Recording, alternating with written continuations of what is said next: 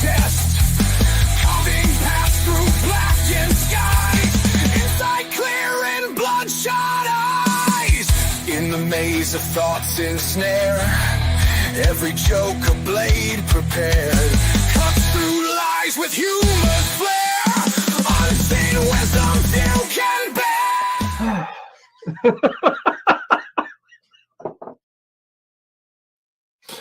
Heyo, folks! What a day, what a day, what a day. What a yesterday. Yeah, I came home way too late for any, even remotely trying to stream yesterday. So, the time we caught up, well, we are a bit behind again. But yeah, welcome back to the defamation. One of the largest defamation trials in Florida history.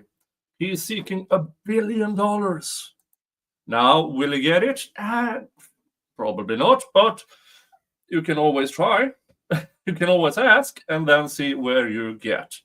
So, Zachary Young is a Navy veteran, and he decided to be a military contractor. And then the Afghan withdrawal happened, and he decided to put his training and experience into it and offered his services to companies and sponsors and so forth. If you want your personnel out and you can pay for it, I'll get them out. And then CNN decided to make a segment about human trafficking and black market in Afghanistan.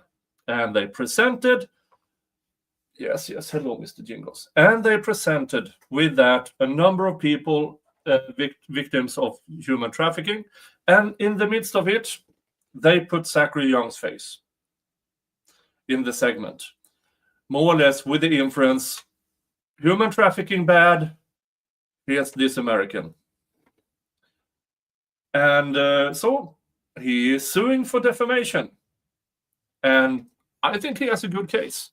But will he get there? Will he get there? Don't know. But I am really, really interested in finding out. So, Mr. Jingles, do not boop. No. If you can't boop without claws, you won't be here. I have claw marks from this sweet kitten of mine on my shoulder because he cannot, for the life of him, boop without. Sorry. Hello, folks. So yeah. Now we left off on day 4 with the calculating man. Now, this guy who you see here, moving towards this guy, he is a shrink who is there to testify about all the things, all the PTSD, all the things, all the depression and everything. And it's a standard, very, very standard testimony. And I mean, he was good and he answered good on cross-examination and everything. But it's standard. If you have seen one trial with a shrink expert, yeah, you've seen them all. It's nothing new. So I'm actually going to skip over him to save some time. And when did the next one show up?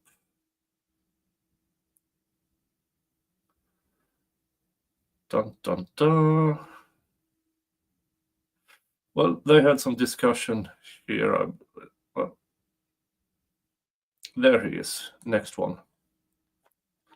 Because this is the next witness for the defense is a CNN producer for the segment. Ooh. So yeah, but first, Kinano, why billion dollars?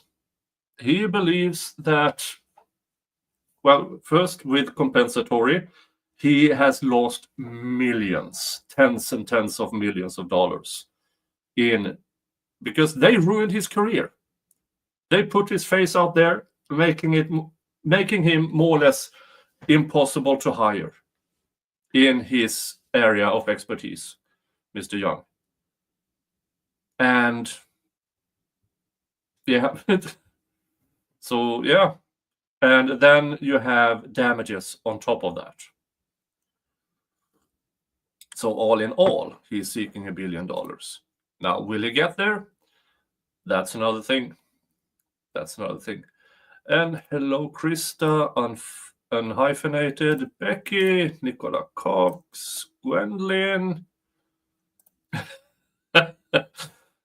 Despite the look on my face, you're still talking. Morning. Hello.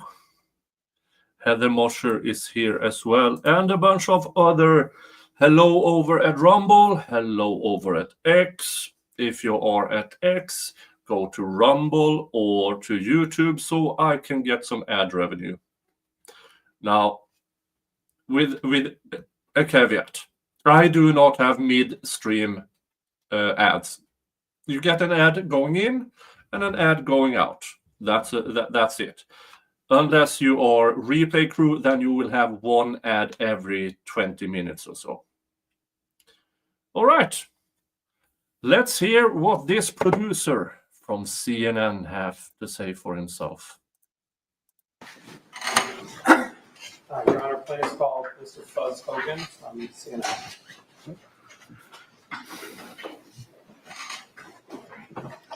Playing in 1.25. Fuzz Hogan for CNN. The whole truth and nothing but the truth, so help you God. Yes. Have a seat. And just position the microphone where it's facing towards your mouth. Mr. Delich, whenever you're ready. Thank you, Your Honor. Good afternoon, Mr. Hogan. How are you? You worked on the story that's at issue in this case, right? I did. In fact, you worked on the video segment and the digital article, is that right? Correct. And you reviewed and approved both as a member of CNN's Triad, correct? I was a member of the Row, but which is a component of Triad, yeah. Okay, and at least in terms of your role in the Triad, you approved both publications? I did. So there's something really simple I'd like to resolve up front, okay? Sure. You agree with me that the story in this case reported that Zachary Young was operating in a black market, right? The text of the story did not do that. The banner and Jake Tapper's lead-in did that. Yeah, you agree that the banner in the lead-in was reporting that Zachary Young was operating on a black The market. situation in Afghanistan is black market, but sure. Right? Can you still the microphone closer? I'm sorry. Thank you. So I'm going to ask you again, Mr. Hogan. Is a hostile witness or is he You cooperating? agree that He the is. story was reporting he's that Zachary interesting. Young was operating in a black market, correct? Yes. And you also agree that that's what you intended the story to say, right? No. Isn't it true that you intended to describe the situation Mr. Young was operating in as a black market? The text I approved did not include the phrase black market.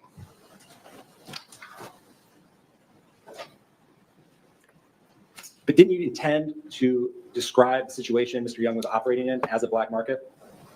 No. No. I'm trouble understanding your question, but keep going. So, Mr.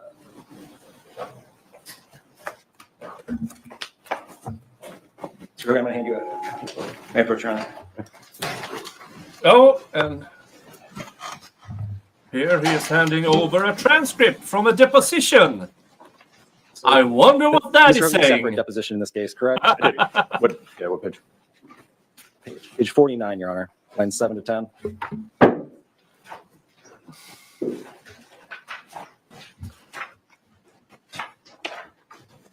I don't have a 49.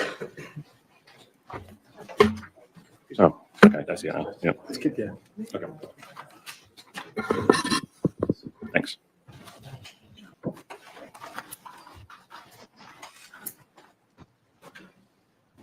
I think this is improper. Page 49, line 7.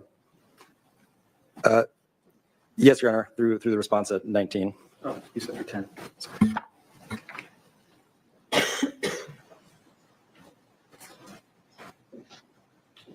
Again, I don't think it's improper.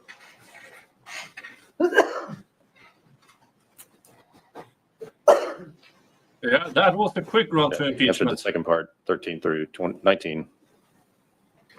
And the first, starting at 7, it's not contrary to what he said. Or that one, your question. So yes, Your Honor, I think I'm looking at lines 13 to 19 here. I think you answered that. Yeah, and I think he answered that. So, Mr. Hogan, you agree that you intended to describe the situation Mr. Young was operating in as a black market? Not in the story. This, should I refer to this? I mean, this is me talking to you in a deposition, not our intent in the story.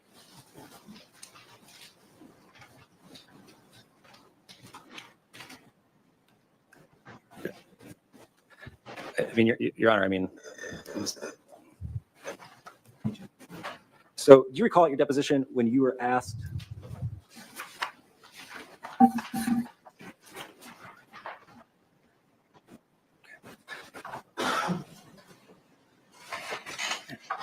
So if we go still again, page 49 at lines 17 to 19. Sure. See that? Sure. Yes. And do you recall when I asked? Oh, what was the rest of your question? Are you going to read what was in there? Well, so I'm asking whether he intended to suggest that Mr. Young was operating in a black market. This is particular. Ask that question. So did you intend to describe the situation that Mr. Young was operating in as a black market? I wasn't the reporter. I was the fact checker. So it's hard to assign me a lot of intent. But if the story reported the way we've all heard before, I'll draw out conclusions as to what the story reported. And do you recall being asked at your deposition whether you intended to suggest that Mr. Young was operating in a black market? Not in the story. So that was not my question. It kind of was, but The question was, were you asked at your deposition whether you intended to suggest that Mr. Young was operating in a black market? come up here real quick. And dun dun dun, immediately to a sidebar. Now, in the previous witness, there was 2 sidebars. So this gets us to sidebar counter 33.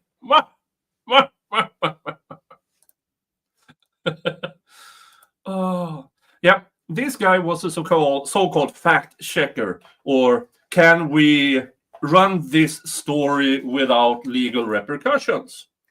And apparently, he did. He's trying to avoid it by saying the story wasn't. Yeah, but the segment was. So, story, segment. The headliners, the banner, the things. So he's trying to get away with only answering as in the story about Mr. Young himself. That wasn't intent, as he claims, intended directly as a black market. While the defense are trying to ask him, yeah, we are asking about the segment in total, with the banner, with the headline. And he's definitely trying to avoid answering that question. For information, I haven't seen this. I saw the previous guy, the shrink, and thought, and then I heard who the next witness was, and I thought, oh, yeah, that I'm going to see. That one we all need to see. Oh, skipping forward.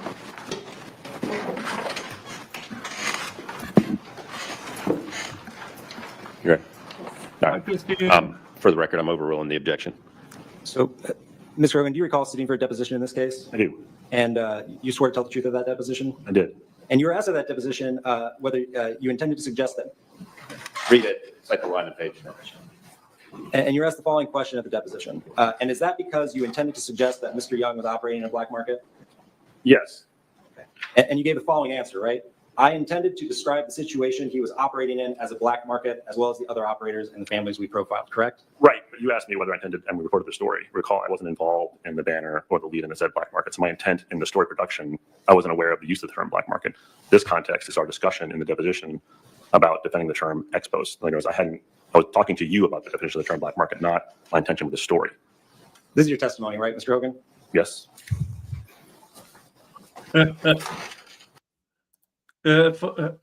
When this guy was deposed, he had his lawyer there, or the CNN lawyer there.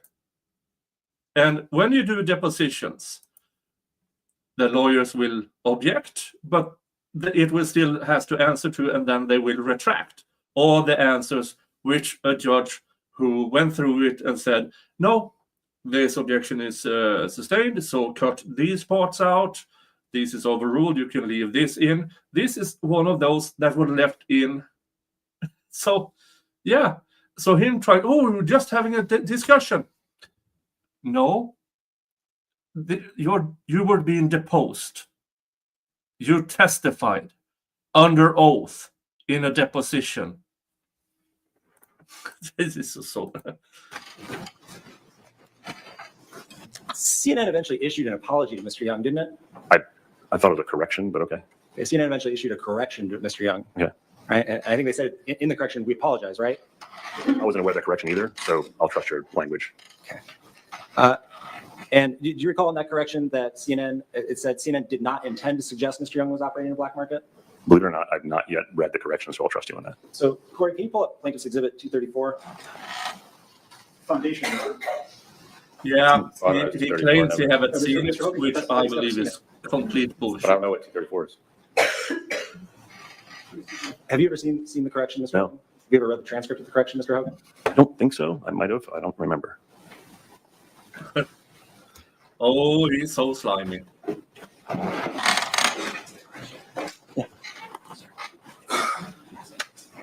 So, Your Honor, I'd like to play the video and ask him if he's seen it.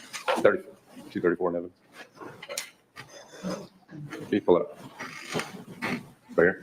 No, I tell you, it'll pop up on your screen now. Cool, thanks.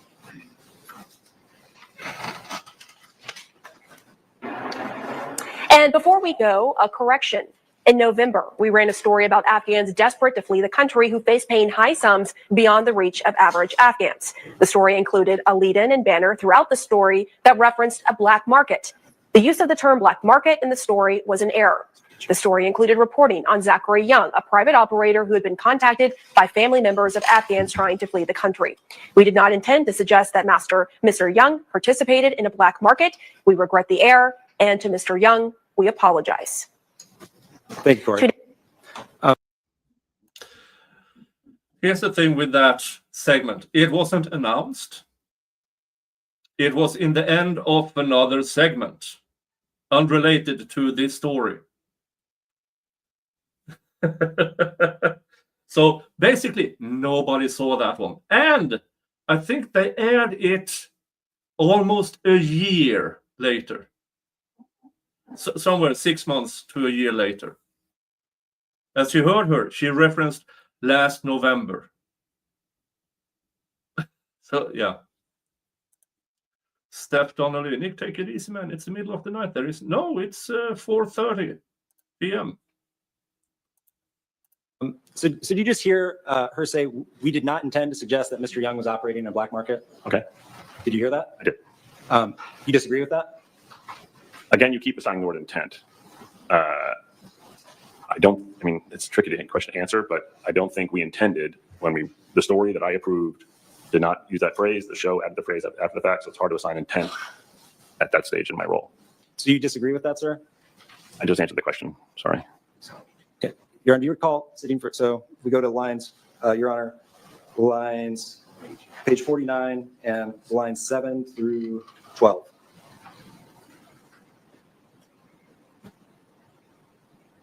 Okay, yeah, I guess we agree with that. Sorry, thanks for yeah. So you do disagree with the correction? Yeah, I didn't think the correction was necessary. Put it that way. Are you the Senior Director for Standards and Practices at CNN? I am now. I'm one of the 7 with people with that title. Okay. Corey, just for the witness, can we put up Plaintiff's Exhibit 281?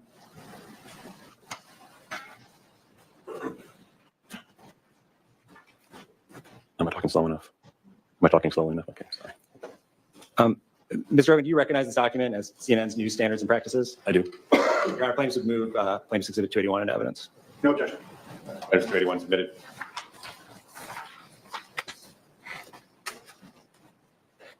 And just so you know where I'm going now, you can go ahead and take that down, Corey. Just so you know where I'm going, I want to cover some of the things you didn't know before publishing the story, okay? Sure. Okay. You didn't know whether Mr. Young successfully evacuated anyone from Afghanistan before you published, right? Correct. You also didn't know if anyone at CNN even tried to find out whether Mr. Young successfully evacuated anyone from Afghanistan. I have to say I don't know, but I can't remember those 3 years ago. But yeah. Would refresh your recollection? No, it's fine. I didn't know. Sure. Okay. So you didn't know if anyone at CNN even tried to find out whether Mr. Young successfully evacuated anyone from Afghanistan, right? Not to my memory, no. And that.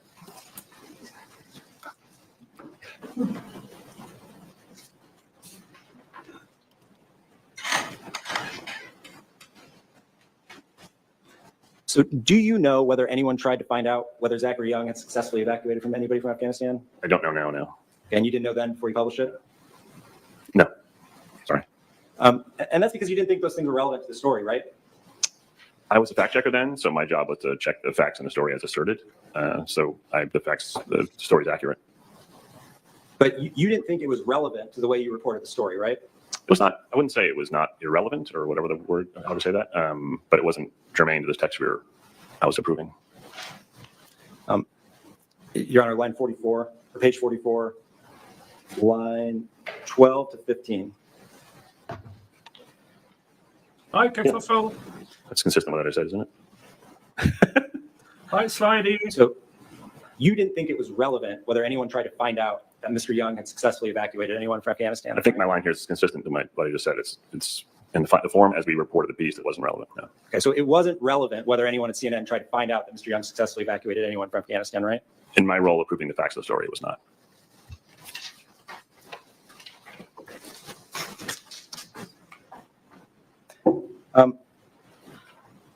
Corey, just for the witness, can we put up Plaintiff's Exhibit 208? Do you recognize this document, Mr. Hogan? Yes. Is this a Slack message between you and Mr. Tom Lumley? Yes. Are you discussing the digital article in these messages? Just making sure. Yes. Okay, Your Honor, plaintiffs would move to admit Plaintiff's Exhibit 208 into evidence. No objection. All right, Plaintiff 208 submitted.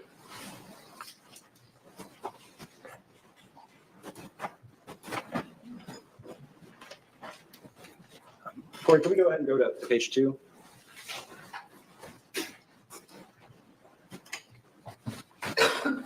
There we go.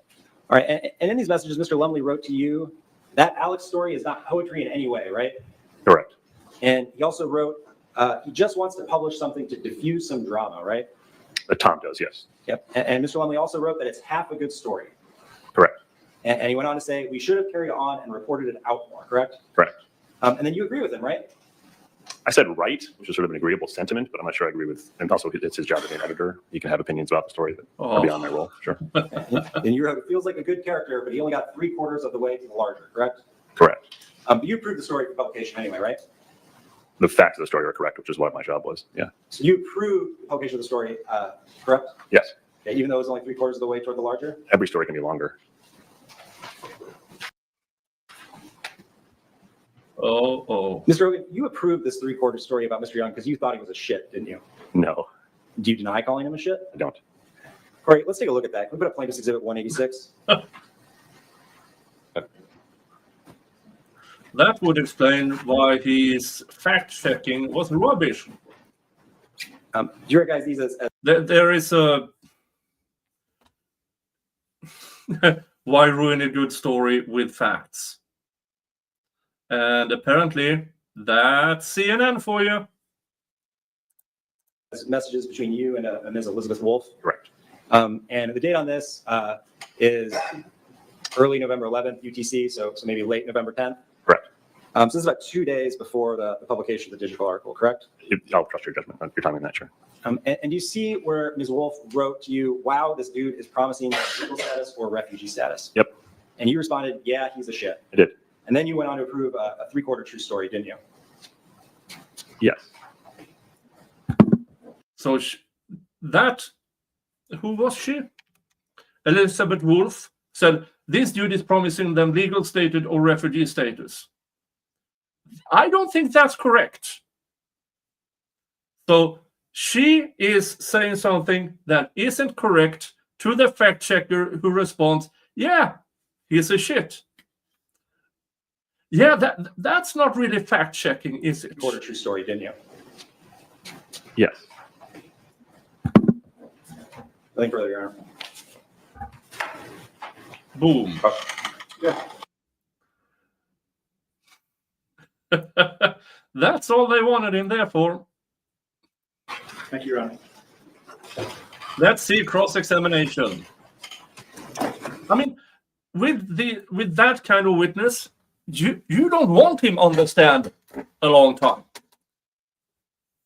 because they got what they needed from him. He was the fact checker, and he was more or less lied to by the reporter, and then he said, yeah, he's a shit. Yeah, as Nicola Cox said, he assumed Zachary Young was a fraud.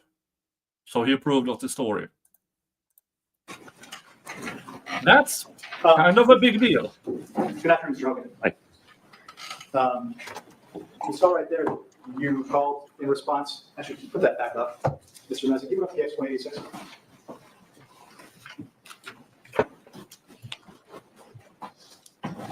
Can you go to that portion? We read it. We'll come back to this a little bit. I just want your answer right now. Mm-hmm. Can you pull up that piece, Mr. Meza? Okay. Who is Miss Elizabeth Wolf? Researcher on the row at the time. Did she work with you? Did she She work did with that. you? Yeah. She was the researcher, and that was her comment. Oh, please tell me this Elizabeth Wolf will be on the stand later in the trial. And what did you understand Miss Wolf to be saying when she says, wow, this dude is promising them legal status or refugee status? So we just been given the screenshots of the communications with people and his LinkedIn, and it looked like he would promise them legal status in countries, which didn't seem like a role he could provide. And also in those screenshots were him calling someone a bitch. So that was that conversation. Okay. And you wrote, yeah, he's a shit. That's the moment when I said that. Yeah. And what do you mean by that? That was shitty behavior, really. I probably should have the sin, not the sinner, but that's what I was talking about. He seemed like a person who seemed like a had shitty behavior. Those LinkedIn posts were shitty. When you wrote that, did you have any feelings about Zachary Young one way or another? No. So let's go back to the beginning and actually give the story some context about who you are. So who are you, Mr. Hogan? Hi. I'm a journalist at CNN. And where do you work? I work at CNN And how long have you worked at CNN? since 1987 with some time off and other jobs. And so let's start at the beginning. So Oh, did you go to college for journalism? I went to college for English major I don't and did think some journalism while I was there. And where did you go to college? Northwestern. And after you went to undergrad, did you also continue on? I did. I came back to Northwestern after a couple of years at Headline News to get a master's degree in journalism. And you got a master's degree in journalism? Yep. And so after you graduate with your master's degree in journalism, what do you do next? I went back to CNN. That's right. I missed that part. So you graduated from college and you went to CNN? I did. And what were you doing? Writing and producing shows for what was then called Headline News. And let's just, if you could you explain to the jury, what does it mean to write and produce stories? Wow. So at the time I was mainly working on shows. So you're writing copy for anchors to read, but producing stories is a long process. You do some phone reporting or someone assigns you a story and you come up with a story. I mean, I don't think this is a good approach. Oh, he is a renowned journalist since 1987. For me, this makes it worse. He's been a journalist for almost 40 years. And this is what he produces after being a journalist, going to journalist school. Folks, this is why people don't trust legacy media anymore. Because jackasses like this is who approve stories. I mean, yeah. And this, coincidentally, is also why the big networks aren't covering this story, because they all do this. Idiot journalist who thinks just because they have a journalist degree means they can journalist. Yeah. So if you wonder why, Nick, why aren't you having the numbers you usually have? Well, because nobody knows about this case. Nobody. You guys know because you watch me more or less every day. But the vast majority, even in true crime, even in LawTube, nobody knows about this case because mass media doesn't want you to. know about this case. And then you talk to people who you want to profile in the story, and then you go shoot those interviews, come back, write the story, edit the story, talk to an editor, make sure it's, and then talk to people like me and make sure it's correct and put it on the television. I really want to give the jury the basics of how reporting works. When you say edit things, what does that mean? So there's both text editing, like you would do in your own word processor. So it's making sure that the language is right and make sure it's a good story. And there's also video editing, which is taking sound elements and visual elements and the reporter track and compiling together. So after you graduate from Northwestern with your master's in journalism, what do you do next? I went back to CNN as a writer in the CNN newsroom. What does that mean? What were you doing as a writer in CNN's newsroom? So there's many shows on CNN at the time. That still is true. And you're one of the writers on a show. So you're writing anchor copy to turning wire copy or turning CNN reporting into broadcast writing to make it conversational. I'm going to try to break you of journalism talk in this examination, but can you explain to the jury what copy is? Oh, so copy is what the anchor reads or the reporter reads. Okay, Steph, please explain. Okay, this trial is Zachary Young. He is a Navy veteran who, when the Afghan withdrawal happened, he put his experience, knowledge, and connections into as a military contractor in order to supply extractions from Afghanistan. He targeted companies and non-profits and so forth. If you need to get your people out of Afghanistan, I can make it happen. So everything about it was legitimate. Every piece of that was legitimate.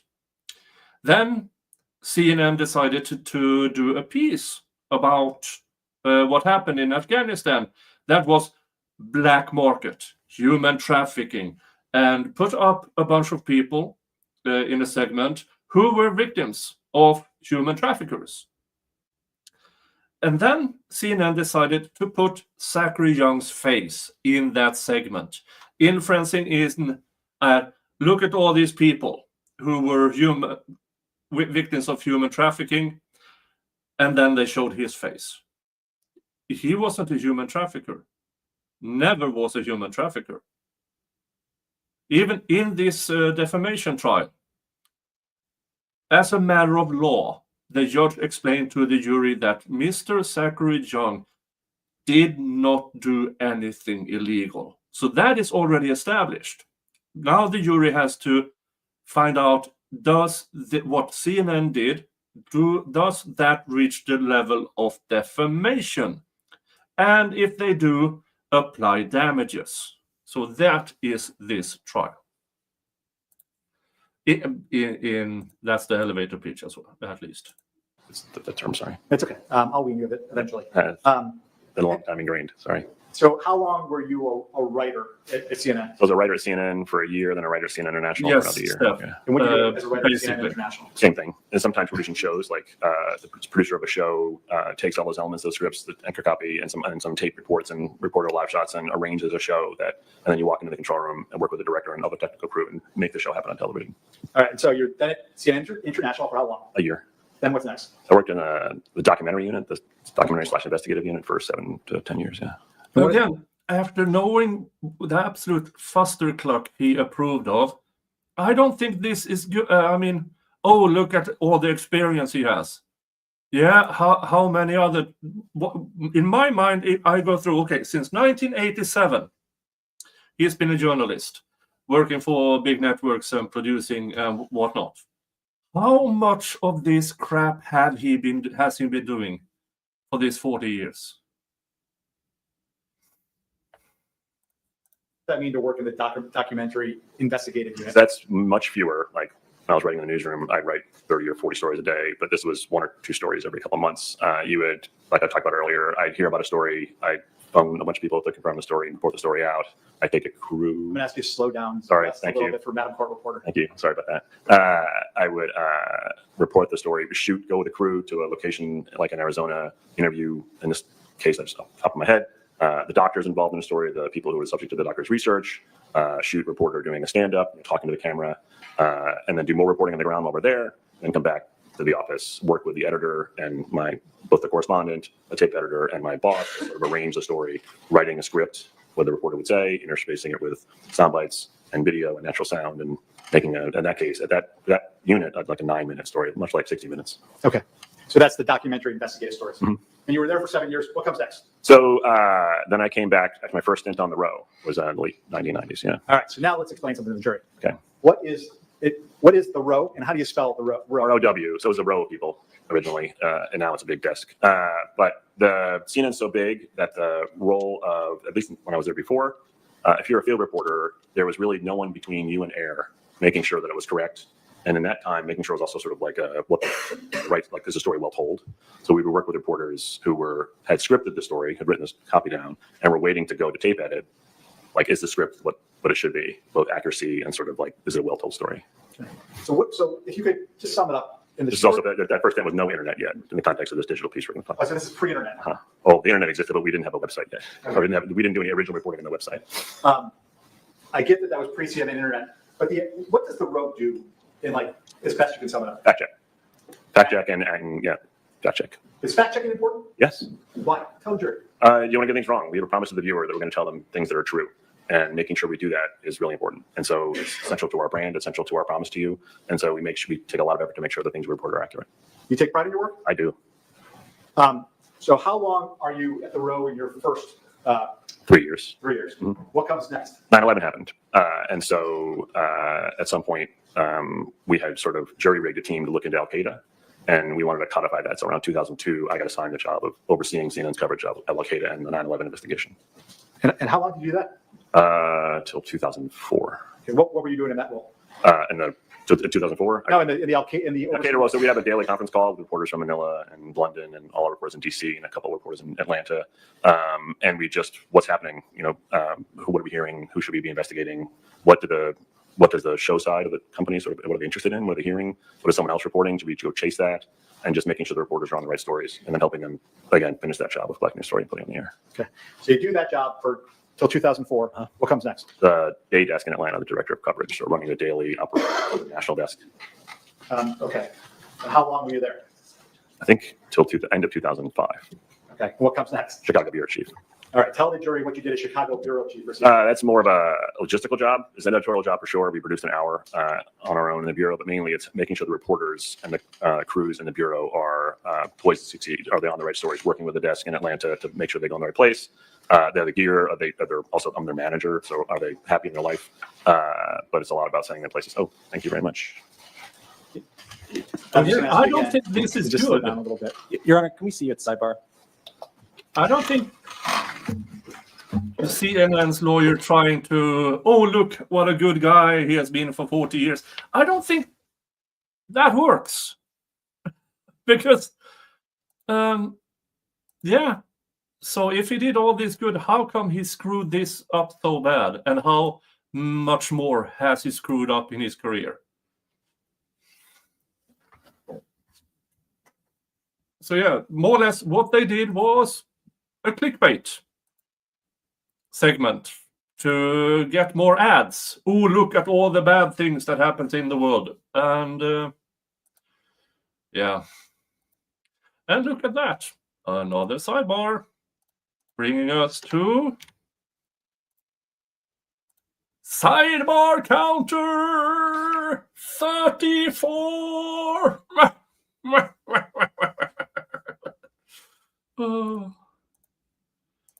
And skipping ahead. All right. What comes next after Chicago again? Oh, terrible. I'm not good. We'll break you that habit too. Maybe. It's almost waiting time. What comes next after Chicago bureau chief? I left CNN. I would work for the Advanced Illinois and Education Reform Group in Chicago.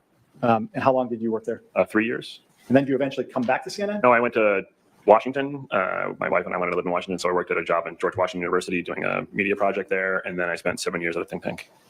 And then you come back to CNN? And I came back to CNN in 2020, January 2020. 2020? When in 2020? January I forget, 20th, I think, actually.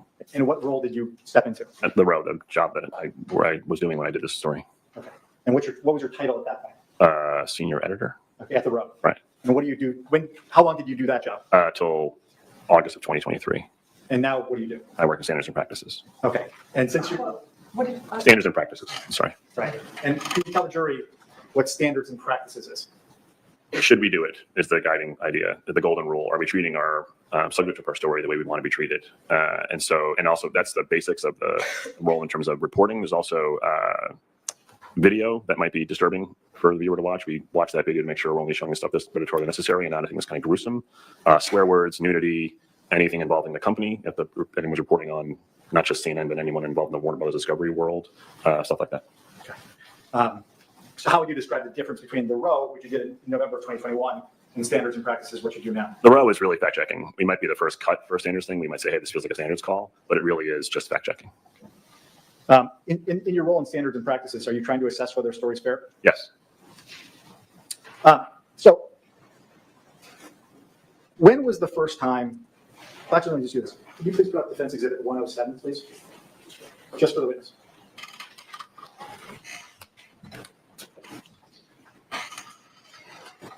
And Mr. Hogan, you recognize Defense Exhibit 107? Yes. And what is it, just generally? It looks like an email chain between a bunch of people, including me. But the top is me, Catherine Doutrick on the row. Your Honor, I move for admission of Defense Exhibit 107. Can I just see all the pages? Is that it? It's a script. No objection. All right. That's 107 is admitted. May I publish? You may. Can I move this? Is this? You can do that. So, Mr. Hogan, the way emails work on pages like this is the most recent one is at the top, and the oldest one keeps going down the page. You see that? Yep. So I'm looking, Mr. Meza, if you can blow up the one, yeah, right there. Thank you so much. And so you see that this is an email from Michael Callahan to Emma Lacey Bordeaux. Who's that? Standards and practices, my colleague then. Plus, Hogan, that's you. Drew Schenkman, who's that? What's that? The lawyer, Alex Marquardt, reporter, Michael Conti, the producer, and Adam Levine. Who's that? the Washington Bureau editor, oversees all the coverage in the Washington Bureau. Is that him? That's him. Okay. I've got your title. And who's Michael Callahan? Michael Callahan is a beat leader for national security. So the way the DC beats are organized, we have people who report to Adam who cover national security, Congress and Capitol Hill, transportation. So Michael Callahan is a national security beat leader. Any coverage involving State Department and Pentagon goes through Mike. Yeah, I'm just going to make you do this. But explain to the jury what the national security beat is. So it's, I believe, is the Pentagon and the State Department, anything involving our national security. So any coverage, so the beat reporters at those two beats, as well as any reporter doing a story involving that sort of topic area in Washington. In Washington. Got it. And so Mr. Callahan says, good evening.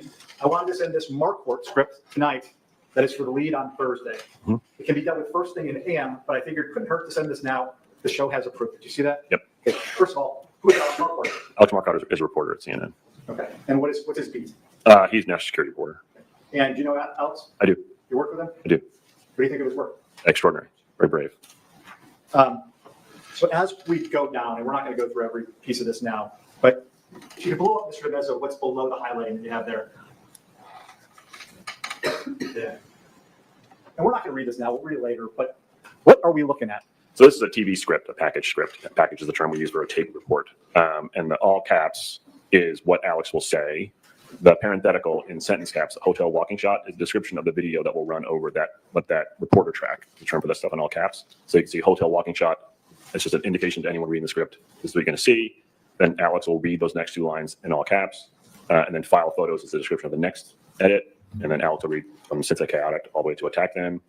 SOT in red stands for sound on tape, like a quote. If you're on radio, would you call an element?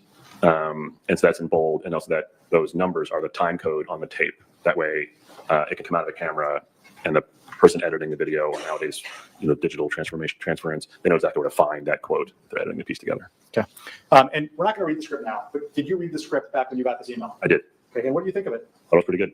Okay. What do you think the story was about? I thought it was about the situation in Afghanistan was pretty chaotic, and people who wanted to get out, who helped America, couldn't, has a hard time getting out, and people were offering them ways to get out. Did you think it was newsworthy? I did. So let's go back to the top. If you could blow up the top two messages.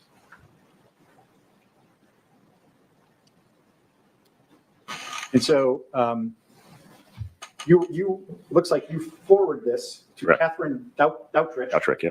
You say, per the Slack message, thanks. What are you saying there? So I think, if I remember correctly, someone had approached me physically in the newsroom, Michael Callahan, saying, hey, I got a script for you tonight. Are you going to be around? And so I must have slacked Catherine saying, I'm picking a script and Mark, our package script tonight. If you can find it. And so the row has two levels. There's the editors, like my job at the time, and then researchers who are doing a lot of helping the editor with the fact checking. And during COVID, we had a system where one of those row researchers would triage assignments, right, to help us figure out the old age is called a phone. And so I slacked her saying, I'm going to need a researcher on the story. And so this is my following up per the Slack message. Here's the. This is in northern Florida. From what I've heard, the trust in government is low, generally. And the trust in reporting is also low. And when it comes to the big global event that happened a few years ago, yeah, that's more or less dead. So this might not have been a bright choice from CNN to bring up the big global event on the what they claim is good reporting on that. Piece I want to assign to someone, and then she's following up at the top of the screen here. She's assigning me Elizabeth Wolf. Okay, who's Elizabeth Wolf? At the time, she's another researcher on the row. Okay.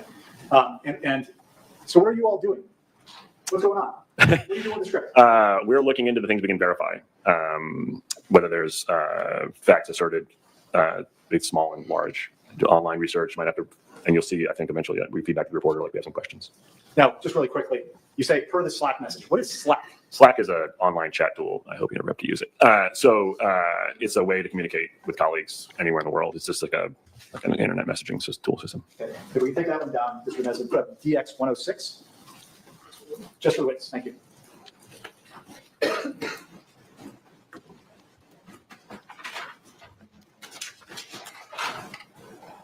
Yeah, take a look at what's in front of you, Mr. Hogan, and what is that?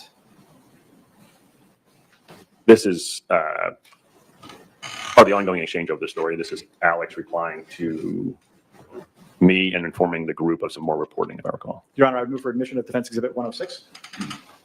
Can I see the other pages? We have a binder. Yeah, here.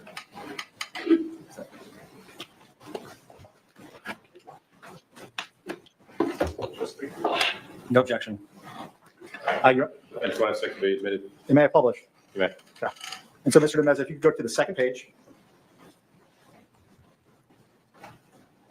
And if we could blow up the message from Mr. Callahan again, because I forgot to ask you something. The subject of this email, this is again the email that Mr. Callahan said, is for Triad Thursday, high prices to escape Afghanistan. What does that mean? So for Triad is letting us know, like the subject heading, who should be paying attention to the email, right? And so this is the members of the three independent units that are Triad. Emma, who is at Standards, still is, myself, who's in the row, and Drew, who's the lawyer. Those are the three components of the Triad. And high prices to escape Afghanistan is a description of the story. I mean, it's kind of long for a slug, but if you know what the term slug is, it's an internal communication, like what the story is called. Okay. So the Triad was the group that is reviewing the script. Correct. You're reviewing it for the row? Yep. Emma Lacey Bordeaux is reviewing it for Standards? Yep. And Drew Schenkman's reviewing it for legal? Correct. Does the Triad review every story at CNN? No. But it reviewed this one, correct? Correct. Now let's go up the chain. And Mr. Hogan sends an email back, sandwiching the two pages. Mm-hmm. So you see that, Mr. Hogan, you responded 6:19 p.m. to all these people. Yep. And you say, hi there, looking with Elizabeth, hope to get notes to you this evening. What do you mean by that? So that is letting Michael Callahan know that someone's looking at it. He would start to get worried if he heard nothing for a while. And then to who it is. So if there's ongoing email chain updates while we're looking at it, I want Elizabeth to be on those chains. And then she and I both worked the evening shift at the time. And so we thought we could get it done. Even though Mike had said he'd get it by tomorrow, we thought we could finish it tonight. Okay. And just to be clear, do you have any role in the reporting of the story? No. You're strictly an editor? Correct. Okay. What about Ms. Lacey Bordeaux? Did she have any role in reporting the story? Not to my knowledge, no. She's No. strictly an editor? Correct. Okay. So did you know anything about this story or about Mr. Young before getting these emails on November 10th? No. Other than, again, I think somebody had said, hey, we're going to send a story to you. It's going to be on Alex. That's about it. Okay, so let's go up the chain. You can grab the whole rest of the chain, Mr. Demese. I'll keep going down. Yeah, there you go. And so you see at the bottom, there's an email from Emma Lacey Bordeaux. Right. And she says, hi, tell us about Young. He didn't deny doing this, right? Do we have a photo of him or just online postings? Do we think that's his real name? Correct. And again, remind the jury what Ms. Lacey Bordeaux's role is. Standards and practices. Okay. And what's she assessing? Assessing the fairness. Okay. Let's go up. And Mr. Marquardt responds. And what's Mr. Marquardt's role in this story? He's the reporter. And he writes, we'll reply to Fuzz in the next email and attach all of the relevant screen grabs that will also answer some of Emma's cues. Mm-hmm. How do you understand that? That he would answer her questions and questions I must have had in a review of the piece with some screenshots. Well, this just got more interesting. I was on Young's LinkedIn profile earlier today. I texted him and told him we were writing a piece and I had more questions for him. And now his profile is gone. Proof, fear not, I have receipts. This all started when Young was brought to my attention by Jill Kornetsky on LinkedIn. I need to ask her if she wants to be called an activist who was in Kabul when it fell and was evacuated. She contacted Young when he was advertising evacuations as far back as August before the deadline. She screen grabbed his profile page, we have, and all of their conversations up until the point he calls her a spiteful bee and tells her to F off. He claimed to her he was ex-CIA. I sent them the profile and OTR. What does OTR mean? Off the record. Off the record, they basically told me it was true in some way. Until today, he was very openly advertising his services, and lots of people called him out. I've spoken to a number of them. Separately, Katie Bowe got his number and started texting with him on an Austrian number. He asked that a phone call be OTR, but then just kept texting her, we have. I tried calling, but he didn't answer. Finally, I texted again today and got no answer. Let me know if you have more questions about him. Now he's clearly trying to hide. And so just generally, what is Mr. Marquardt doing in his response email, as you understand it? That's adding more reporting to the story for our own education and also potentially to be included in the story. He's letting the managers know, like Mike and Adam. He's learned. There's a lot of people involved, and they still shows a segment with victims of human trafficking and then plaster his face all over it. Good job. Not. So if we can take that down and put up Defense Exhibit 108, just for the witness.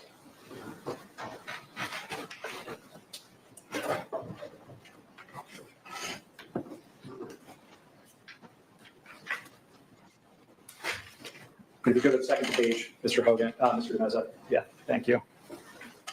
Keep going. You stop right there. Mr. Hogan, what are we looking at? An email exchange. It might have forked, but it's effectively the same conversation about this story. Okay, Your Honor, I'd move for admission of DX 108. No objection. That's why I submitted. You may publish. You may. All right. So, Mr. Hogan, you see that we're now looking at an email from you at 7:13 p.m. On November 10th, November 10th, 2021. And you write, this is again in a reply for Triad. You write, good evening. Row notes in blue below from Elizabeth and me. I'm at the doc's office in Early Am, so reachable after 10 a.m. And what do you mean by that? Row notes in blue? So the way we do the review process mechanically is to exchange emails. And so depending on how many notes we have, we might just send a quick note like in a sentence, but if they're inside the copy and it's easier to sort of refer them, we'll highlight the copy we have questions about, including like highlighting the questions. So if you're scrolling through the email quickly, you can see quickly what Row's questions are. Okay. So you're editing the copy. I'm reviewing the copy. You're reviewing the copy. Yeah, right. And so, Mr. Demese, if we can page down. Right, and let's stop right there. And so, Mr. Hogan, I think you said that your notes were in blue, correct? Correct. Yep. And so there's some blue highlights. Mhm.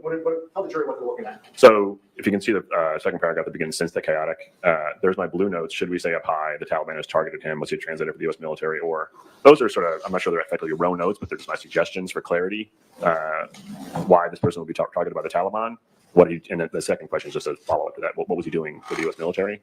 And the green copy is added copy. I don't necessarily know that he. Yeah, I think it's Alex changing the copy to reply to my question, and then somebody's X'd out my question saying it's been addressed. And so going down, you see another note. Yep. Is he using his real name on Facebook? Correct. Why did you write that? So I thought it was odd if we were hiding his face, and I can see why he would want to have his identity hidden. It would be strange if he was using his real name on Facebook. Okay, keep going down.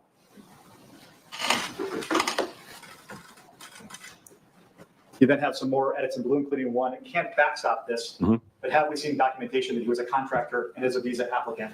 Right. What's that note about? So can't backstop is that information is not available on the internet. Elizabeth and I don't see that. And so we just asked, do you have documentation of the thing to back up? So you're fact checking. Correct. You're making sure it's accurate? Yes. Let's keep going down. And so let's stop right there. You see the paragraph is, one LinkedIn user posted messages with Young where he said it would be $75,000 for a car to Pakistan. He told another it would be $14,500 per person. And anyway, you go on and say in blue, can I see these? Why do you want to see those? Just to verify that it was true. Did And make sure we were reporting it in context. Right. Why would you want to see if it was true? Like I said, just to make sure it was in context, make sure it was true. You're right. Did we ask him specifically about these? I see below he texted us, but in response to what questions? I guess it will be clear when I see these, but sure, we're talking US dollars. Again, just generally, what are you doing here? I'm just, there's a bit of clarity questions in there. There's a bit of, are we taking these messages in context? Let's see here.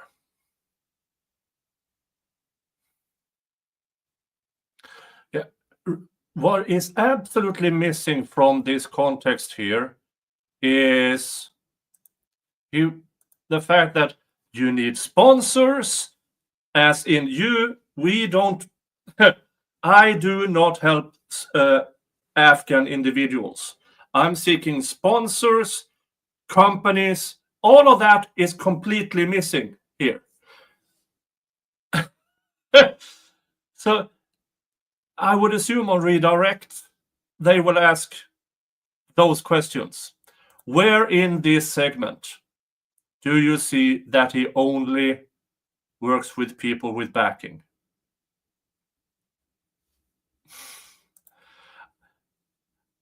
I don't, Jesus Christ, CNN, why didn't you just pay the guy?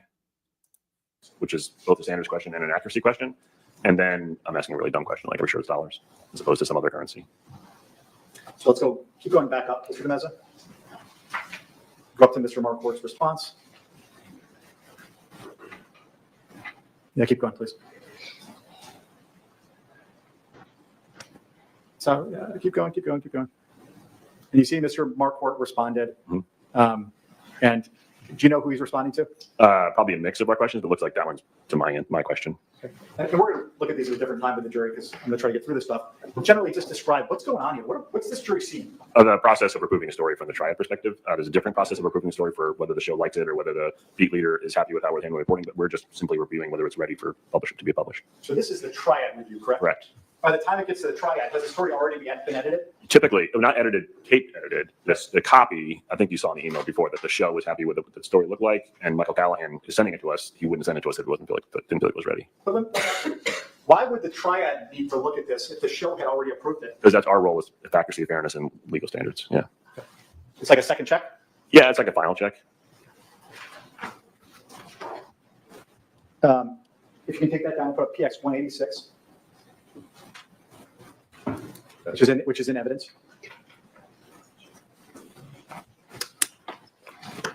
And I think we looked at this before, but this is the,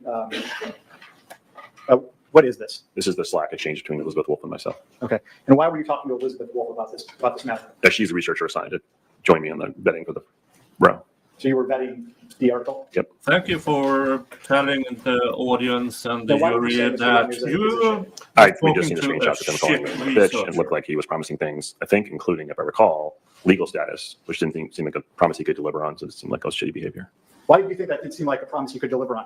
I assume the government of Albania awards people legal status in Albania, not individual private citizens.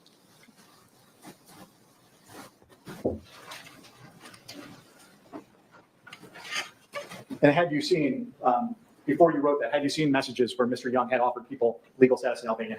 I believe I had in the screenshots, yeah. And really quickly, That's Elizabeth's message to me. It's like, look, yeah. we put up Defense Exhibit 81, which is in evidence. And I'm showing you one of Mr. Young's messages.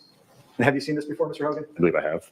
Okay. You see where Mr. Young is offering flights, Kabul, Abu Dhabi per person, 4-month visa in UAE. As UAE, I might have misspoke about Albania, but UAE was You definitely. go on, it says sponsor needs There it goes, to okay. travel, or we can offer onward to Albania. Do you see that? Yep, okay.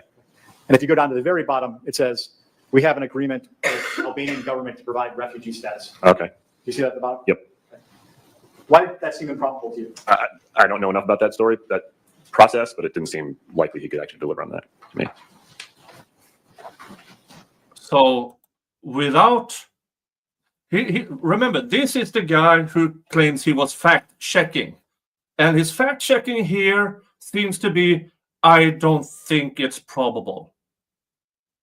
Well, that's not fact checking. That's nowhere near fact checking. That's more like fuck checking. You take that down? And could you put up PX 150, which has been admitted as evidence?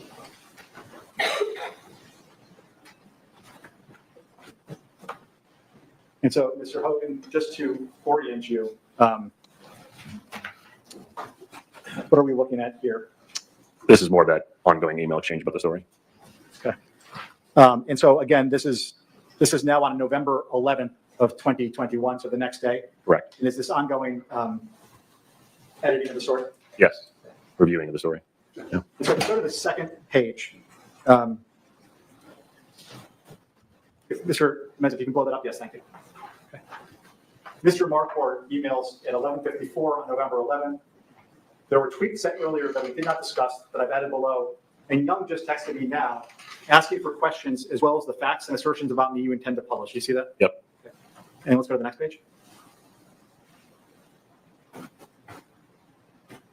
Just catch the very top, Next. And he says, I will send him a list of questions and give him a deadline of, say, 2 p.m. Mm-hmm. Do you see that? Yes. Okay.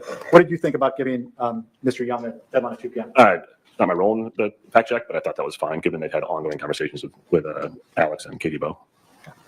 Let's go back to the main document. And go up from Mr. Marquardt's email, Mr. DeMezza, to the second page. There we go. Correct. Yeah, highlight the next email. Mr. Callahan says, yes, 2 p.m. so we can revisit with Triad. Do you see that? Yep. Okay. Why did you want to revisit with Triad after Mr. Young responded? We want to see what he says and whether it impacts our review of the story. Okay. Why would the Triad need to review what Mr. Young was responding with? Make sure we're being fair, make sure if we got anything wrong, if he has something to say about the story. We'd want to include that. It's part of the reporting as well as part of the fairness. Go up to the next message. Mr. Levine responds, please share what you intend to send him before you send it. Yep. Go up to the next one.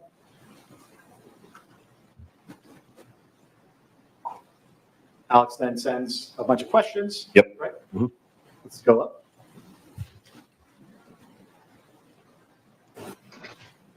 Ms. Lacey Bordeaux says, would suggest cutting the extremely in red. We'll get to that later with Ms. Lacey Bordeaux. Okay. And then she says, not sure we need to cue about profiting since we're not getting into that. Ditto the thing about CIA. And she says, 2 hours is a pretty sharp turnaround time.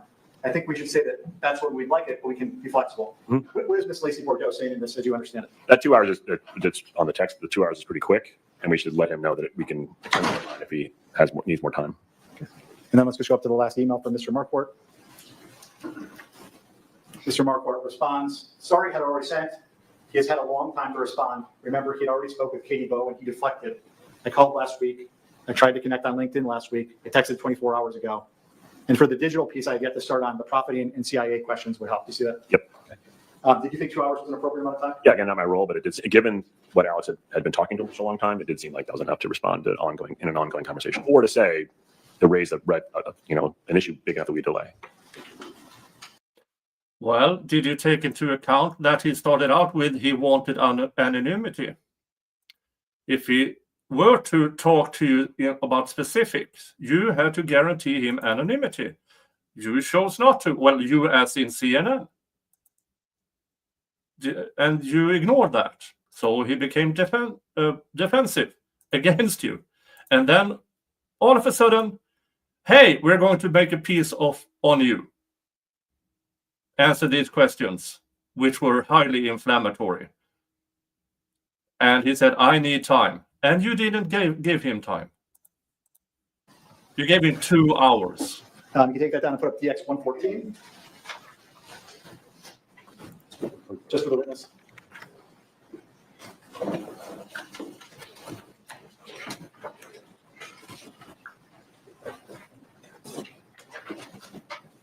Actually, let's get past that one. Now, Ultimately, the TV segment got approved, correct? Correct. Did you sign off on it? I did. Why? It was accurate. What do you think of the story? That was pretty good. Did you watch it? I did. And did you see? And he says this during cross-examination. The CNN is having him say everything in that story was correct. The inferences, everything.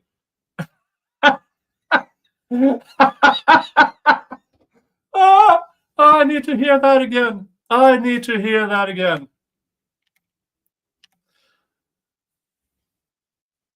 Let's just listen to this beauty. Now, ultimately, the TV segment got approved, correct? Correct. Did you sign off on it? I did. Why? It was accurate. What do you think of the story? That was pretty good. Did you watch it? I did. And did you see the portion where He says it was good and accurate.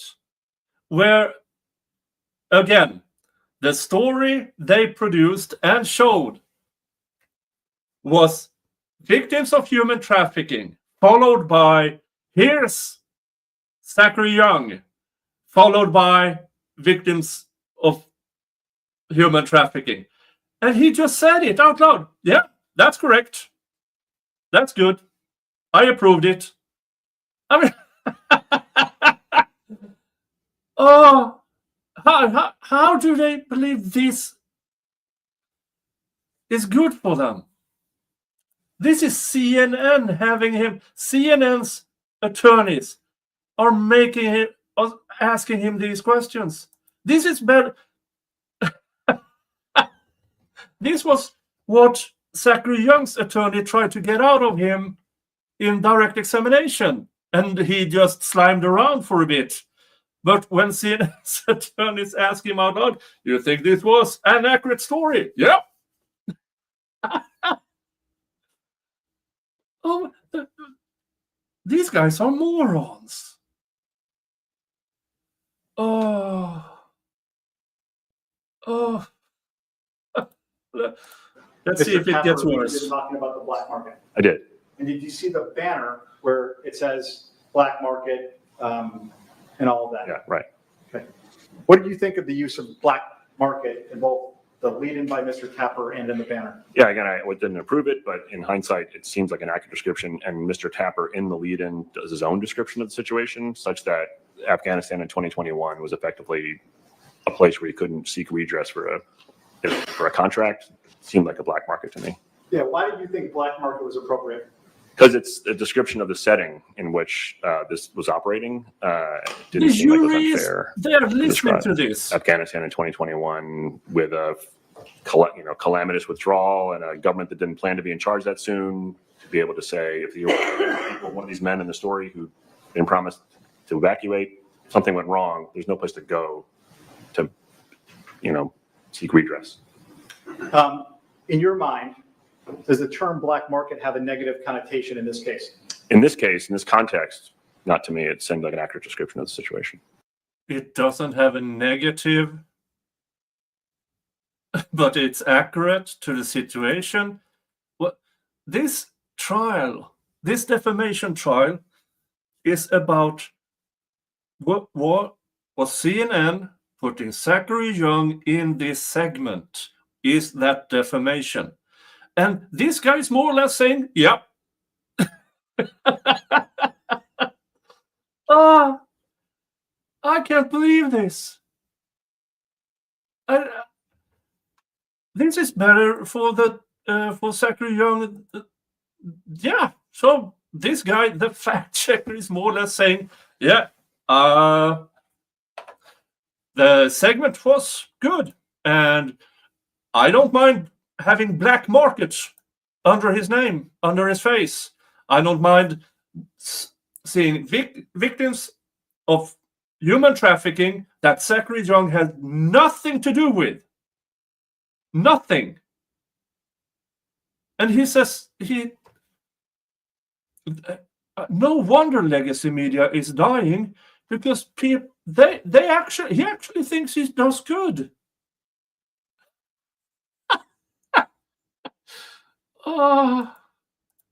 And why doesn't it have a negative connotation? Because it's a description of Afghanistan in 2021 as effectively this kind of operation in this kind of setting seemed like an accurate description to me. Now, Mr. Delich asked you a couple questions about the correction. Mhm. Were you included?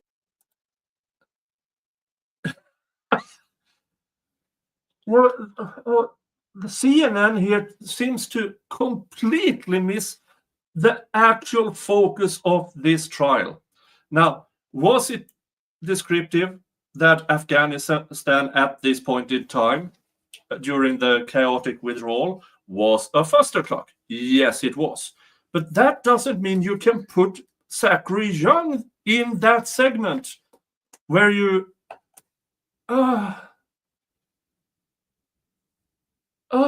this is unbelievable. Yeah, case closed. I mean,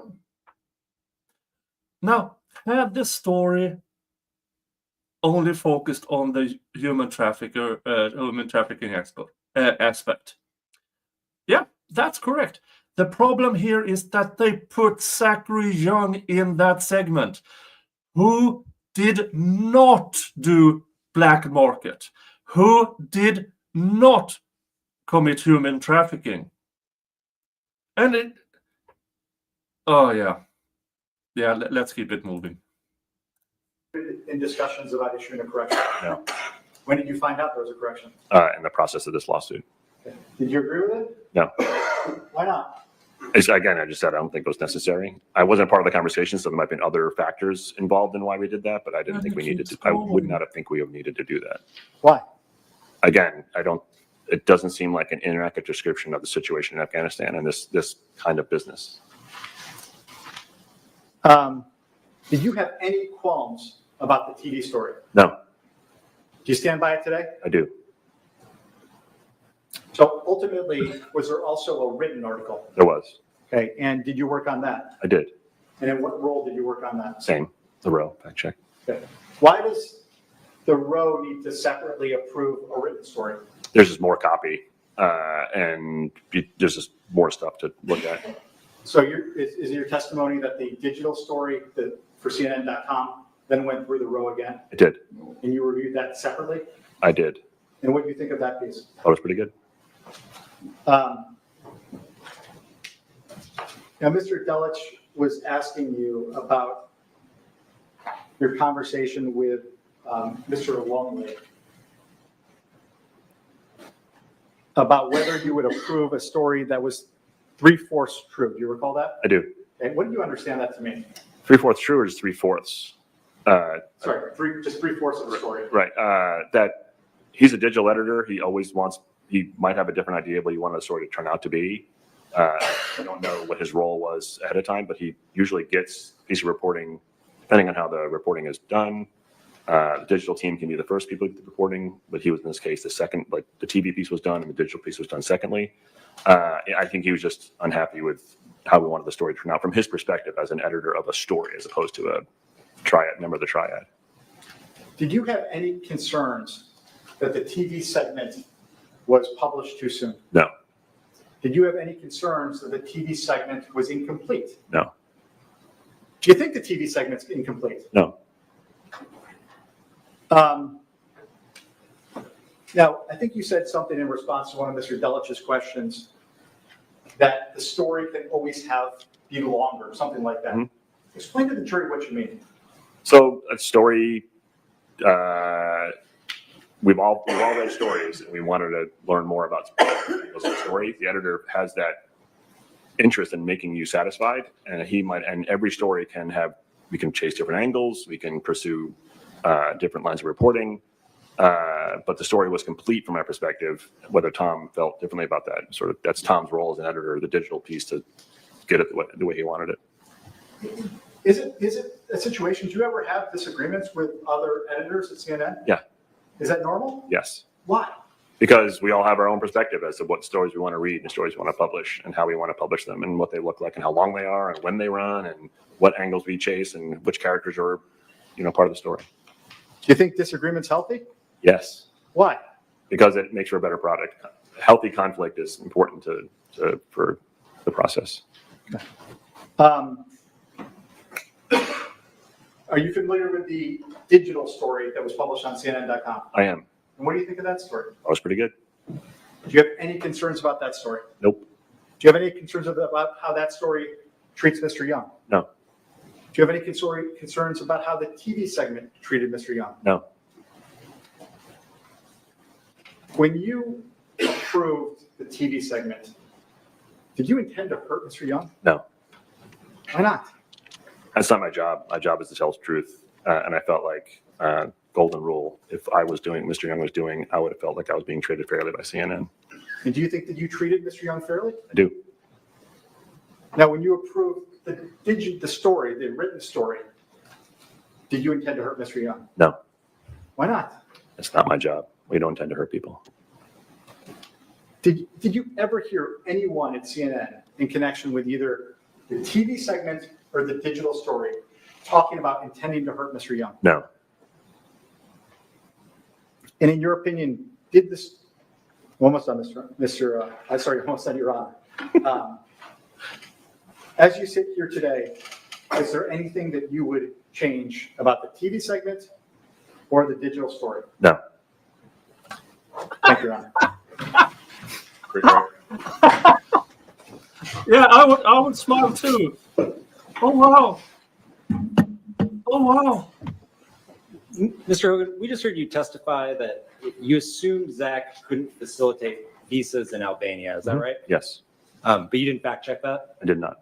And just to be clear, at the time of the story, you were a fact checker, right? We didn't. Yes. Okay. And you were at work when you wrote that Zach was a shit? Yes. And you never checked whether Young successfully evacuated anyone, right? We've talked about that. No. You never called Bloomberg? No. Never called Audible? Nope.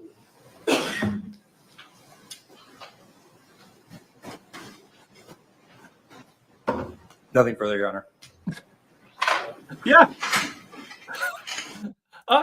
Short, concise. I mean, whatever CNN hoped for, I don't think it worked.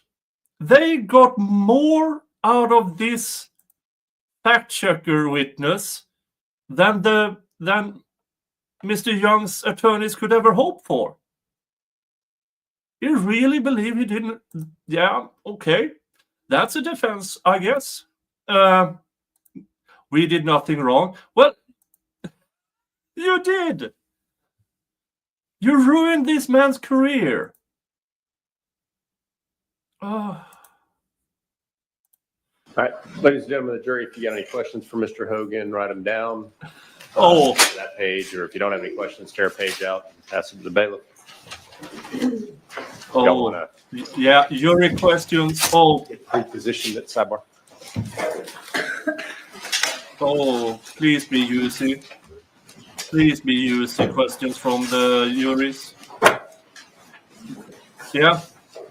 If you ever wondered why CNN's reporting sometimes lack stuff, it's because people like this witness are doing the fact checking. And he just admitted he didn't fact check. I mean,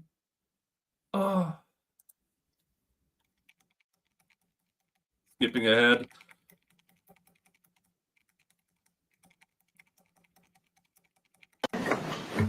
Ready? All right, Mr. Hogan, there are a few questions from the jurors.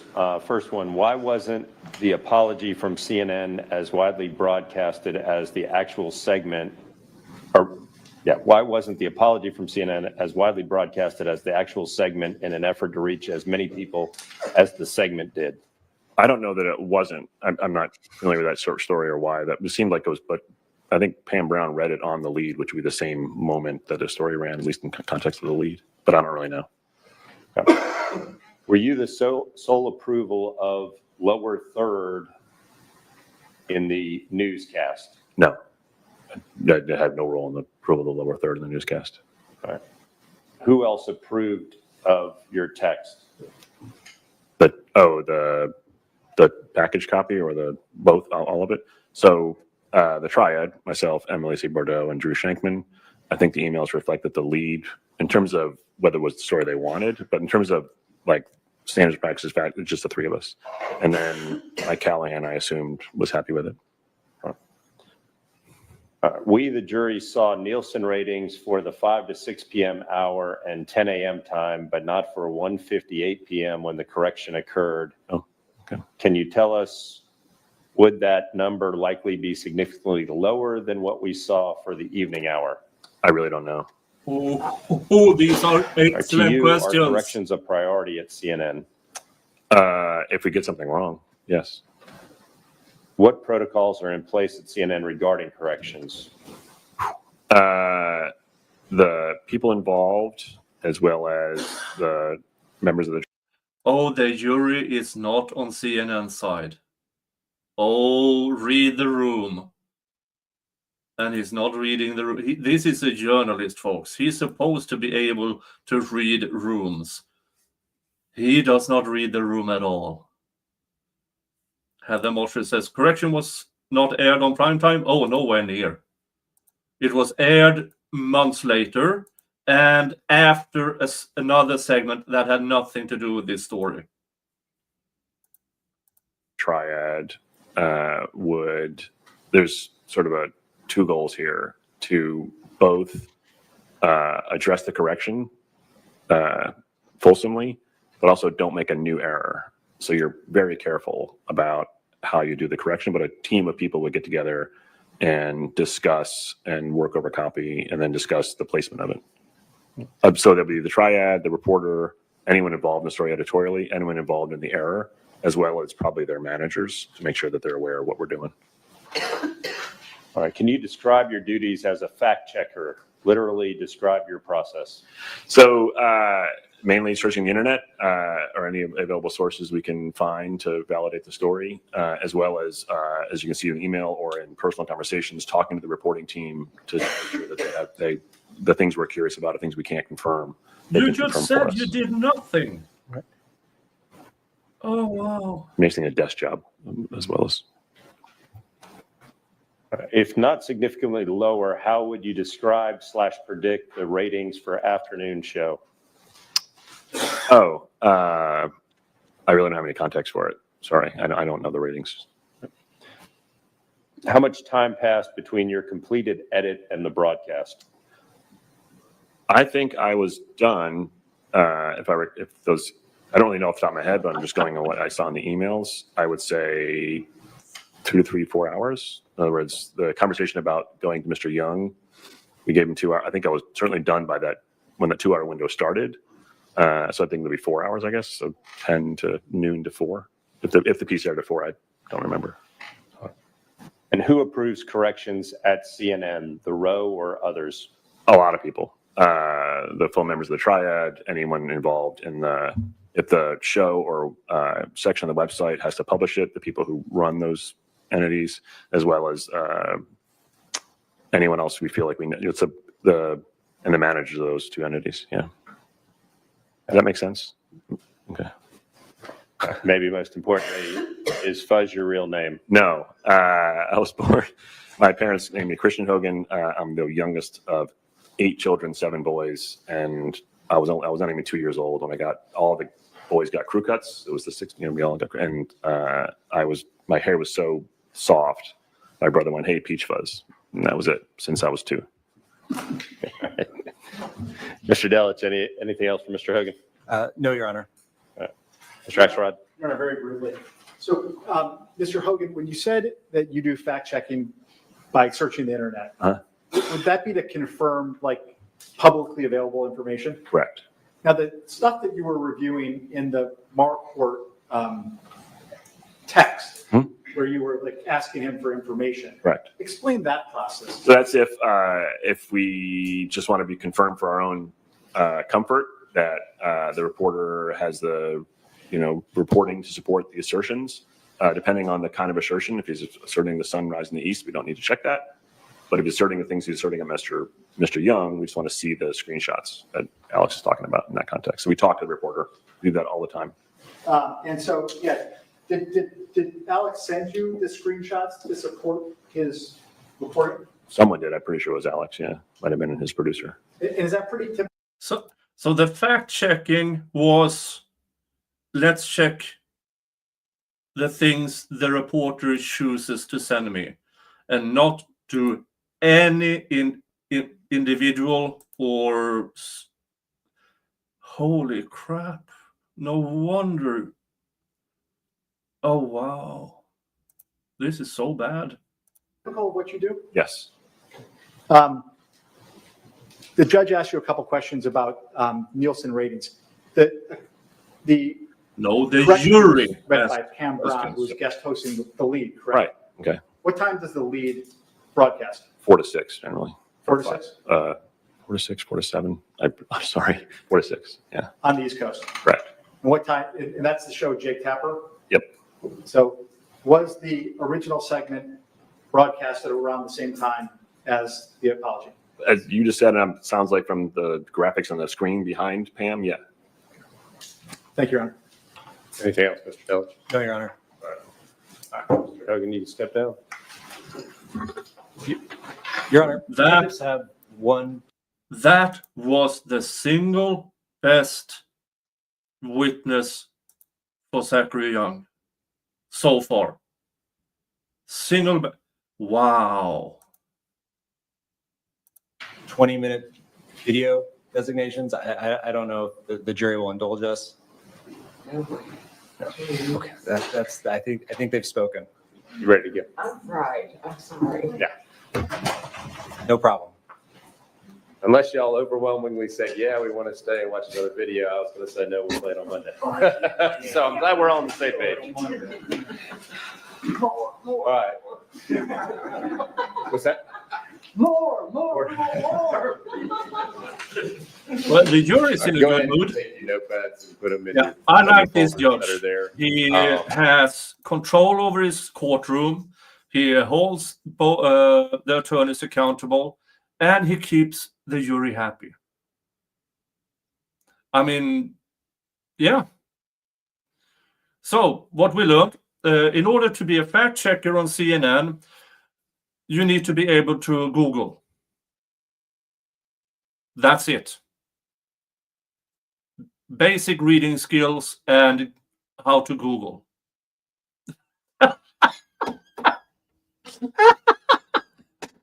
Oh, wow.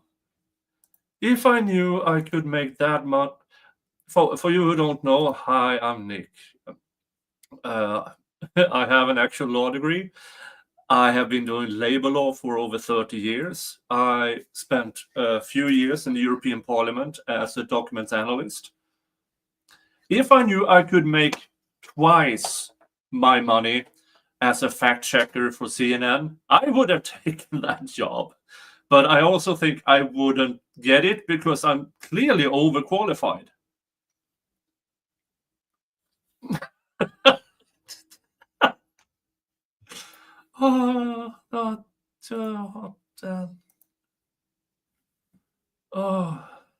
Let's see if they have anything after the jury leaves. All right, jurors out of the courtroom, y'all be seated.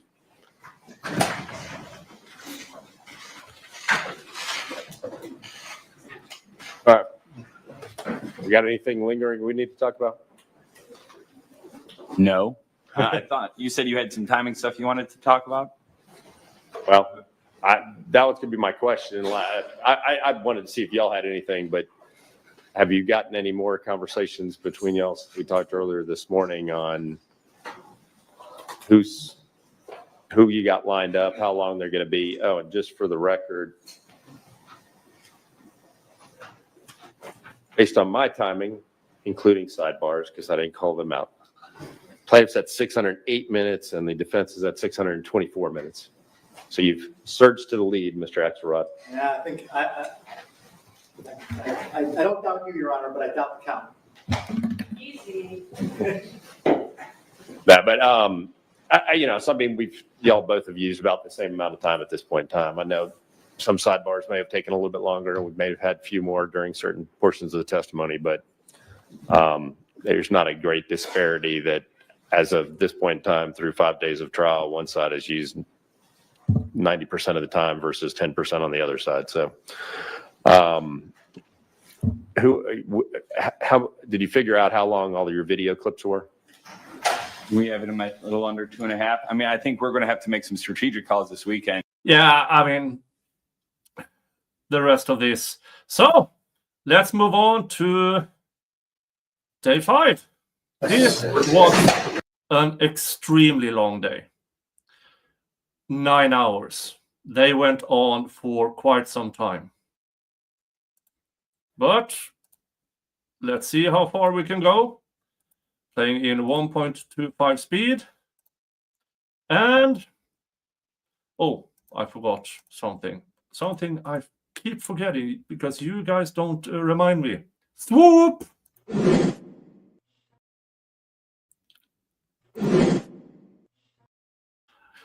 Yes, folks, that is my swoop, the Norwegian fire-farting dragon. All right, let's see day 5. Now, this I heard rumors about a witness that was even worse for CNN than Fuzzy, who we just saw.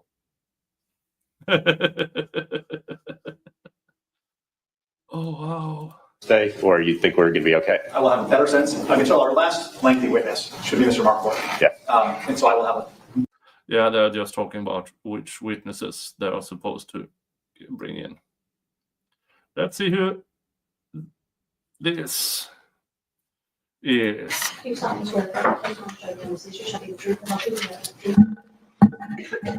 Just have a seat and then position the microphone where it's facing towards your mouth so they'll pick you up.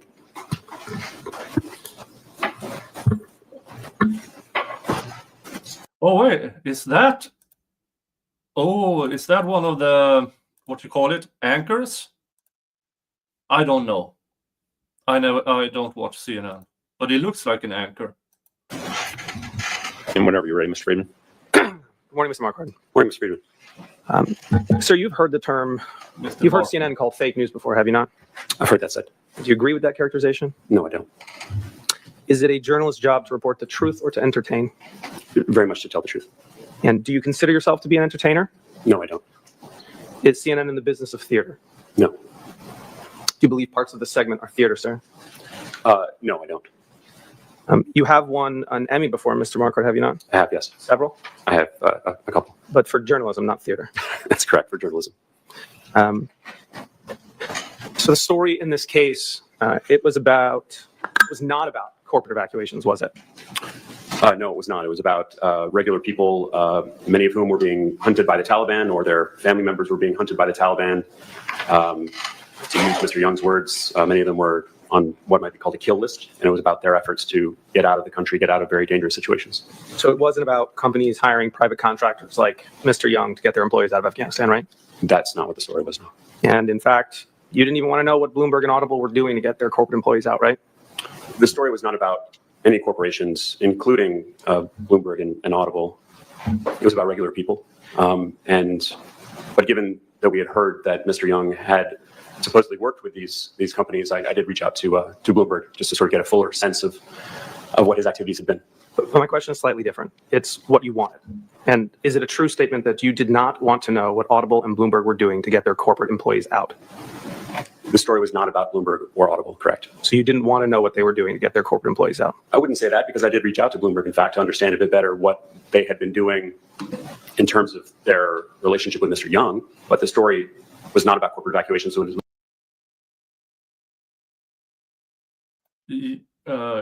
That's interesting. I don't know, Kiwi Green. How does he know what Young testified to? Maybe he was allowed to, because there's really no objections here. And yeah. It was not about those two corporations. It was about regular people. So why did you put Mr. Young in there I then? recall sitting for deposition in this case in September of 2023. I recall sitting for deposition. I'll believe you that date is correct. Sat for deposition. I did. And during that deposition, you swore to tell the truth? I did. I'm going to grab a copy of that for you.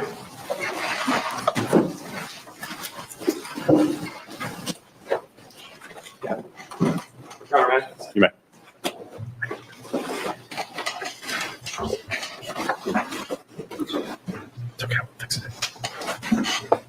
Your Honor, I'm going to page 206. I'll find you the line because I've got.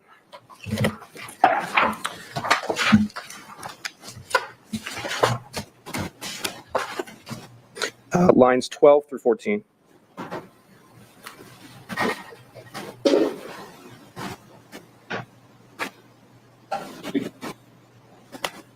It's in the middle of an answer. Why don't you read the question and the Oh, I will. entirety of the answer that goes to 25? Sure. Mr. Marquardt, at that deposition, do you recall I asked you the following questions? You gave the following answers. Question.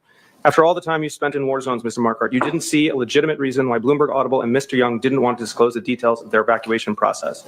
Answer. I not once asked for the details in the evacuation process. I didn't want to know what Audible and Bloomberg were doing to get their corporate employees out. What I was reporting on was the market for ordinary Afghans to try to get out of the country and what it would entail, which included your client telling some of them that it would cost $14,500, telling them included that they would need to find sponsors. And when they told him that they didn't have sponsors on several occasions, he simply dropped them. Do you recall that question and answer, Mr. Marquardt? Not precisely, but I see it there on the page. So you didn't want to know what Audible and Bloomberg were doing to get their corporate employees out, right? The story was not about Audible and Bloomberg, but what I wanted to know, and I reached out to two separate people within the Bloomberg ecosystem, if you will. As you know, it's both a media company and when it comes to Mayor Bloomberg, a political organization, to try to get a sense of what they had been doing with Mr. Young, who claimed to have worked with these companies. But at no point was this story about corporate evacuations or about these corporations, which is what I'm saying here. I understand, Mr. Marquardt, but I'm focusing on what you wanted to know. And I just want, are you changing your testimony from your deposition? No, I'm not, sir. So you didn't want to know what Bloomberg and Audible were doing to get their corporate employees out, correct? I think we're talking past each other a little bit. I didn't want to know what they themselves were doing because my story was about normal people. And because Mr. Young had claimed to work with Bloomberg, I wanted to hear from Bloomberg whether Mr. Young had been successful at getting the people that they wanted out. That was the answer that I was trying to get to. So I wasn't able to answer that question. The people who I reached. Of course, Bloomberg and Audible and so forth, because they don't want to tell a reporter what and how they are trying to get their people out, because you would tell people all over the world, including the Talibans, hey, Bloomberg and Audible is doing this and this to get the people out. Nobody wants to talk to a reporter because that would jeopardize lives.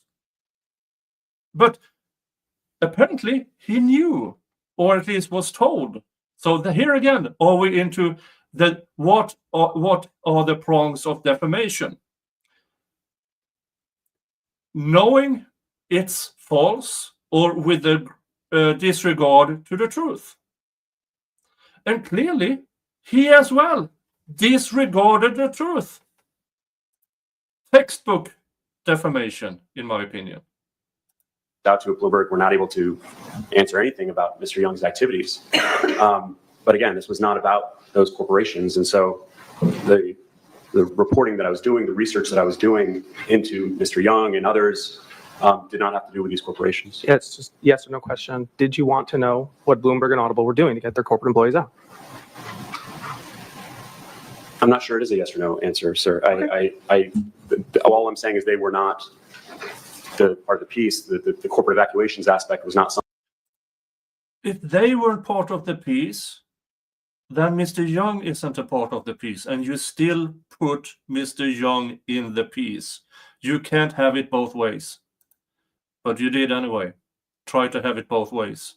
Something that I was doing. And so my focus here was understanding the whole evacuations operation, and when it came to them, how Mr. Young was a part of that.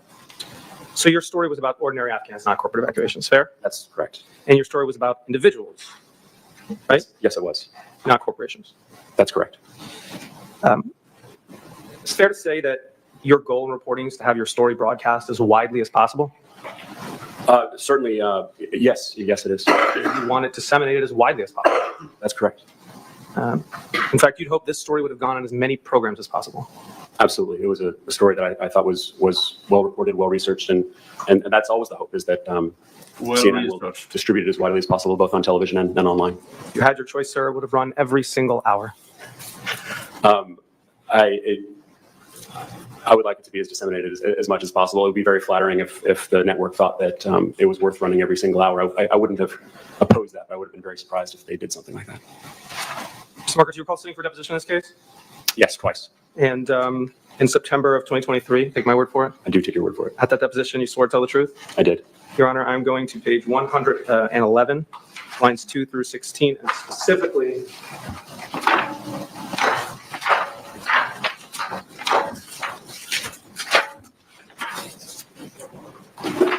lines 11 through 12.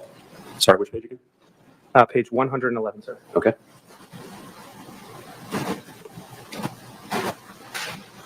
I don't think it's inconsistent. What you just testified.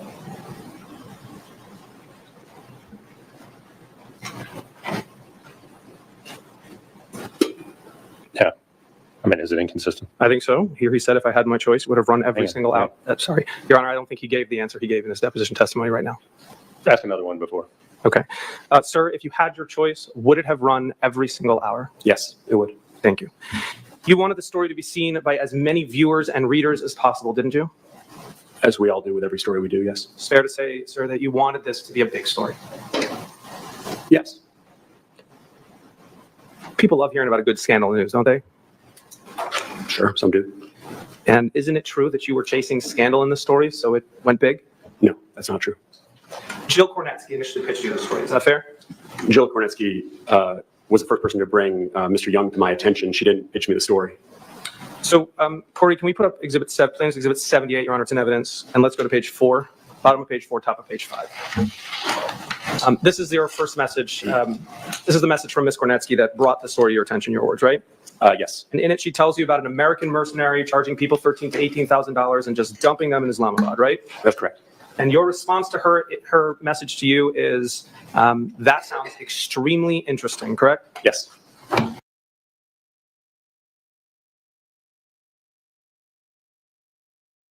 That was the pitch.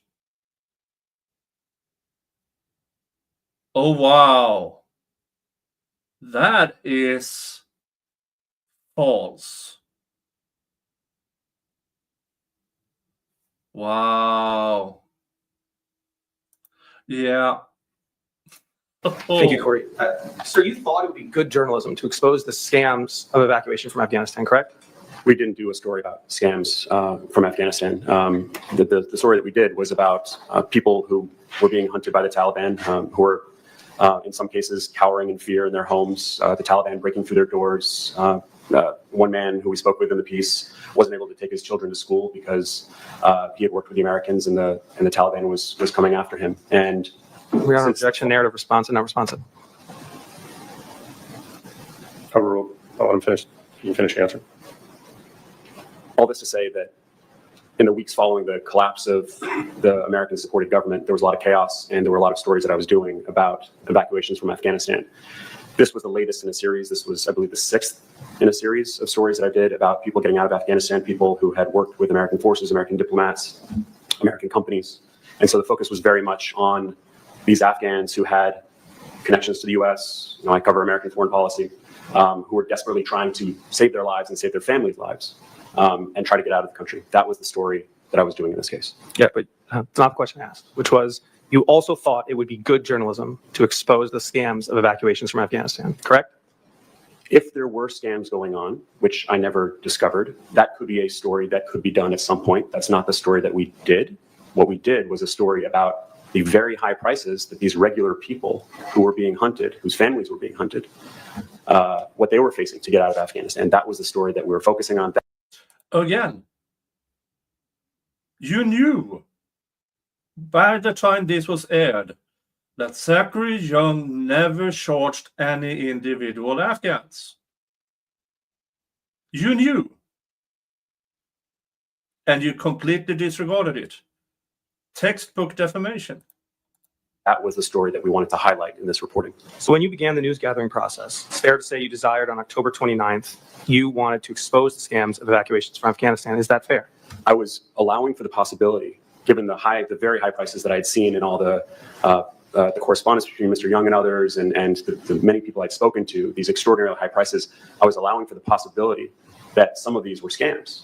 And that was something that I was going to explore as I spoke to people to figure out whether they were handing over money or being asked to pay money and not actually getting out of the country. That's not the story that we ended up doing. And this is often what happens in the reporting process is you start with an idea, something you think that might be happening, and then you don't find the evidence for that. And that's not the story that you end up doing. And that's not what we did. But early on in the reporting process, I was allowing for the possibility that maybe there were scams out there. But at the end of the reporting, the pieces that you see at the end, the TV piece, the article, we don't talk about scams. We just talk about the very, very high prices that these people were facing to try to save their lives. Sir, do you remember sitting for a deposition in this case? I beg your pardon? Remember sitting for a deposition in this case? Yes, I do. This time in January of 2024? Again, I'll take your word for it. At that deposition, you swore to tell the truth? I did. And Your Honor, I'm going to page 57, lines 12 through 20.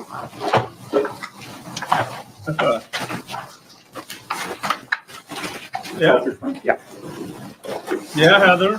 That's not how it was reported.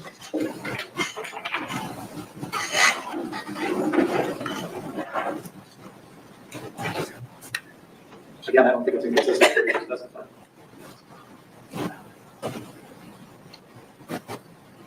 To the extent you're overruling, I'll overrule the objection. Sir, at that deposition, I asked you the following questions. You gave the following answer. Question. So when you began the news gathering process, it's fair to say you desired on 10/29 on I October apologize, Mr. Freeman. I was looking at page 57. Which page are you referring to? 57. You might when you go to the second deposition. My apologies. Let me know when you get there. I'm here. All right. So I asked you this question. So when you began the news gathering process, it's fair to say you desired on October 29th of 2021, you wanted to expose the scams of evacuations from Afghanistan. Is that fair? Answer, I think it would be good journalism to expose that kind of thing. That was something that I was looking for. Did I read that correctly? Yes. Sir, you were trying to expose scammers and deceptions, were you not? I was looking into the possibility that was happening. That was certainly something that I explored. In fact, I got a lot of documents from a source of mine that indicated that there were scams going on. And in fact, I spoke with my editors about doing a piece later on after we published this piece about actual scams, people who would hand over money and actually not get out of the country. But this was not something that we did in this story. But at the beginning of a process, when you pitch a story idea, you are basically putting out there what you think you might discover, or what might actually end up being reported on. And that wasn't what we did. And this is a very common thing where you start with an idea, and then as you do your research and as you talk to people, you realize what you can and cannot report. And at the end of the day, we didn't do a story about scams. So at that point in time, you were trying to expose the scammers, right? At that point in time, that was one thing that I planned on looking into, yes. And you were certainly looking to expose and highlight scams. Is that fair? If you look at the original pitch to my editors, I very clearly talk about the very high prices that these desperate Afghans were facing to get out of the country. That was always the main thrust, the main thing that I was going to be looking into in this story was how people who certainly cannot afford $10,000, $15,000, $20,000 were being asked to either pay that money or come up with that money themselves somehow. That was always the main story from October 29th when I pitched it through till November 11th when it was actually published. So it's unclear to me if we agree that you were looking for scams and deception. I was looking for the possibility that was out there, but we didn't end up using that in the piece. And that's very common. It's a general evolution of how pieces come together. You start with an idea, maybe it ends up differently than how you started. It was something I was looking into. So you're looking for scams and deception, among other things. But again, the main gist of the story was always going to be these regular people who were desperately trying to get out, and what they were being told by people like Mr. Young that it would cost them to get out of the country. The gist of the story was bad actors preying on desperate Afghans, right? No, the gist of the story was the very, very high prices that these people were facing to get out of the country. I didn't know whether people like Mr. Young could actually deliver on their promises. We quote an activist, an expert in the story, who says that there are no guarantees. This is something we made clear. It's obviously a very, very dangerous place that was a war zone for 20 years. There are Taliban checkpoints all over the place, people being pulled from those checkpoints, arrested, possibly executed. This was a very, very dangerous time and area. And so what we were doing was speaking with people who were trying to get out of those situations. And we asked Mr. Young repeatedly whether there were examples that he could point us to of people who he had gotten out of the country. And that's why I reached out to Bloomberg, to your earlier point. We'll get to who you reached out for Bloomberg in a minute, Mr. Markert, but I want to stay for the moment on what you were looking for, okay? Okay. So we've agreed on scams and deceptions. I'd like to see what else, okay? Sure. A few days later, you reached back out to Jill Kornetsky. Do you recall that? Yes, I did. I had an ongoing conversation with her. Corey, can we put up Exhibit 78 at page 7, please? And now you tell Ms. Kornetsky that you'd spoken with a number of people who confirm this exploitation market is growing. Do you see that? I do, yes. So we've got scams, deception, and exploitation, right? Where are you getting deception? Oh, you just a moment ago agreed that you were looking for scams and deception, and now you're looking at exploitation, right? I was looking into all these different things. Yes, absolutely. Okay, thank you, Corey. You can take that down. And then you had a discussion with Ms. Kornetsky about this alleged black market in Afghanistan, right? Yes. Okay, so we've got exploitation, scams, deception, and black markets, right? Sorry, where are you getting black market? You just said that you had a call with Ms. Kornetsky about black markets, right? I don't believe we talked about black markets with Ms. Kornetsky. Maybe I could refresh your recollection then. Do you have your deposition in front of you? I do. Why don't you go to page 3? Do you think it would help refresh your recollection if you looked at your sworn testimony? Probably. So why don't you turn to page 351, lines 6 through 18. Let me know if that helps. This is the first one. Volume 1. What's the one? Lines 6 through 18. Thank you. Oh, wow. They brought the receipts. This is why you depose people. Okay. Refresh. Recollection refresh? You talked to her about the black market, right? Yes, I see that. Yeah. Okay, so scams, deception, black market, and exploitation, right? These are all themes. These are all things that I was looking into. Yeah. And you can connect Court, could you put up exhibit nothing 81? to Let's go to page 1.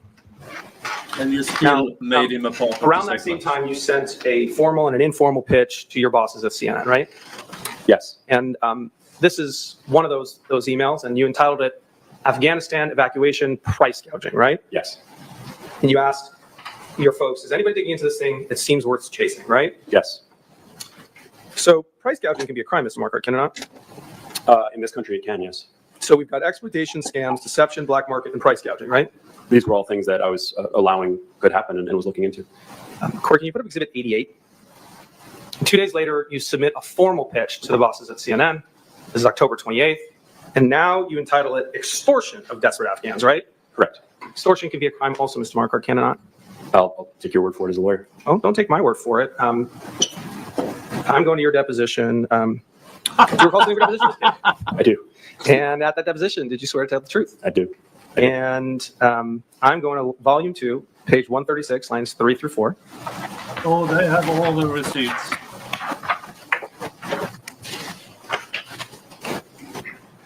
So, Sorry, could you repeat that? Yes, it's volume 2. so he pitched it on October 29th, formally. Then they had to get an approval. So around October 30, is it 31 days in October? Yeah. So more or less from having nothing to airing the segment, 10 days? 10 days. For me, that is extraordinary short amount of time for a fact-checked segment. Fact-checked anything. But then again, if they had, this wouldn't have been aired. Yes. Page 136, lines 3 through 4. Let me know when you're there.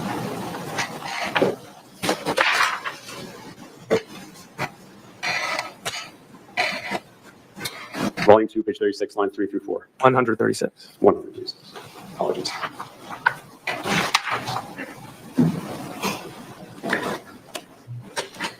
Your Honor, may I proceed? At that deposition, I asked you the following. You there? I'm on the page, yes, sir. At that deposition, I asked you the following questions. You gave the following answers. Question: is extortion a crime? Answer: it can be. Let's take your word for it, Mr. Markert. Okay. I see that. So exploitation, scams, deceptions, black market, price gouging, and now extortion, Mr. Markert. Correct? Sir? Could I have a moment? Oh, sure. He's trying to remind himself, oh crap, what did I actually say? These were all things, as you can see in earlier testimony, that I stand by, that we were allowing for the possibility of. At the beginning of a reporting process, you're looking into all kinds of. No question pending, sir. I beg your pardon? There's no question pending, sir. Okay. Now, at the end of that pitch, Yes. you say that you're going to be looking to examine to what extent this is extortion versus fraud. Do you see that? I do, yes. Fraud is a crime, sir, is it not? Yes, it is. So you're looking for exploitation, scams, deception, black market, price gouging, extortion, and fraud. Got that right? What you're describing, sir, is I get that right? reporting. That's correct, yes. Is that scandalous enough for you, Mr. Marquardt? These are things that I was possibly looking into, and was allowing could happen. When at the beginning of a reporting process, at the beginning of my research, I don't know what is actually happening. All I know at this time, having spoken to Ms. Kornetsky and other people, is that there were regular people who were desperate to get out of the country, who were facing extraordinary amounts of money. So I didn't know extraordinary costs to get out of the country. I didn't know whether that was a scam. I didn't know whether these people were being deceived. I didn't know whether there was fraud or extortion. I was allowing for all of these things. And at the end of the day, we didn't do a piece on television. We didn't write an article that said anything about anything illegal. Nowhere in any of the reporting did it talk about Mr. Young profiting off of these desperate Afghans, though we now know he did. So the reporting process is a process, and it started on October 29th, essentially. It started before that with my conversations. The formal pitch goes in October 29th. About 2 weeks later, after I put together everything that I've gathered, the article, the TV piece were put together, and nowhere in there did we talk about Mr. Young doing anything illegal. Nowhere in there did we talk about him illegally. Oh, it's the Amber Heard defense. We didn't say his name. I didn't say explicitly in the article that what They're doing the Amber Heard defense. Well, in those 30 seconds he was there, we didn't actually say that he did all of these things. No, but defamation by implication. If you run, 3 minutes of Afghans being human trafficked, then you put his face there for 30 seconds and talk about him. Then after those 30 seconds, you play another minute of Afghans getting human trafficked. The inference is there. Wow. Profiting. We didn't talk about a scam. We didn't talk about a fraud. We didn't talk about extortion. These were all things that I was looking into. I didn't find them, and then I didn't report them. I reported the facts. I reported what I found. Everything in there was factual, accurate, and I believe fair. You understand this jury is being asked to determine what your reporting said, right, Mr. Marquardt? I do. Sir, every good scandal needs a bad guy, does it not? I don't work in scandals, sir. I don't understand the question. Take my word for that one? Sure. Okay. You knew early on that part of the story was going to be to try to expose the activities of Mr. Young, did you not? The story was always about regular Afghans trying to get out of the country who couldn't because they couldn't find ways, because the Taliban was coming after them, because they couldn't afford these prices that Mr. Young and others were demanding of them. That was always. And he's saying it again. Doesn't he know the basics of Mr. Young's contract work? He never asked individual Afghans to pay for anything. This is so bad for CNN, in my opinion. What the story was from the very beginning. And in fact, the message that you just showed from Ms. Kornetsky, even though she was the one who revealed to me what Mr. Young was doing, you can see in my response to her that I talk about the market. And that was always the story. If there's one consistent through line from the very beginning to the very end, it was not all those words that you've been mentioning, but it was this market and the fact that we were always talking about what the regular people were facing and their desperation. I believe you, Orthodox. I'll try to get this right. Is it a true statement that you knew early on that part of it was going to be to try to expose the activities of Mr. Young? Early on, I thought there was a good chance that Mr. Young would be part of this story. So yes. And highlighting what he was doing. Part of it. I got into this story because I was made aware of what Mr. Young was doing. So I thought there was a good possibility that he would be part of the story. So you began asking people about him, did you not? Oh, oh.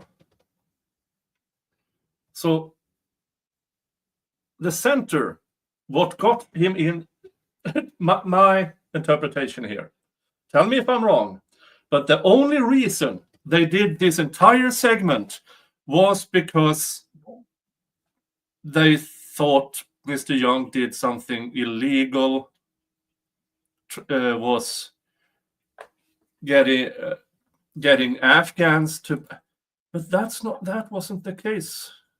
So they built the before and after just to have Mr. Young there. Oh, wow. I did. Corey, can you go up to Exhibit 63, which is in evidence, please? Now, this is a conversation between yourself and a contact named Sahar. Do you see that? Yes, I do. And on October 26 at 14:21, you reach out and say, have you heard the name Zachary Young, right? Yes. Now, a moment ago, you told me the reporting started on October 29th. This is 26, right?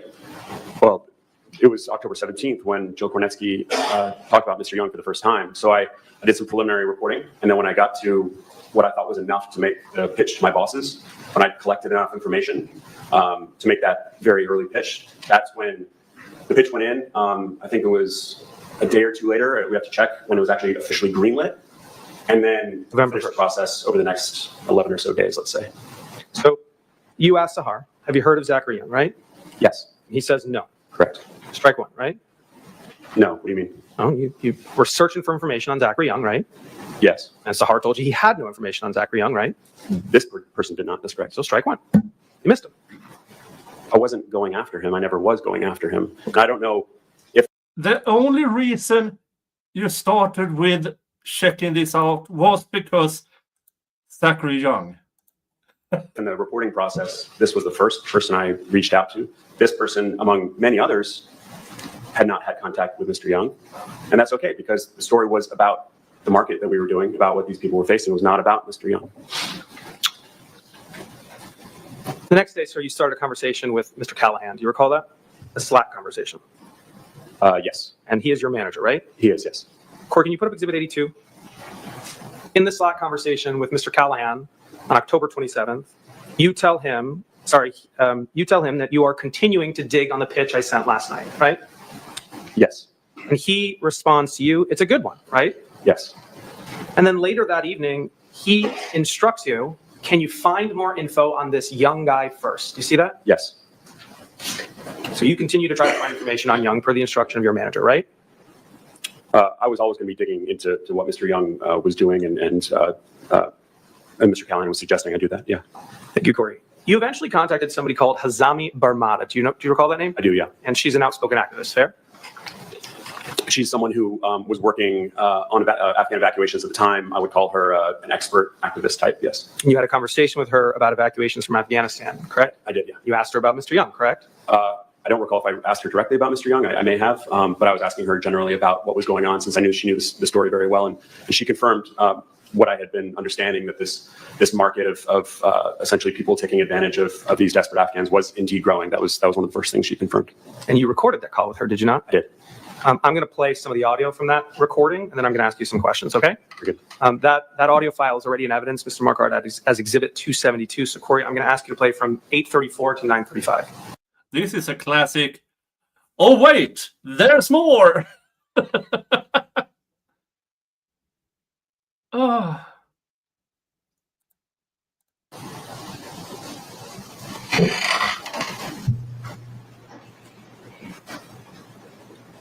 So, who are the biggest offenders of this exploitation? You're trying to get me in trouble. You can honest, and you can answer off the record, because I'm just trying to come up with examples, of course. I haven't been as involved. I have heard of Raven numerous times, and I say this off the record. I've heard of Raven come up numerous times by folks that have reached out to me to ask me about them, and they, from what I have heard, it's around the $20,000 price point. Mm-hmm. Okay. And have you heard of this guy, Zachary Young? Raven was also involved in Operation Flyaway, where they. Oh, you absolute twat. She's telling you an actual name of a human trafficker. But you are more interested in, fuck Raven. Tell me about Zachary Young. Oh, you ass. There was no guarantee that they could actually get their flights out, yet they were charging folks to get them out indirectly. Right, right. Have you heard of this guy, Zachary Young? I have not heard of Zachary Young directly. I've also tried to not be as involved. I know that, like, for example, Dunkirk and several of these other operations were also doing kind of a pay-to-play model, but I don't, I have not been following that as closely, to be very frank with you. She had never heard of Zachary Young, correct? She had not. But she had told you about Raven Yes. and Dunkirk. Yeah, she mentioned Dunkirk, yeah. Strike two, sir, right? That's not how I was looking at it at all.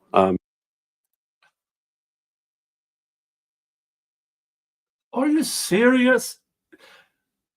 You are so tunnel vision into Zachary Young, you didn't even pay attention to her giving you names of actual traffickers. I wouldn't agree with that characterization. So Jill Kornecki connects you with some other folks to talk to, doesn't she? Yes, she did. And one of them ended up being evacuated by an NGO. I think his name is Mustafa Kuzemi. Do you recall that? That rings a bell. And you reached out to Mustafa, right? I did. Corey, can you put Exhibit 85 on the screen, please? Now, your conversation with Mustafa, it starts on October 28th at 21:12. Yes. And then just 9 minutes into the conversation, you follow up on Mr. Callahan's instructions and ask this Afghan if he'd heard of Zachary Young, right? I wouldn't say I was following up on Mr.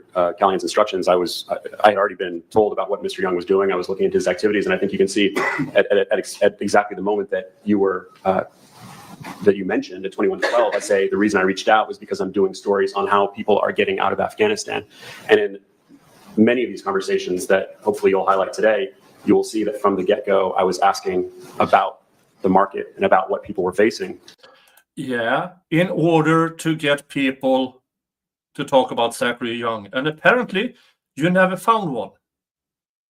That, to me, that tells me that Zachary Young did an amazing good job, because if you are running more or less a covert operation trying to get Afghans out and nobody knows your name, that's excellent. That means you're doing a great job.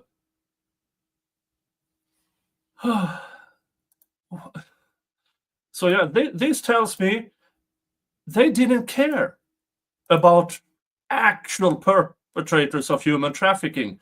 They were out to get Zachary Young because he told a journalist she was a bitch. And Mr. Young was very much a player in this. And the reason that I knew that he was involved in this was not only because of what I had been told, but a colleague of mine had completely separately arrived at hearing about him as well. And so we knew that he was involved. But if you zoom out and you look at the beginnings of these conversations, you can see that very much the story that I was doing is on how people are getting out of Afghanistan. Have you heard of Zachary Young, right? Yes. Answer, no, I have not. Yes. Strike three. Again, that's not how I see it. Ms. Kornecki introduced you to other contacts too, did she not? She did. Corey, I need a limited production of this one. It's not an edit. So let's display Exhibit 83 to just the witness and counsel, please. Sir, we are looking at a LinkedIn message between yourself, Ms. Kornecki, and a contact. Is that correct? Yes. And it relates to Mr. Young? Yes, Jill says so in the introduction. Honor plans offer Exhibit 83 in evidence. No objection. Okay, please. Mr. Hagan, can we now publish the jury? So here we have Ms. Kornecki. Alex is the journalist I told you about. He is interested in talking to you about your conversation with Zachary Young, correct? Yes. Not the broader market, right? No, not the broader market. You say, thanks, Jill, and then that's the contact's name. It's been redacted to protect your privacy. Please let us know if there's a number I can reach you on, correct? Correct. She says, or he says, sure, provides you a number, says my WhatsApp number, right? That's right. Corey, can you put up Exhibit 86, which is a WhatsApp conversation? You reach out to her. 86. Is in, Your Honor, yes. Apologies. You reach out to her the next morning, October 29th, and she sends you a screenshot of a private message she had with Mr. Young. Corey, can we bring up page 2? There we go, side by side. So this is the second page of that exhibit, and she sends you this, right? Yes. And you see that Mr. Young says hi, and then the source's name is redacted and her message is redacted, right? Yes, this source redacted themselves. So we don't know what is under the introductory message, do we not? You've never seen under that blue redaction, right? I have not, no. And you received it this way, right? Correct. You have no idea what she said to him, correct? Well, I can see the bottom part is what she said to him. I understand, sir. I'm focusing on the 4:08 a.m. message. You have no idea what it says there, right? That's correct. And Mr. Young responds, nice to meet you, right? Yes, he does. And then the redacted contact says, well, I saw your recent post on your page about evacuation. Nice to talk to you. It's possible to help. My apologies for being so fast and direct. And Mr. Young's first response to her is, do you have a sponsor able to provide funding? Do you see that? Yes, I see that. Can we scroll down to the next page, Corey? These screenshots came from this contact as well, right? I believe so, yes. And she indicates in that second message, it's a little unclear, but essentially no, right? No specific address to provide fund, right? Can you just give me a moment to read this? Absolutely.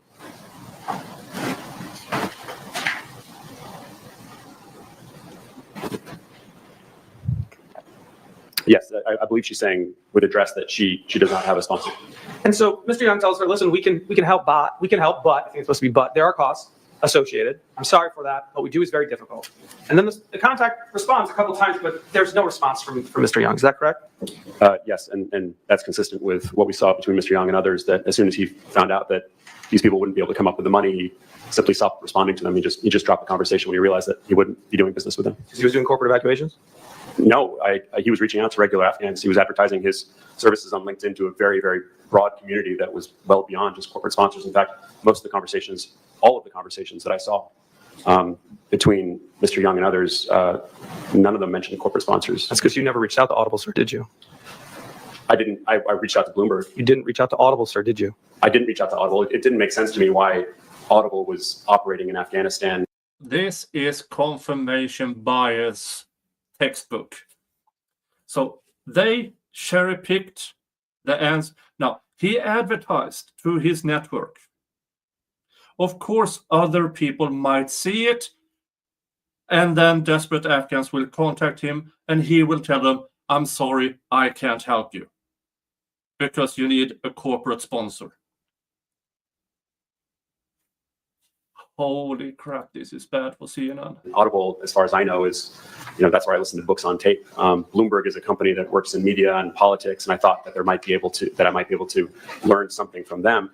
But I would just state again that the story was about regular Afghans, some of whom had dealings with Mr. Young, some of whom didn't. The people who he spoke to in the story. Your Honor, I'm going to re-raise my objection of a narrative and non-responsive answer. I'd like to get us out of here. I think the original question was you didn't reach out to Audible. I not sustain the objection, so try to respond to the question, especially if it's a specific directed question, not asking for a narrative. Yes, Your Honor. I did not reach out to Audible. Or can you take down the pictures that this contact sent, and let's focus on the left side. So you review these pictures, and you then say to her, what was his response after that, right? You keep going. Correct? Yes. And she responds to you, he did not reply more, right? Correct. So you learned from this interaction that Mr. Young stopped answering after she said she didn't have a sponsor, correct? To her and to several others, he would simply end the conversation. He wouldn't try any further to help these people try to get out. Because they didn't have a corporate sponsor. Oh, this is it. He didn't provide his services for free. This is what these assholes are gunning for. Pissing me off.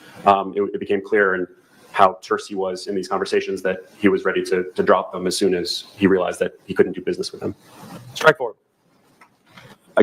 Exactly. He couldn't do business with these because he's not a human trafficker.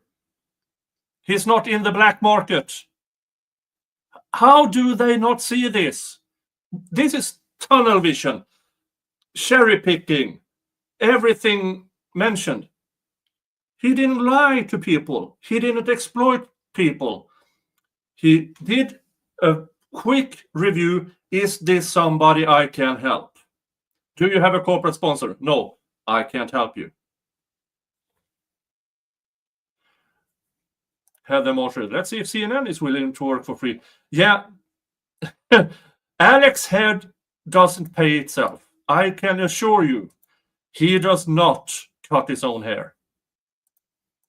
And I disagree with the characterization of strikes. That's not how I was thinking about it. This was part of ongoing research. I was learning more about the market in general. I was learning more about these people and their plights and their suffering, the desperation. I was learning more about Mr. Young in the process. I was not looking at it as balls and strikes. Thank you, Corey. You also looked at responses to Mr. Young's public posts, did you not? I did.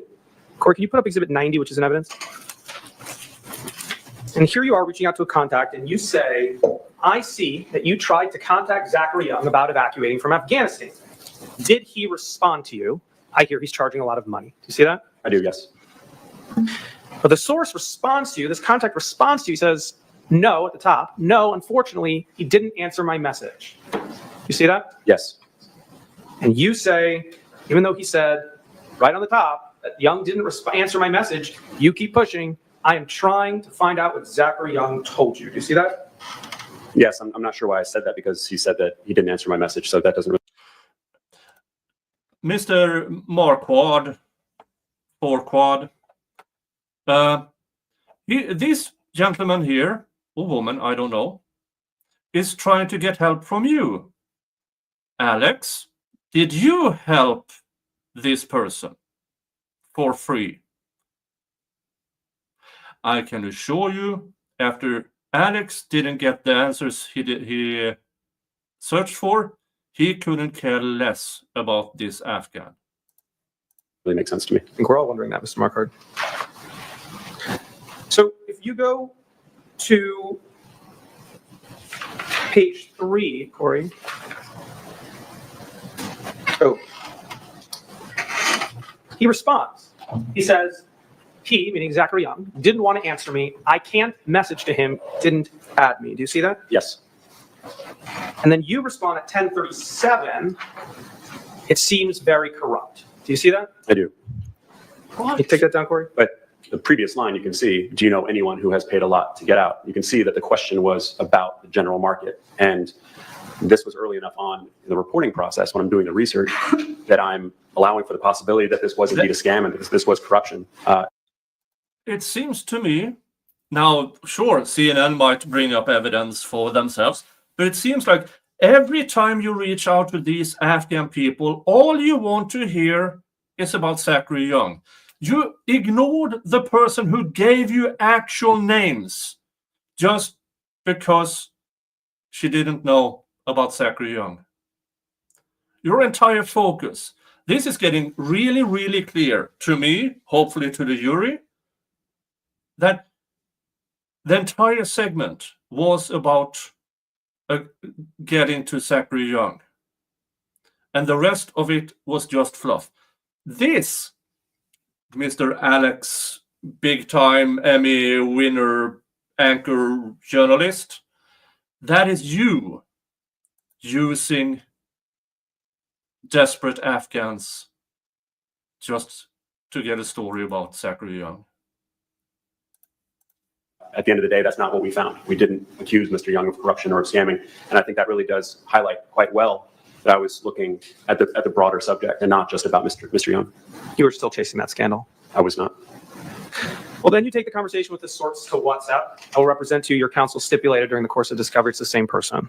Mr. Axelrod, if you'd like to check me on that, you can look at volume 2. Objection. If this isn't evidence, we can just move on. Okay, great. Corey, can you put up Exhibit 92? It is, I don't know what Mr. Rubin's talking about. All right, well, if you want to have a sidebar, you can call for it. I'm not going to. Yes, were you saying that Miss, let's add chap is the same person who was on those last? correct, and Ms. Schulman stipulated it during the course of discovery to make things easier. I was just trying to help the witness out, Your Honor, that's it. It's in the deposition transcript. Your Honor, as part of the pretrial process, we could have agreed to stipulations. I don't know what Mr. Rubin's doing right now, but I don't think it's that important. I think we can just move on. All right, why don't you ask Ms. Marquardt a question pertaining to this chat? Margaret, do you recognize this WhatsApp as the continuation of the LinkedIn conversation we were just seeing? I'll take your word for it. It's hard for me to tell with the name blocked out. Okay, so Your Honor, this is what I was trying to avoid, and so I can, Your Honor, in volume 2, page 51, lines 9 through 14, during the course of Mr. Marquardt's deposition, to avoid this issue. Objection. Hang I'm not going to describe it. Page 52. Yeah. In volume 1 or 2. Volume 2, sorry. Oh, was it 51? 51, sorry. Volume 2, page 51, lines 9 through 14.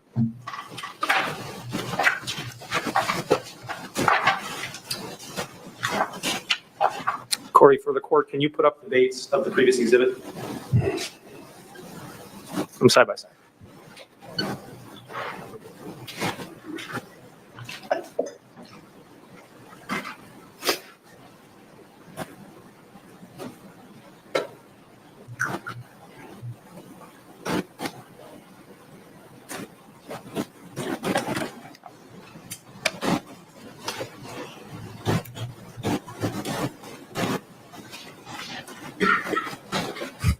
Do you want to? We can continue. You want to agree of what's on the record in the depot? And It's fine. It's not that important. We can move forward. I find it important. I'd like the stipulation either through your order or. can I read what was stipulated here? That's fine, Your Honor. All right. Just for the jury's benefit, the individual that's in PX 90, starting at Bates page CNN 000773, whose name is redacted, it was stipulated that that is the same source as the individual in PX 092, which is Bates stamp CNN 000776. Okay. Welcome to the faster clock. Okay, thank you. Can you take the LinkedIn conversation? Let's go back to WhatsApp. So, sir, this is the same person. You saw? Yes, sir. Okay. And you follow up, let's see, page 1 at 10:43 a.m. And you say, he says to you, or this contact says to you, if you can please help me to evacuate from Afghanistan, help. You see that? Yes. And you respond, there is nothing I can do myself except to tell your story and show the world how important it is. Do you see that? Yes, and this is something that continues to this day. People in Afghanistan reaching out to me, asking if I can get them out of the country. And they look at me as a... Your Honor, objection, non-responsive, narrative response. I said, do you... Overrule the objection. You can finish your answer. Thank you, sir. This really speaks to a lot of the conversations that I had back then and continue to have to this day. To this day, there are people in Afghanistan reaching out to me, begging me to help them get out of the country. Yeah, they do. And you told their story in the narrative of look at this bad American, while he was trying to actually help people get out of Afghanistan. You ruined it. He was going to continue doing that, but you ruined it by putting him in the story, even though this far nobody has heard of him. Or they tried to reach out to him and he said, I can't help you because you do not have a corporate sponsor. And you still chose to ruin this guy's life and career. Jesus Christ. And you can see this person describing this as Afghanistan hell because they are being hunted and there's nothing that I can do personally as a journalist except tell their story. And that's what we were setting out to do from the very beginning, was to tell the stories like that of this gentleman and to highlight their plight. I do see this. So you were still chasing that worldwide story, sir? I was reporting on the story, yes. Now, this gentleman has twice told you he didn't talk to Mr. Young, but you ask again, sir.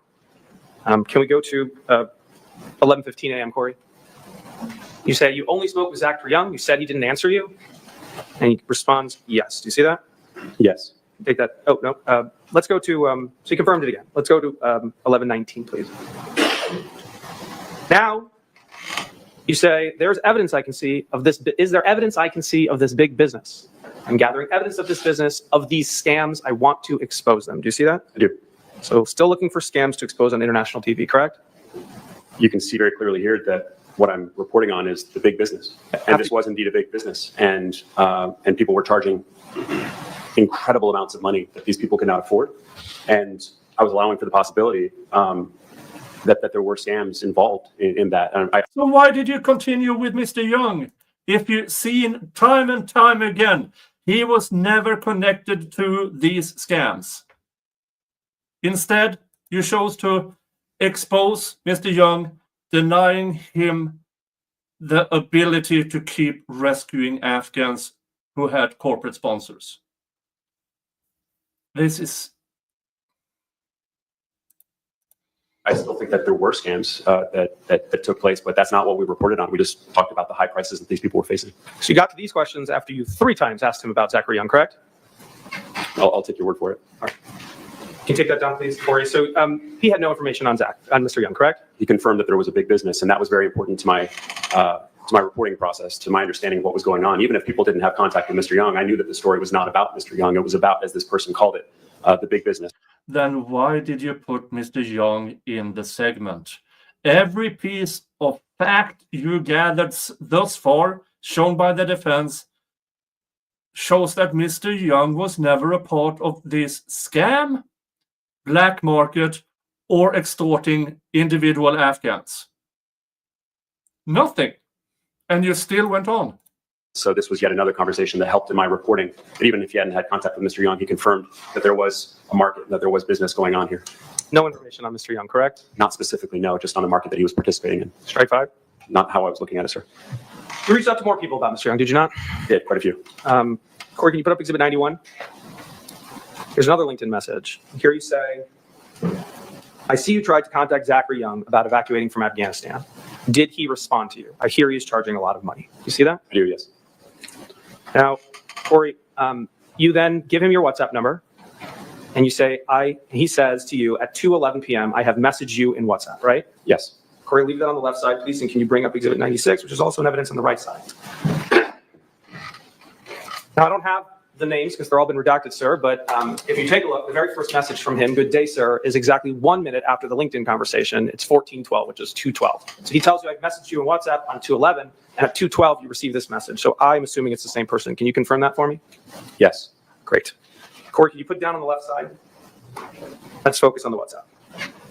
He says at 2:15, Corey, let's jump to 2:15. He says, yes, I contacted Mr. Zachary Young. He didn't respond to my messages, correct? Yes. So strike 6.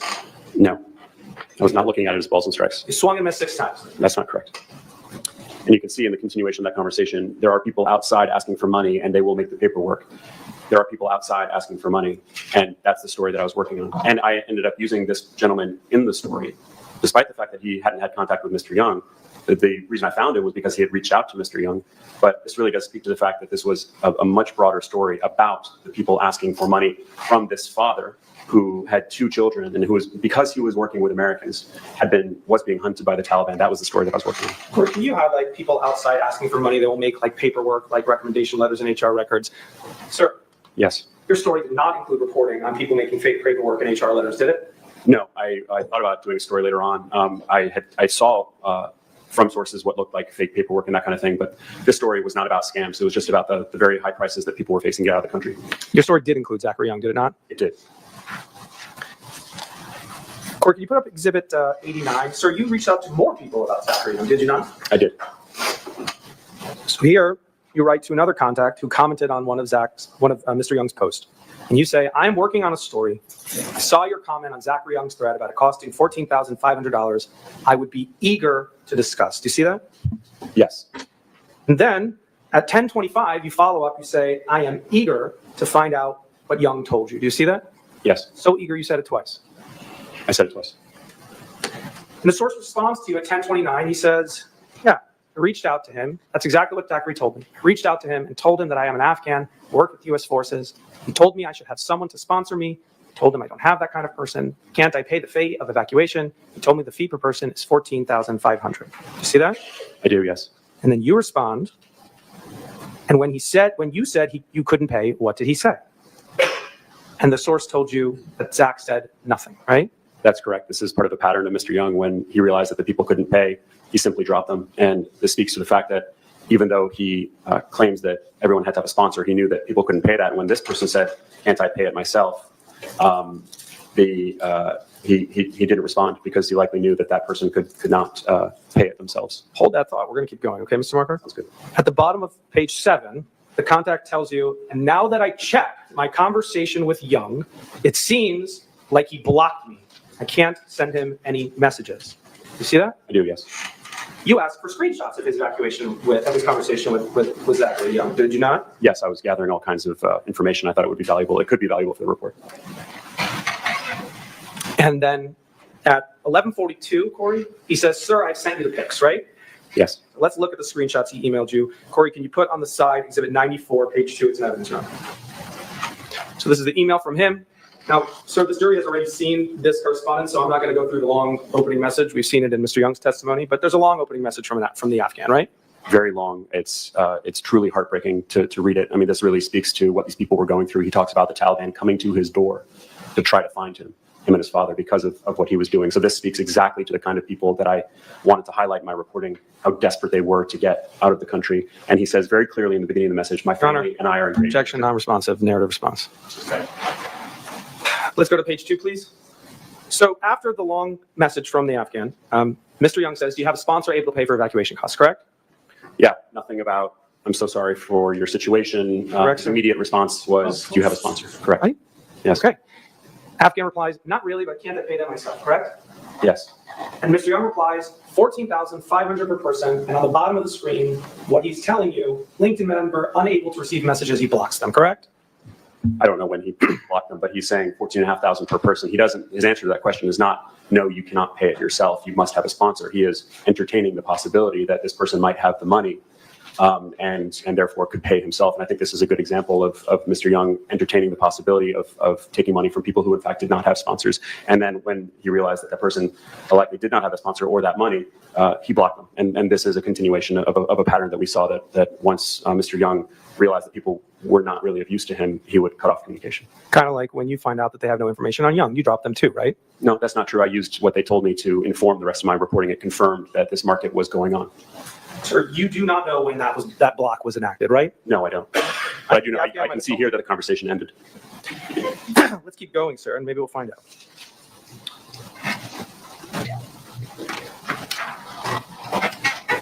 Let's go back to the LinkedIn conversation on the left side. You keep pushing, sir. You say, after he gave you the price, that was the end? You see that? I do. And the source responds to you at 11:46. Yes. He did not say anything. And after he told me about the price, I was no longer able to message him. You can see it in the end of the picture. You see that? Yes, it looks like the conversation So, ended. sir, the Afghan told you that the block occurred right after he was told about the price, correct? Okay, I take your word for it, yeah, and his. Take it down, sir. Thank you. So this source's interaction with Zach, with Mr. Young, is being asked if he had a sponsor. The source saying no, but asking if he can pay for himself. Zach telling him a price he could never afford to pay. You agree with that, right? I do, and by Mr. Young's own admission, these people couldn't afford that. And then being blocked, right? Right. Strike 7. Again, that's not how I was looking at it. And what we would later hear from Mr. Young was that his efforts were to align corporate sponsors with people, align sponsors, essentially find the sponsors for these people. But what we're learning here, and what is very clear, is that Mr. Young was putting the pressure on those people who, keep in mind, were running for their lives, who were being hunted by the Taliban, who were being targeted by the Taliban. He was telling them, you need to go out and find that money in order for me to help you. He was not finding the sponsors for those people. He was just working for corporations. That's not true. You can see right there, he was engaging with a regular person. 7 people contacted, we just looked at, correct? I'll take your word for it. I said strike 7. Did I miscount? I don't look at it as balls and strikes. Regardless, it was 7 people, correct? I will take your word for it. I wasn't counting. 5 had no interaction from Zach. I'll take your word for it. 2 had been told they needed sponsors and then were blocked or ignored, correct? Yes. No evidence of Zach engaging in a scam, correct? No evidence he engaged in a scam, and that's not at all what we reported in the end. We just reported that he was charging high prices. No evidence of Mr. Young engaging in deception, correct? No. No evidence of him engaging in fraud, correct? No. Because you kept watching him anyway, isn't that true? I kept doing my research, and none of those words that you used were ever anywhere in the reporting that we did. These were things that I was considering, and when I found that he was not doing them, I did not say that he did them. You kept watching him anyway, sir, correct? What do you mean by watching, sir? Okay, you tell us. Corey, can you put Exhibit 102 on the screen? This is an evidence, judge. Let's go to page 1. This is an email from you, Mr. Marquardt, on November 1st to Mr. Phillips, Mr. Callahan, Katie Bo-Lillis, and your opening sentence, I think this is the same guy I've been watching, Zachary Young. Do you see that? Yes. What that I'm looking into, that I'm researching. And sir, you looked at Zachary Young's LinkedIn profile a million times, did you not? I wasn't able to. He never accepted my request. Corey, can you put up Exhibit 112? 112 on the screen. It's an evidence, judge. Let's go to page 3. These are text messages between yourself and Katie Bo-Lillis. She says, or he has premium. This is LinkedIn premium, right? Yeah. And you can see who was looking at his profile. Do you see that? Yes. And you respond, right, probably that. I've looked a million times. Do you see that, sir? I've looked for him a million times. I don't recall ever seeing his actual profile. I see. So you were trying to figure out how it just fortuitously happened that Mr. Young connected with Katie Bo-Lillis on LinkedIn. Isn't that right? I'm sorry, repeat the question? Yeah, you were here discussing with Katie Bo-Lillis, who's a Williams at the time. She's since married, correct? Correct. And so you were talking with Katie Bo-Lillis, and you were trying to figure out how it was that Mr. Young reached out to Katie Bo-Lillis for a connection. And she says he has premium and is maybe looking at to see who is looking at his profile. I'm not sure if that's what we were discussing there. All right. So by this point, Corey, think you take it down. You had zeroed in on Zachary Young. Isn't that correct? Mr. Young was the way that I learned about the story. Mr. Young, I learned quite early on, and thanks to Ms. Lillis, I confirmed was very much a part of this market that we were looking into. And so I think everything that you've been showing for the past few minutes is just evidence of all the research that I was doing into this market and into Mr. Young's role in this market. And I think it demonstrates how thorough we were being in trying to understand everything that was going on. You had zeroed in on Mr. Young, correct? Mr. Young, we certainly thought was going to be part of the story, but we were allowing for the possibility that he wouldn't be. But I only learned about this market and what was going on because I had learned about Mr. Young. So The market, as in the black market, that was put on the segment. Again, in my opinion here, you can form your own opinion if you want, but they, for days and days on end, they tried to connect Zachary Young to illegal business. Not one time were they able to connect Mr. Young to black market, to scam, to fraud, to nothing. Every part of this research they did tells me they had nothing on Mr. Young, and they still put him in the segment. As we heard maybe half an hour ago, somebody gave them names on people in the black market, and CNN ignored it completely. They were given names on people actually charging Afghans money. No follow-up. Well, maybe CNN will show evidence that they tried to find those two people that somebody actually told them about. But no, with all of that, everything I've seen so far tells me they knew, but ignored the simple fact that Mr. Young did nothing illegal. And they still wanted to connect him to this illegal business. I was doing some research, quite a bit of research about Mr. Young. Corey, can we get a limited production? This is not yet in evidence of Exhibit 99.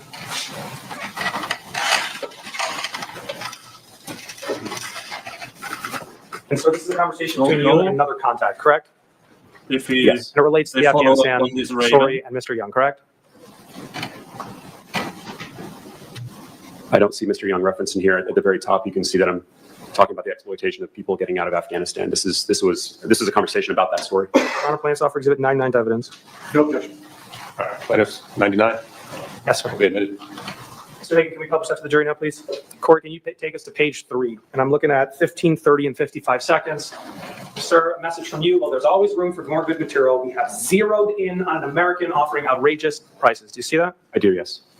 You had zeroed in on this American, had you not?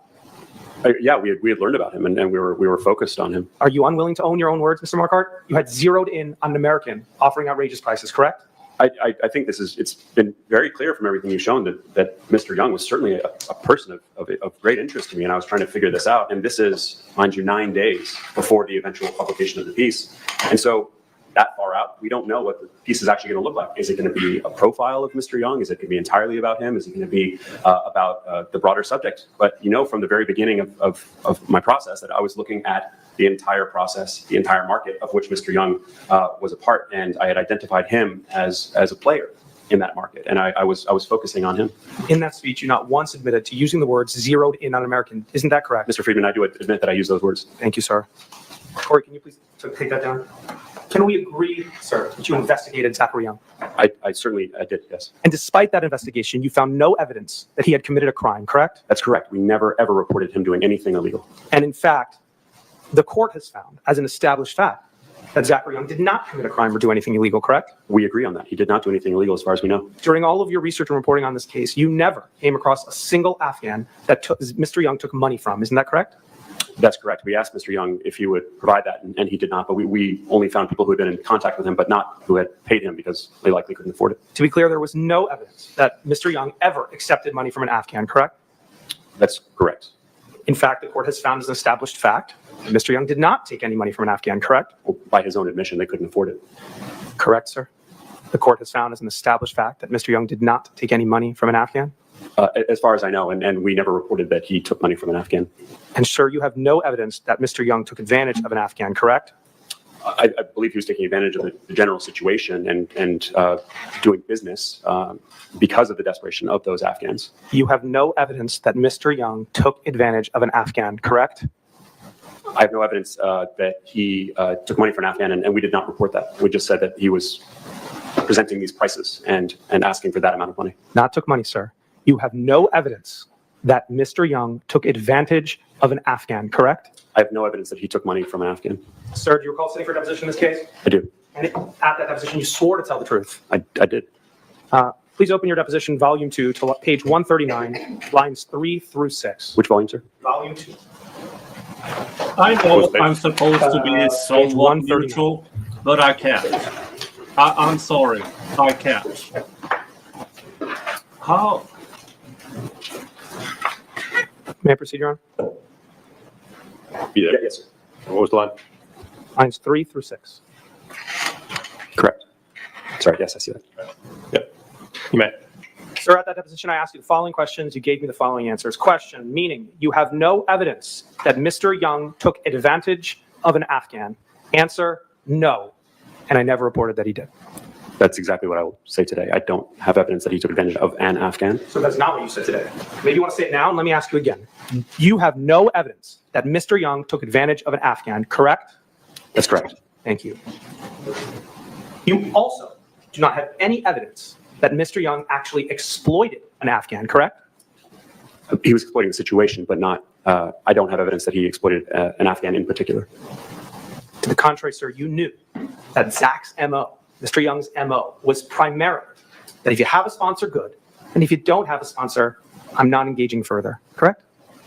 I knew that he was putting the responsibility on the Afghans to come up with the money however they could, whether it was with a sponsor. And most of the time he asked for sponsor, and that's what we included in our piece. The quote that we have from Mr. Young in the piece is, "You must have a sponsor." But as we've just seen, he was allowing for the possibility that if someone did not have a sponsor, that they could pay themselves. Sir, you sat for a deposition in this case? I did. And one of them was in January, volume 2 in your book, correct? Yes. At that deposition, you swore to tell the truth, correct? I'm going to page 209 of volume 2, lines 7 through 11. Let me know when you're ready.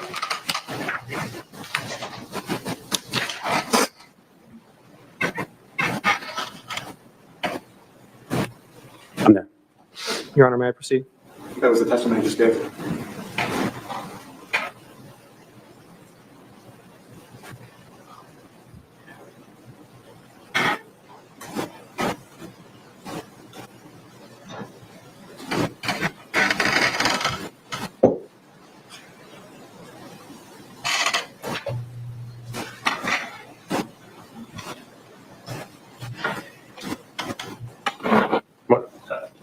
I don't know. This answer was exactly. Why don't you re-ask the question before using the depot? So you knew that Mr. Young's MO was if you have a sponsor, good. If you don't have a sponsor, I'm dropping you, correct? Primarily, that's how he was operating in general. There were exceptions.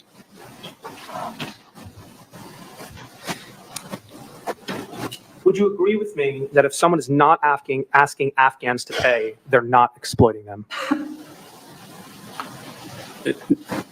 I think I would disagree with that. Sir, do you recall sitting for deposition in this case? Yes, sir. And at that deposition, you swore to tell the truth. Yes. Can you turn to page 15, lines 21 through 16, line 4? Same volume? If you're in volume, same volume, sir. 15. Yep. Lines 21 through 16, line 4.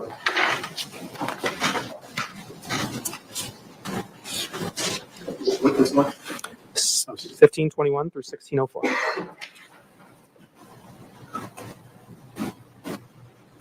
Sorry, you're saying page 15, line 21? Yep. Okay.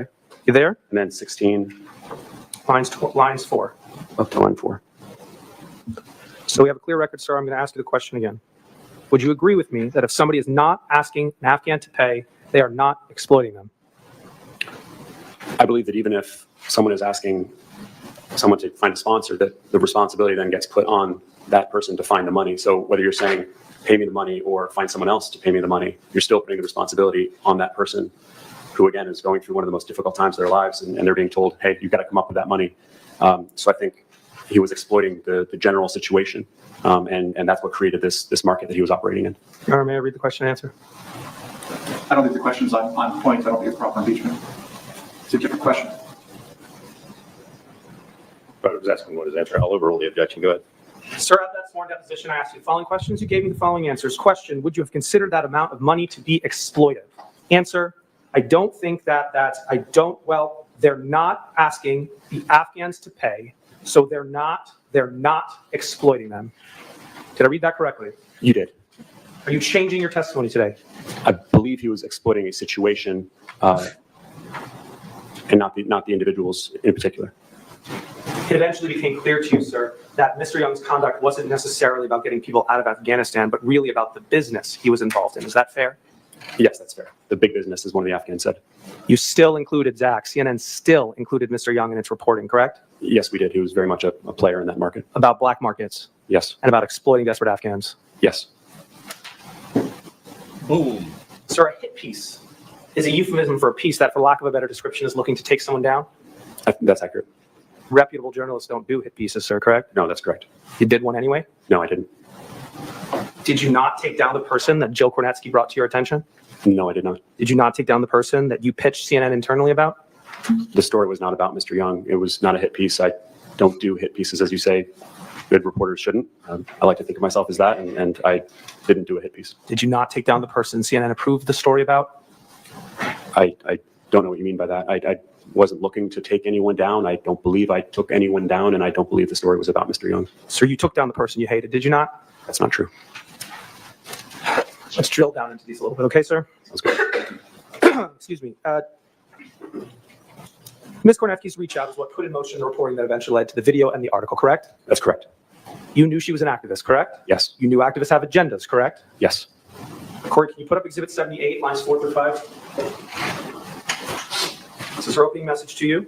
She pitched you about an American mercenary dumping people in Islamabad, correct? That's correct. On October 26th, you then ask her if she can talk about Mr. Young today. Do you see that? Yes.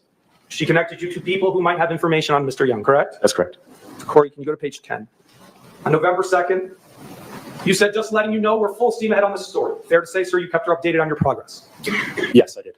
And then the next line, you said, talking to Afghans and we'll try to approach Young, correct? Yes. Fair to say you told her you were still on Young's trail, correct? No. In an earlier message that you showed, I told her that from the people I spoke with, that I had confirmed that this market that Mr. Young participated in existed. She's obviously using words and terms and information that I did not. I didn't call him a mercenary. I didn't say he was dumping people in Pakistan. But I did let her know that I had confirmed the bigger story. And here I'm telling her that the pitch has been approved by my bosses and that we are full steam ahead. After the story, can you put up page 11? Sir, after the story ran, you sent her a link to it, correct? Yes. And then you sort of apologized to her, saying, likely not as harsh about Young as you hoped. That's where we ended up, correct? That's not an apology. And what I'm doing here is kind of closing the loop. She had put the idea in my head. This is what I do with a lot of stories. People I spoke with, people who helped me on a story, I'll send them the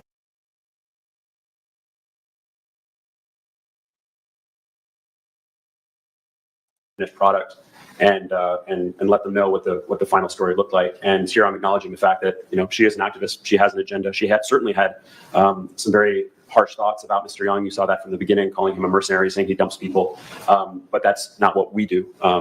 I did all my research. I spoke to a lot of people. We tried to engage with Mr. Young. We had some engagement with Mr. Young. I'm acknowledging here that she certainly would have liked the story to go farther, but that's not a concern of mine. This is, as I say, this is where we ended up. Corey, can you display the bottom of page 11 and the top of page 12 for us? After she receives that message from you, she tells you that parasites can be hard to exterminate. Do you see that? Yes. And you respond back, yeah. I see that. Corey, can you take that down? Ms. Kornetsky wasn't the only person who wanted you to take down Mr. Young. Isn't that correct?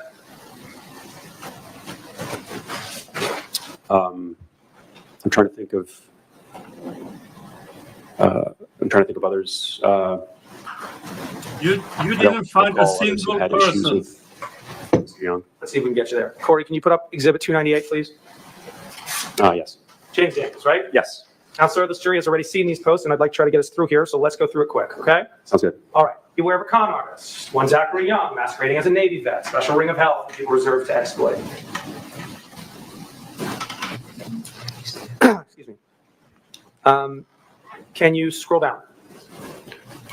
Ms. Kornetsky, everyone should watch CNN today, devil face. Scroll down. And sir, you saw these posts before you ran your story, did you not? I don't recall seeing these Jill posts. Okay, well, let's go to the top first. We'll start there. You saw the top post before you ran your story, correct? Yes, I did. All right. Now, so we go down again, please, Corey. We've seen Jill Kornetsky. Everyone should watch it. Daniels, I'm wondering when it was going to happen. Go down a little bit, please, Corey. Oh, Navy Vaddy's a skis ball, and you are tagged on the post, Alexander Marquardt. Do you see that? I do, yes. Let's keep going, please. Keep going, Corey. Let's run through it quick. This is a repetition. We've seen this one. Keep going. That's the tag. All right, more people talking about him. Thank you for posting this. My network, be aware. Keep going down, Corey, please. Keep going. Profiteering, can't even get it done. Sadly common. An assistant attorney general with a mad face. Let's keep going down, Corey. Expose them. Let's keep going down. Keep going, Corey. This is the first post. I'll personally dance on the Zachary Young scumbag's face. So he's finally taken down. Zachary Y is a scammer. Okay, sir. Corey, can you put up Plaintiff's Exhibit 110, which was just admitted?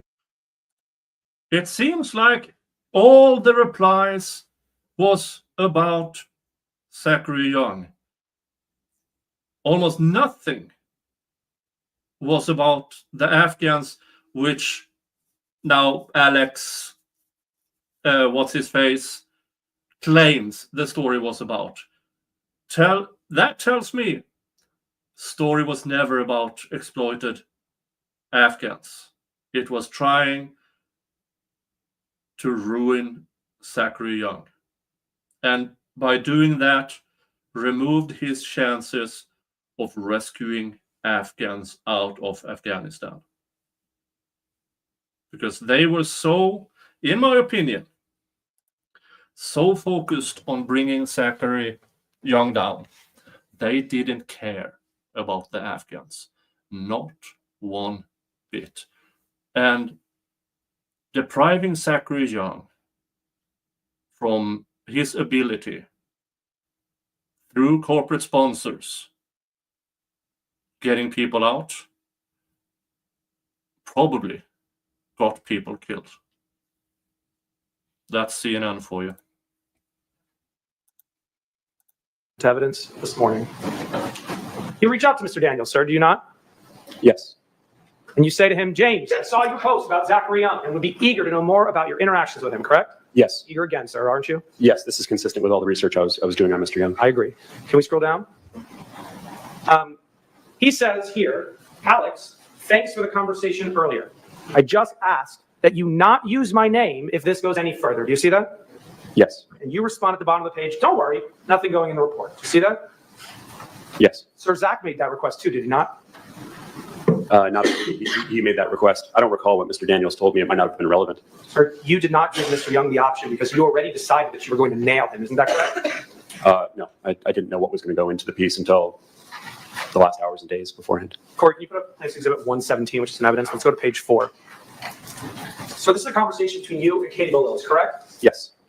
She's talking to you about Zachary Young, correct? Yes, she had just made. She says, LOL, he is trying to pull, I want you to promise you won't name me in any article as a condition for talking. Do you see that? Yes, I do. She says, sorry, my dude, correct? Yes. And your response at the bottom is, ha, that's really funny, isn't it? Yes, that's my response. Not, don't worry, it's not going in the report, correct? No. Yeah, as I see you in the chat discussing, not even Sarah Palin could get to discovery. Folks, when it comes to defamation cases, it is extraordinarily difficult to even get to discovery. And even with discovery, it is extraordinarily difficult to get to trial.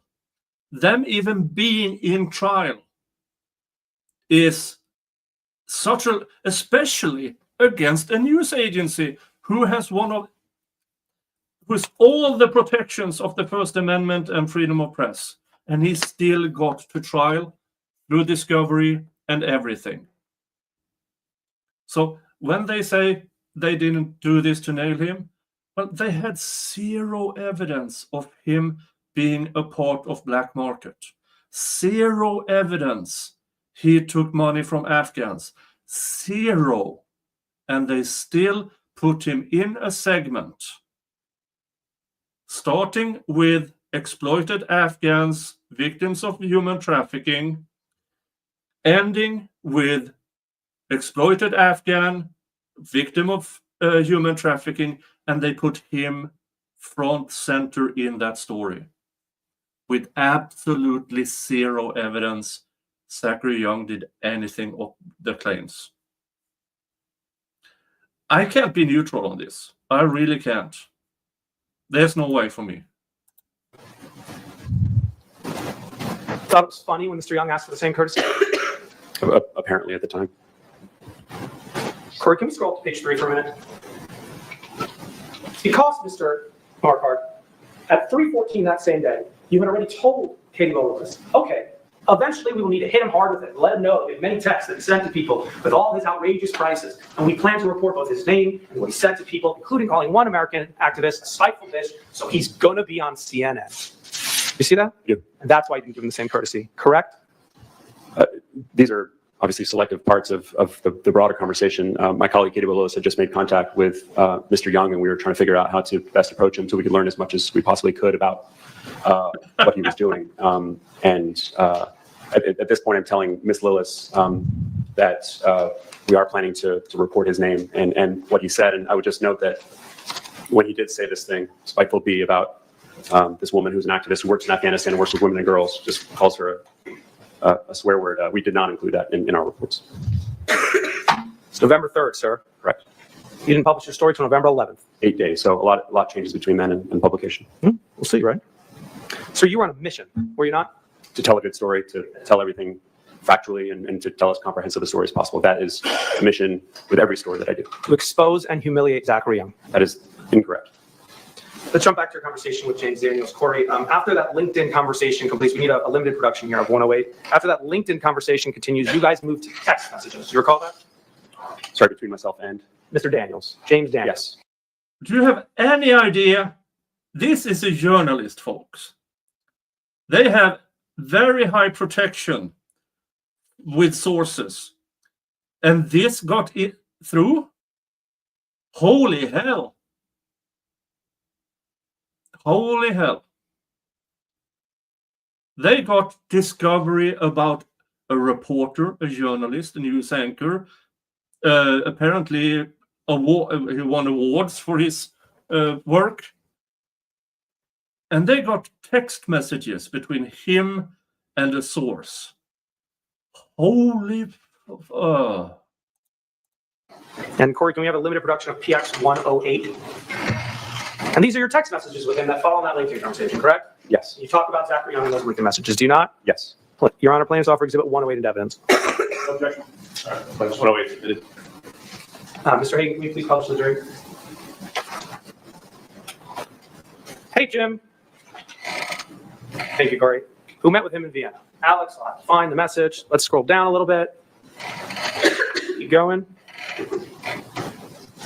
Keep me in the loop on this, Alex. I'm definitely more prone to believe your take on the story. That is him being a real person and engaged in some shady business is highly possible.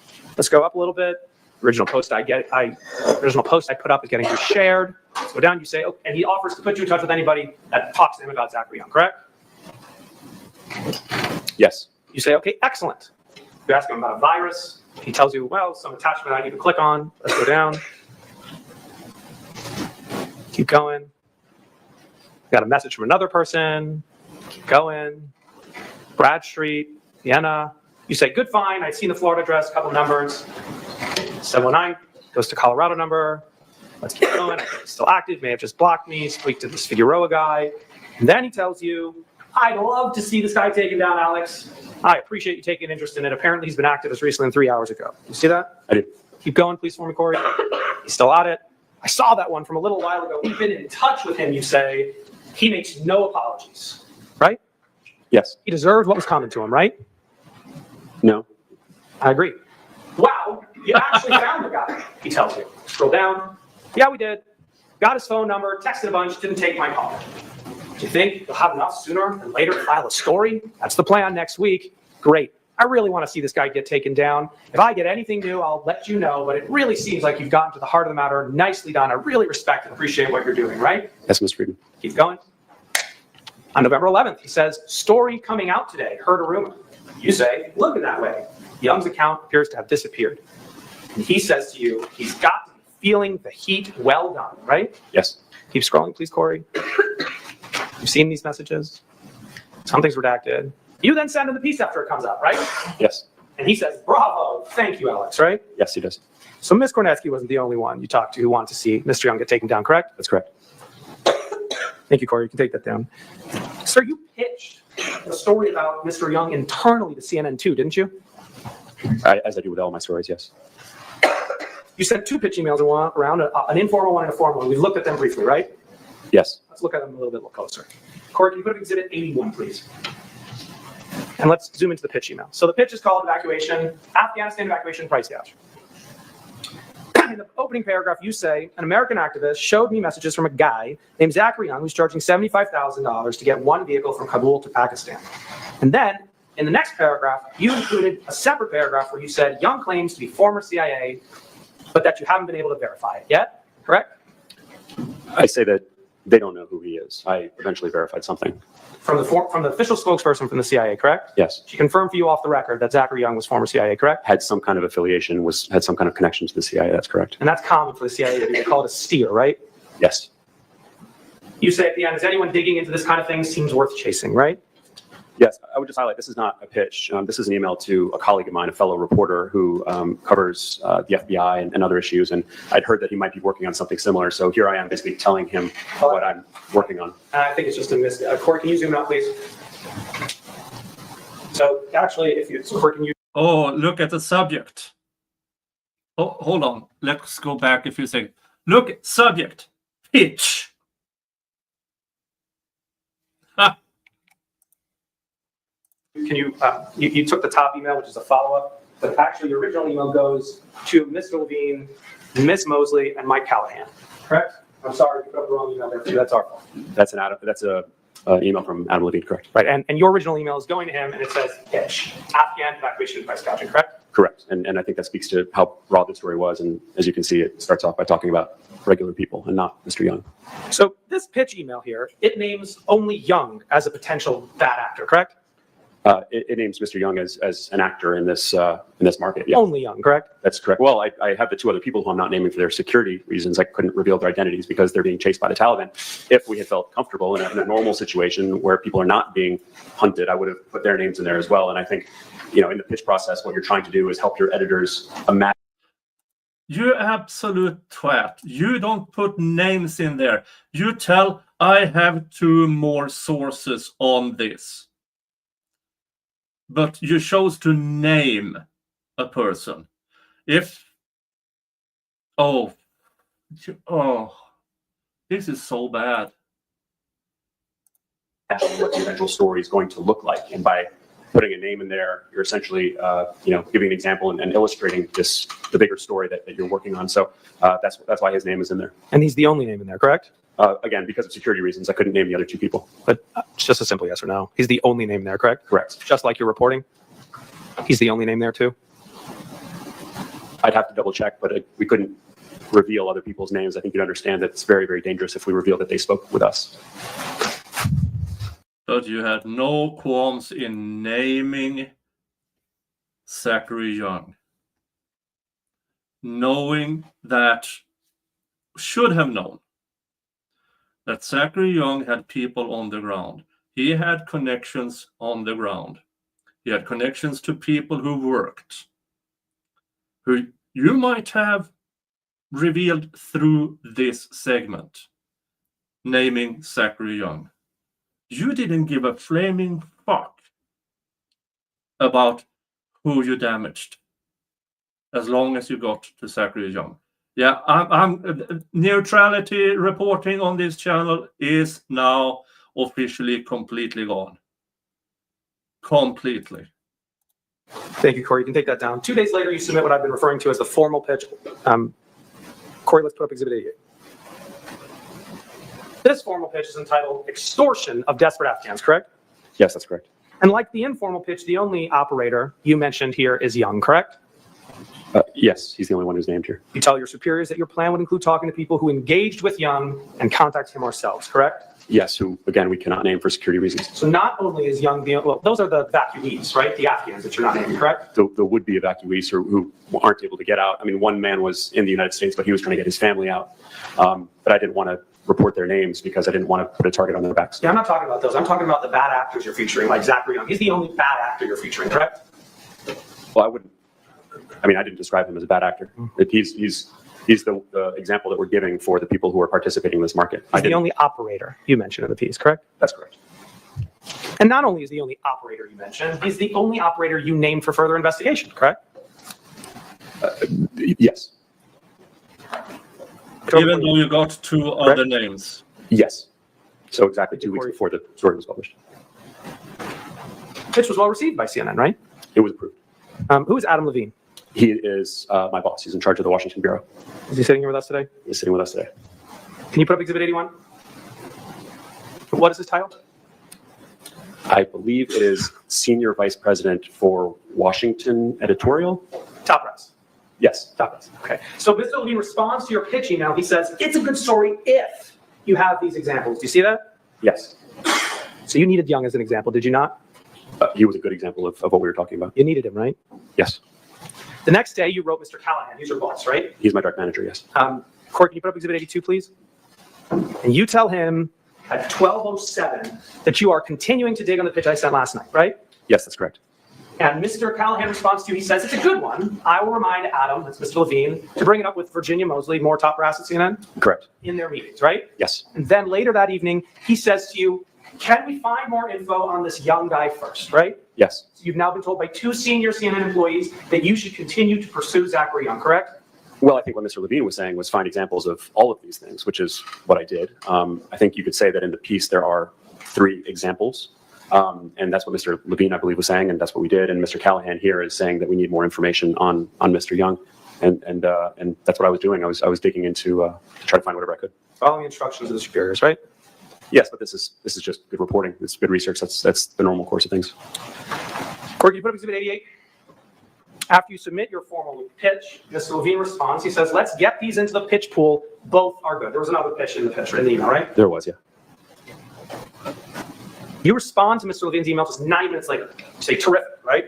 Yes. And then you provide him with an update on your pursuit of Zachary Young, do you not? Yes, it shows that my reporting is ongoing. You say, just talking to another woman in Kabul, was in touch with the Young guy who just stopped answering her when she didn't have a sponsor to pay the bills, correct? Yes, more evidence of this pattern. Right. Then on November 1st, you're told that CNN has approved your pitch. On which day? November 1st. Okay. Not a member. So everybody knew on CNN that Mr. Young only focused on Afghans with sponsors, with companies, organizations, non-profits who could foot the bill, not exploiting individuals. They all knew. They all knew, or should have known. Read us Exhibit 101 for me, please. It's a message, text conversation on Slack between you and your direct manager, Mr. Callahan. He opens, he says, Bass is Michael Bass, right? Yes. Michael Bass was the most senior person through whom all the TV pitches went, right? Correct. And so he tells you Bass greenlit Afghan money, right? Yes. Yeah. So your pitch has been approved, correct? Yes. You respond with excellent, right? Yes. With an exclamation point, correct? Yes. You were eager to tell the story, weren't you? I was glad that my pitch has been approved. Excuse me. Do you remember sitting for deposition in this case, sir? Yes, I do. And at that deposition, you swore to tell the truth. Yes. And can you please go to page 176 of volume 2? And let's go to lines 7 through 11. Okay. Your Honor, may I proceed? I have no objection.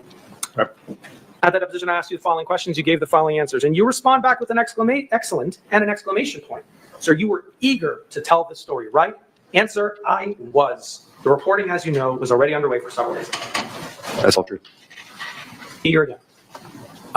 If I'm pitching a story, I'm eager to tell that story.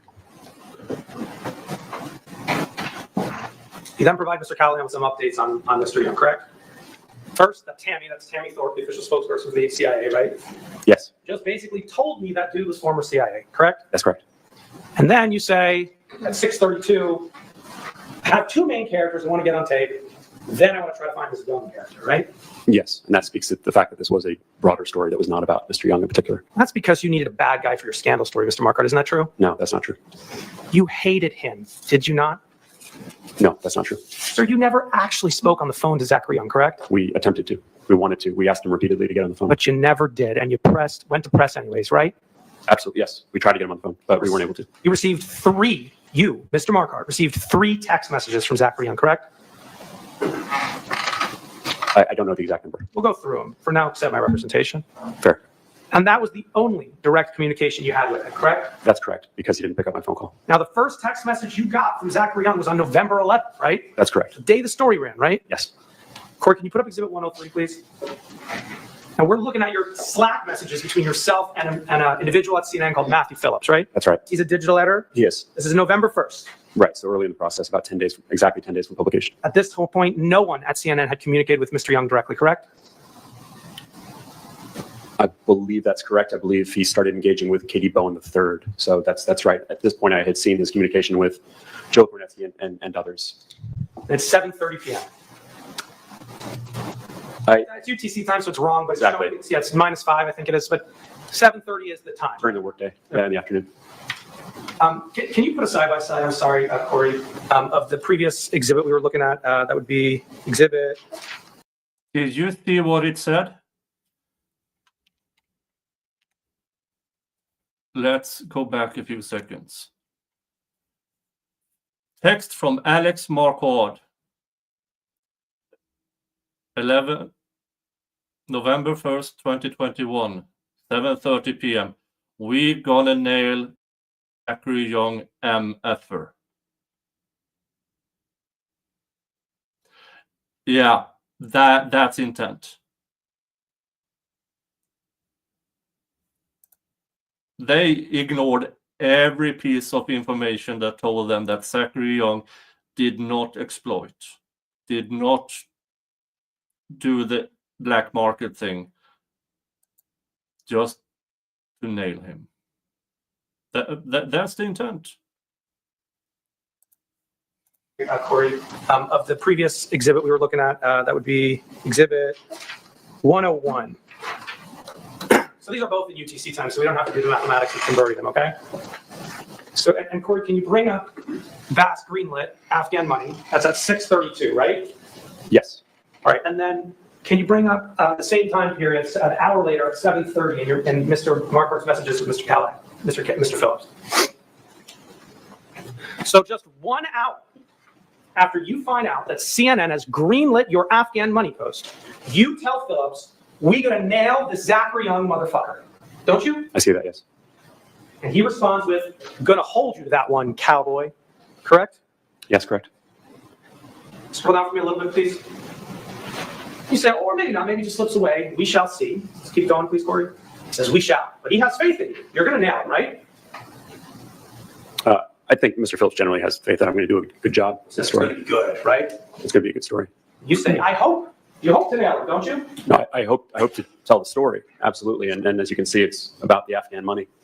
What I was talking about with Mr. Phillips, he was helping me with some research, and I was trying to find out where Mr. Young was based.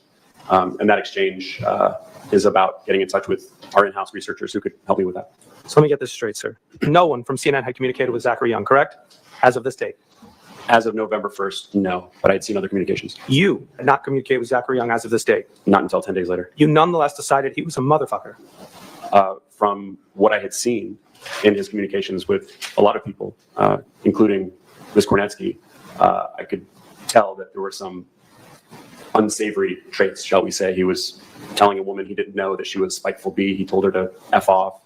He told someone else that had a person they were trying to get out of the country to run for the border and see how far they get. I knew he had a shifting story on his actual role with the CIA. I saw that he was cutting people off as soon as he found out that they couldn't afford to pay the money. So I was certainly questioning his behavior, and that's what that comment was in reference to. And you decided you were going to nail him. That's shorthand for highlighting, exposing what he was doing, his activities, and what others like him were doing. Have you heard the expression nail him to the cross? Yes, I have. You were going to nail him to the cross? No, I didn't say that. In fact, you did nail him, didn't you? No, I didn't. At the end of the day, our report said nothing about him doing anything illegal. It didn't say anything beyond what we had learned about him and what he himself had told us. Eventually, we did talk to him, and we used his own words in our report. Everything that was in the report was completely factual.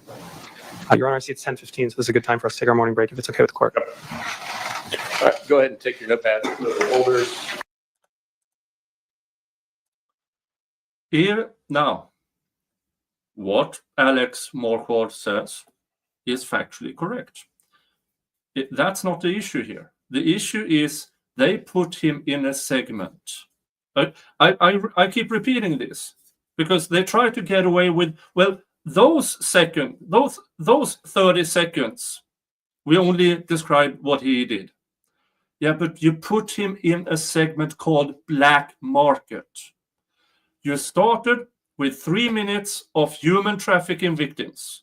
You put his face front and center. Ended with victims of human trafficking. This, in my personal opinion, was them nailing Mr. Young, ruining him. Because in a discussion with a woman, he called her a spiteful bee. That's the only thing he actually did wrong here. So, yeah. And again, they had names. They were given names of people who actually exploited Afghans, who actually did the black market thing, who actually was human traffickers. They ignored those people just to get to Zachary Young.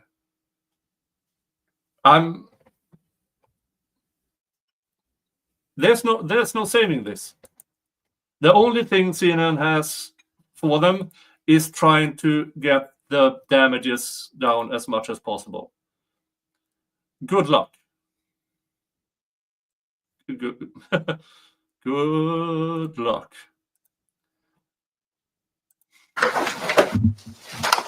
Yeah, and I'm going to cut out the entirety of the direct examination and put out as a separate video so you can rewatch it. Because holy crap.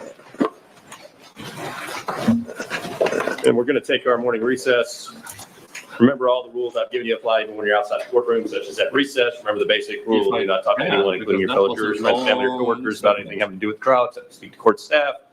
This means no emailing, text messaging, tweeting, blogging, or other form of communication. You cannot do any research about the case or look up any information about the case. Remember to observe during our recess the other rules I gave you. If you become aware of any violation of any of the rules at all, please notify court personnel. If you do use your phones or electronic devices, make sure they're turned off before we come back in the courtroom. We'll get you gathered back up in the jury lounge at 10:25 in 10 minutes. All right.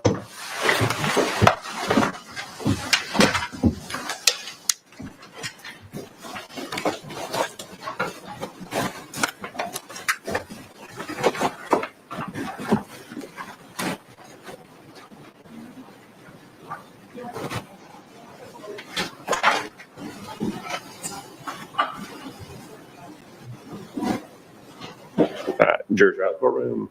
Anything we need to address? Nothing for plaintiffs, Your Honor. All right. See you back in 10.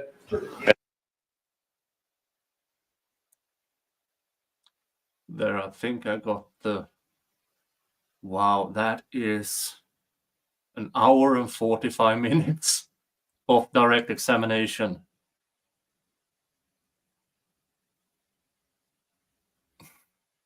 Yeah, hold on. Yeah, let me just go to after the break. So I can... And again, I'll just remind everybody, if you turn your phones on, make sure they're silenced.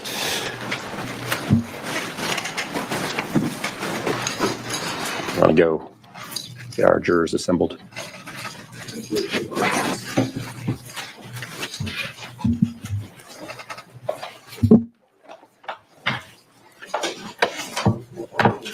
You right?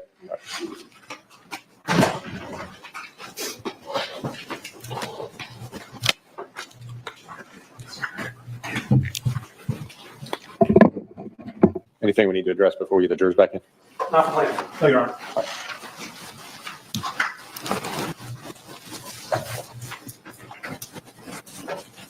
You know, I'm always nervous asking that question. I think we've been better the last couple of days. It's definitely cut down on issues we need to address.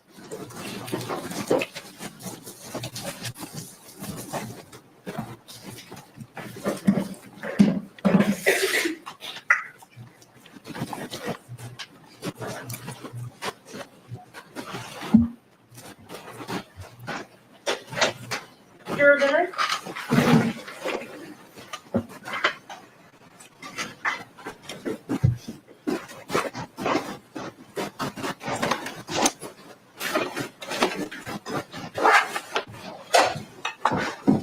All right, y'all can be seated.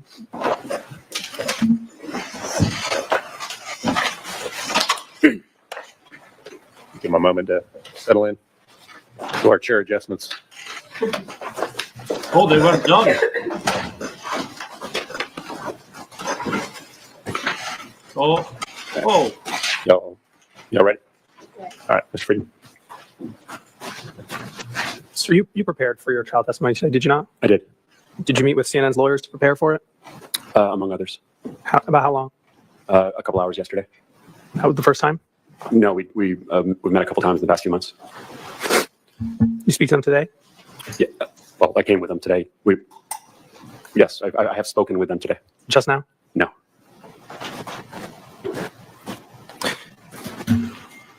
I want to take you back into your news gathering efforts, okay? Yes. Corey, I need a limited production of Exhibit 146, please.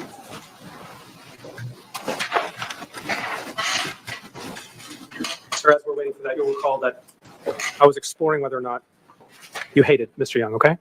Okay.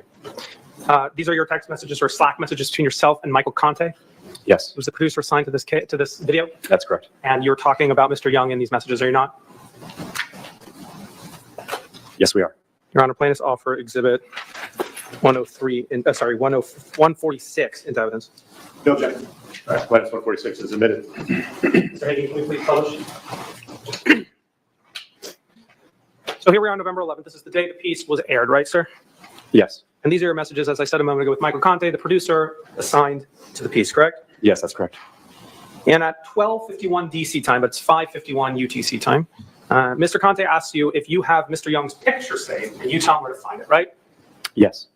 And then Mr. Conte responds at 5:53, "What a punchable face." Do you see that? Yes, And you respond back, "Right." Do you see that? I do. So you agreed that Mr. Young has a punchable face. I was acknowledging what he said and moving on. You can see I didn't laugh or anything like that. I just acknowledged it and then said, okay, Katie Bo doesn't have it. Sir, you could have started your sentence with "okay," could you have not? If you were just acknowledging what he was saying? I was responding to it. You were responding with agreement. That's what right means, correct? No, I was just being agreeable. I was clearly not dwelling on this. I was trying to get the piece done. You did not think he had a punchable face, No, but you nailed him anyway? no, we didn't. And I'm just, Sir, there's no question pending. Let's take a look at the next exhibit, Plaintiff's Exhibit 117. Sir, you'll have an opportunity. Your lawyer will put you on. You can that's say fine. whatever Thank you, Mr. Friedman. Plaintiff's Exhibit 117 is up. These are messages between yourself and Katie Bolillis. Yes, She worked on the story with you, correct? she did. And in these messages, you're talking about Mr. Young, correct? Yes, Our friend in Austria, right? yes, Excuse me. On page 2, Katie Bolillis tells you that she has seen him shut people down immediately if they don't have sponsors for money, right? I told her that. You're right. My apologies. You told her that you've seen him shut people down immediately if they don't have sponsors for money, correct? Correct. So you knew that, right? Yes, And she responds back to you, "What a shitbag," right? that's what she wrote, yes. On page 17, you send Katie Bolillis a screenshot of Mr. Young's interaction with an American called David Lerner, correct? Yes, And on page 18, Lillis responds with, "Wow, this guy is an a-hole." You see that? I do. And a little later, she speculates to you, can we go to 626? That she's wondering if Zach is just kind of making it all up, right? Yes, And your response is, "It's your funeral, bucko." yes, Essentially, sir, you believe that because Zachary Young was not engaging with you, you could publish whatever you wanted, right? No, we can never publish whatever we want. I ask you again, you hated Mr. Young? I did not. Everyone at CNN hated Mr. Young. That's incorrect. There was no personal animus towards him. Katie Bolillis cursed about him. She cursed. Was Hogan cursed about him? You haven't shown me that. Okay. Can we put up Police Exhibit 186, please? Page 1, it's an evidence. Right there on the bottom of the screen, can we bring that up in big? 2:19 a.m. Yeah, he's an escort. You see that? I do. So your testimony today that this is the first time you're seeing this message? No, now it's jogging my memory, so I remember seeing it. So, okay, so Buzz Hogan also cursed about him, didn't he? Yes, Mr. Conte thought he had a punchable face. that's what he wrote. You agreed with it. I was being agreeable, but I You wasn't being agreeable, I'm sorry. You cursed about him too. You called him a mother effer, right? I did. You promised to nail him, didn't you? And then allowed for the possibility that he wouldn't even be part of the piece after that. And Mr. Phillips encouraged you to do it, cowboy, right? Yes. All right, Mr. Marker, so you know where I'm going. I want to explore all the leads that you ignored so that you could feature this man in your post, okay? Very well. Now, you interviewed 2 people in the video segmented issue in this case, didn't you? I interviewed, as you've highlighted, many people, did a lot of research on this, and I used 2 examples in the story, one young man in California, the other in Afghanistan. Let me phrase it better for you. Your final video included 2 interviews of Afghans or those seeking to get Afghans out, correct? Correct. One was located in Kabul. Yes. I'm going to call him Mr. Kabul. You know who I'm talking about, okay? And one was located in California, right? Yes. And I'm going to call him Mr. California, okay? Let's take a look at your correspondence with Mr. Kabul. Corey, can you put up Exhibit 96, please? And let's go to page 3, turning to 4. And here, Mr. Kabul tells you that he had a meeting with someone who offered him an evacuation for $50,000, right? Yes, that's correct. He says, you ask him, did you have your meeting today? And he says, yes, sir. You say, how did it go? And he says, very expensive, $50,000, right? Yeah. You say, oh my, can I call you, right? Yeah. You didn't even try to find that person who offered him a $50,000 evacuation, did you? I didn't. And that's because you had what you needed to tell the story that you were telling, correct? He confirmed the story that we were telling, which was about this market where people were asking for huge amounts of money, $50,000. That man told me he could not afford it. And he was the one who was in hiding while his kids got walked to school because he was getting hunted by the Taliban. So he confirmed that the story that we were looking at was true. He confirmed that there were... Your Honor, objection, narrative response, non-responsive. It is responsive. It's very responsive to the question. The question was, that's because you had what you needed to confirm the story correct. And he's responding to it. So yes or no? I'll overrule the objection. You finish your answer. Thank you, sir. He confirmed that there were people doing what Mr. Young was doing. And so the elements that we put into this piece told a bigger story. Sir, do you recall sitting for deposition in this case? Yes, sir. And at that deposition, you swore to tell the truth? Yes. And I am going to page 298 of your first deposition of the case, lines 7 through 13.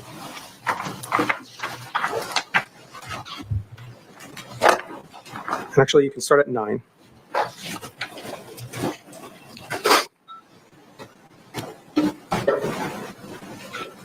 Okay, I'm there. Again, Your Honor, I think this is completely consistent with what Mr. Marquardt just testified.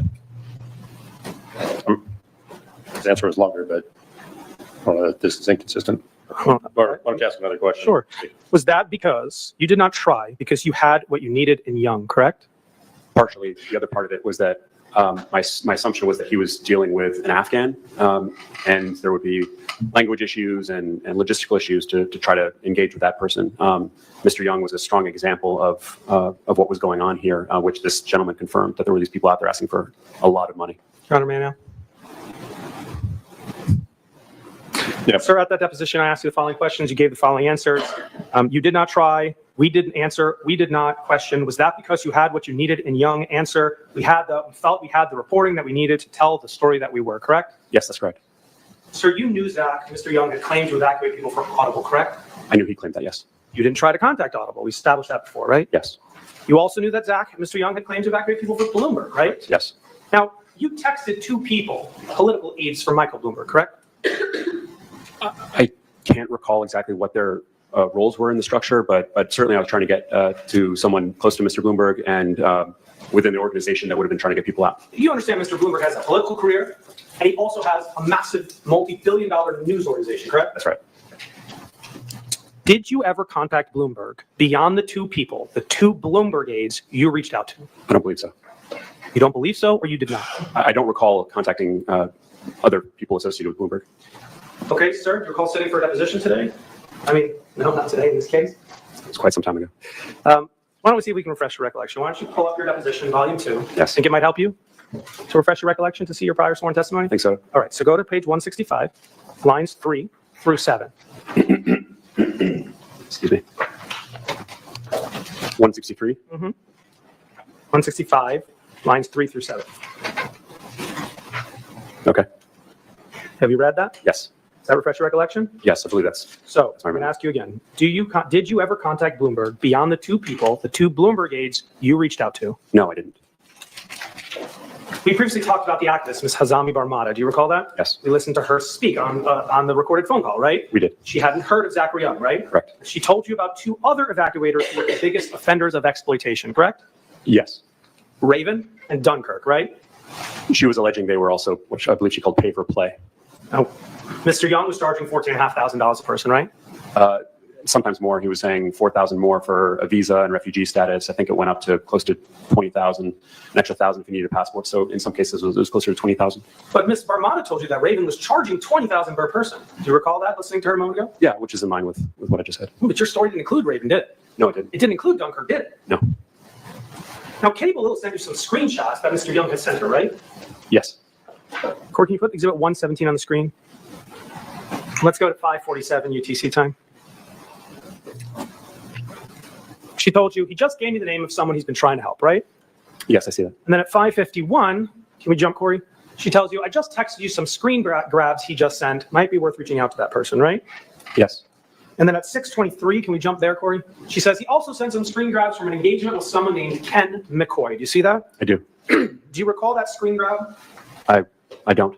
He was trying to help an Afghan called Ahmad Zubair Nouri. Do you recall that? I remember him sending screen grabs to her. You didn't mention Nouri in your final report, did you? No, we didn't. You didn't mention McCoy in your final report, did you? No. You didn't mention that Zach was trying, or at least claiming, to try to help people in your final report, did you?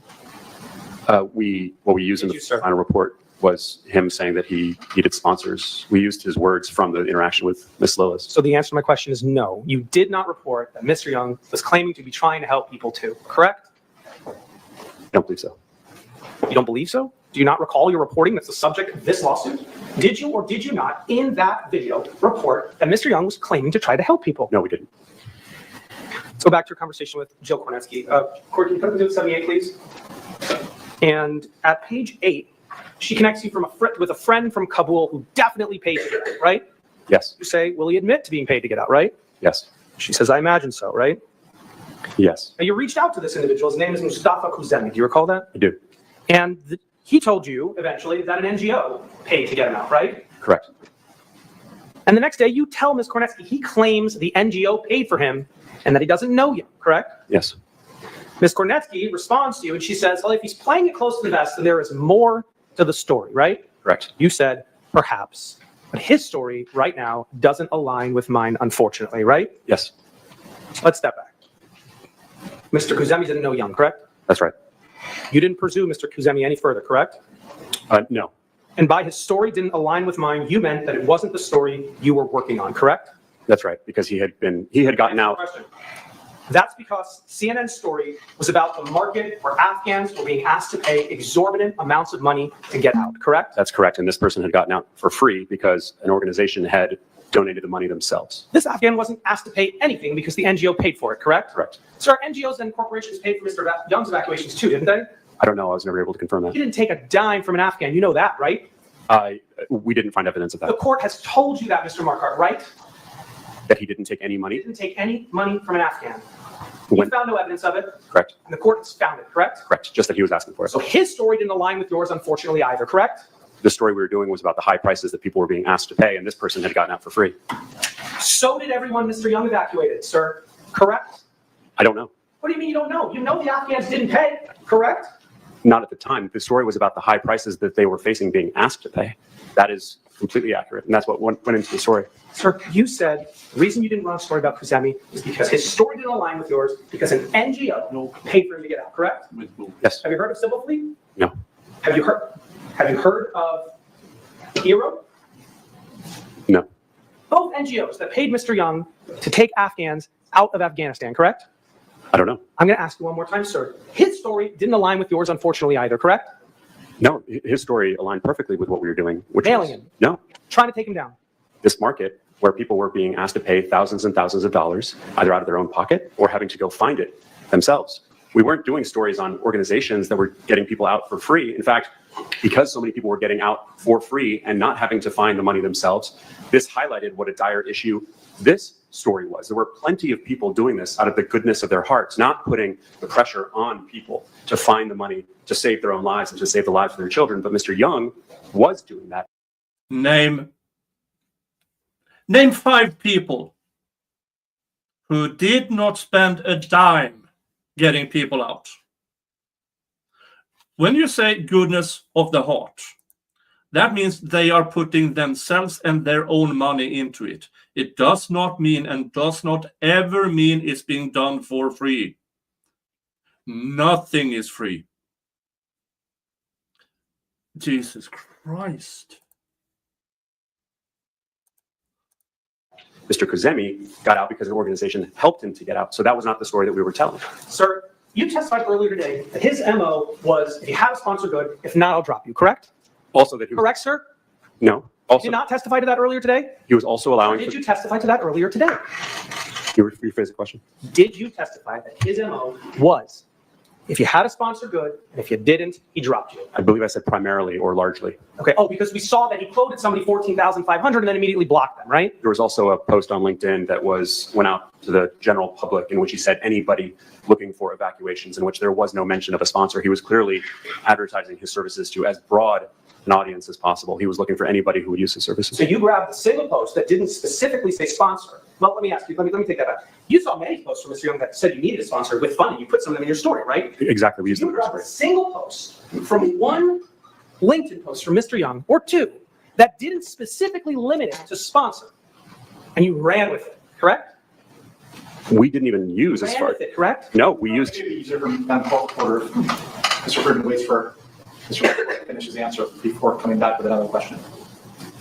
I think the concern is he's asking a yes or no kind of question, and he's not. So if there's an issue with his response, raise an objection, but otherwise let's not talk over each other. Thank you, sir. Go ahead and ask another question, Mr. Friedman. Yeah, I'm just trying to remember where I was at, Your Honor. That was, sir, you saw some public posts from Mr. Young, correct? Yes. But you saw 7 instances that we've just reviewed today where he shut people down or stopped talking to them after he found out they didn't have a sponsor, correct? Correct. And you ran with your story anyways, even though it didn't align with yours, correct? Including his own words Correct. about needing Your a Honor, sponsor. Not objection, non-responsive. And re-ask the question. Including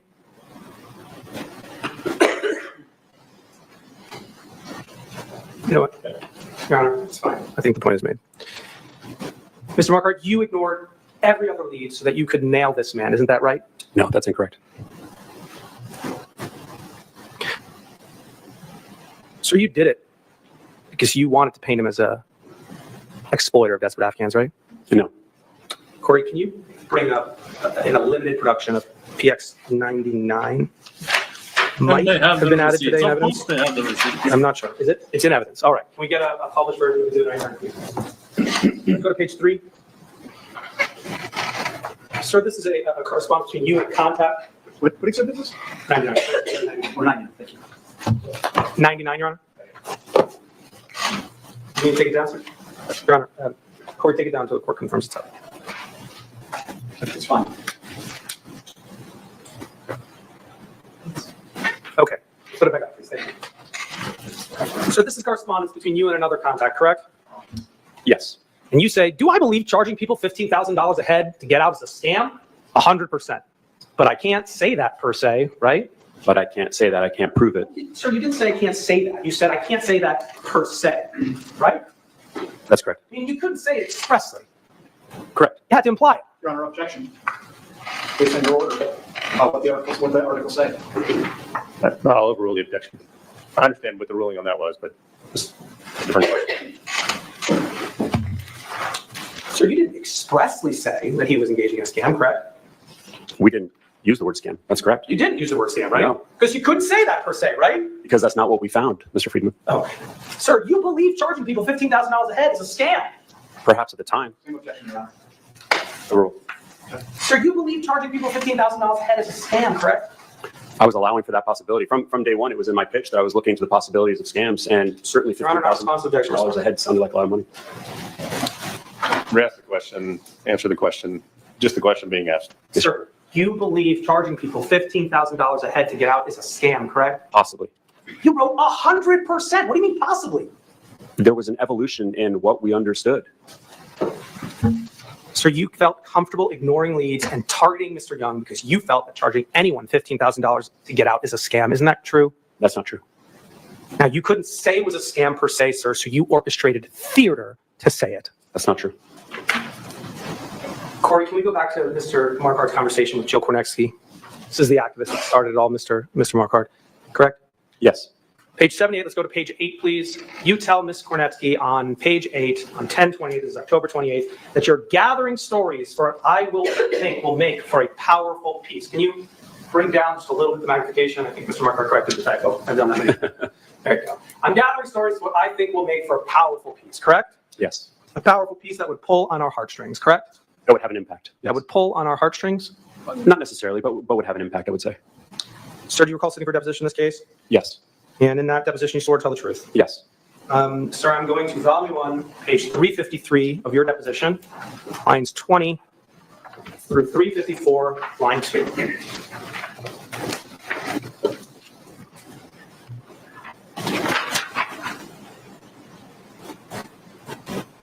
Okay. Your Honor, may I proceed? That's fine. Sir, at that deposition, I asked you the following questions. You gave the following sworn answers. Question, and powerful in that it would pull on our heartstrings. Answer, impactful pieces generally do, yeah. Con drop emotion, yes. Do you recall that testimony? I do. You were trying to conjure up emotion, weren't you? Impactful pieces generally do. And Yes. you were trying to do it here, weren't you? Yes. Let's see it in action, sir. Corey, can you put up Exhibit 98? First email on the page. You're emailing Mr. Levine and Callahan. Mr. Levine is top brass, Mr. Callahan's your direct manager, right? Yes. And you say to them, this is about the pitch that eventually becomes the video issue in this case, isn't it? Yes. October 29th, that's the day after you just told Ms. Kornetsky that you were gathering stories for a powerful piece, correct? Correct. Multiple stories. Okay, and it's fair to say that here you are updating Mr. Levine and Mr. Callahan on where things are holding, right? That's right. And you tell them that you've talked to a new guy in Kabul tonight, right? Yes. He's been told it's $25,000 for the family to get out, right? Correct. That he's ready to sell his house at half price to get his family out, right? They were so desperate. Yes, they were ready to do that. But he hadn't heard of any scams, right? Correct. Just that it was a booming business, correct? Correct. And then you tell Mr. Callahan and Mr. Levine, such a nice guy, so desperate, good English, and ready to do an interview, right? That's correct. These are the qualities you need to pull on heartstrings, Mr. Marquardt, aren't they? This certainly makes for a strong interview that will have some emotion and pull on heartstrings. Yeah. A desperate, nice guy who can speak English and who's willing to do an interview, right? And from the beginning, that was the story we wanted to tell, the story of these desperate Afghans. And so you tell Mr. Callahan, Mr. Levine, that good elements are lining up, and you ask for a producer so you can get some of it on tape, don't you? That's right. The cinematic elements were lining up, correct? Well, the visual elements for a visual story. Potato, potato? No, I don't work in cinema. Thought so, Mr. Marquardt. You needed a producer to make theater, didn't you? Every television piece I do has a producer attached to it. A producer is in charge of assembling the pieces of the visual story. So at this point, I was asking for a producer to help me put it together. So one of the first steps of writing good theater is identifying your main characters, aren't they? I don't know. I've never written theater. Well, 3 days later, you do just that in an email to your manager, Callahan. You don't recall? Writing theater? Yeah. Identifying your main characters. Yeah, characters in a video story. Yeah. Oh. We call them characters. That's what I think you do. Mr. Corey, can you put up Exhibit 101?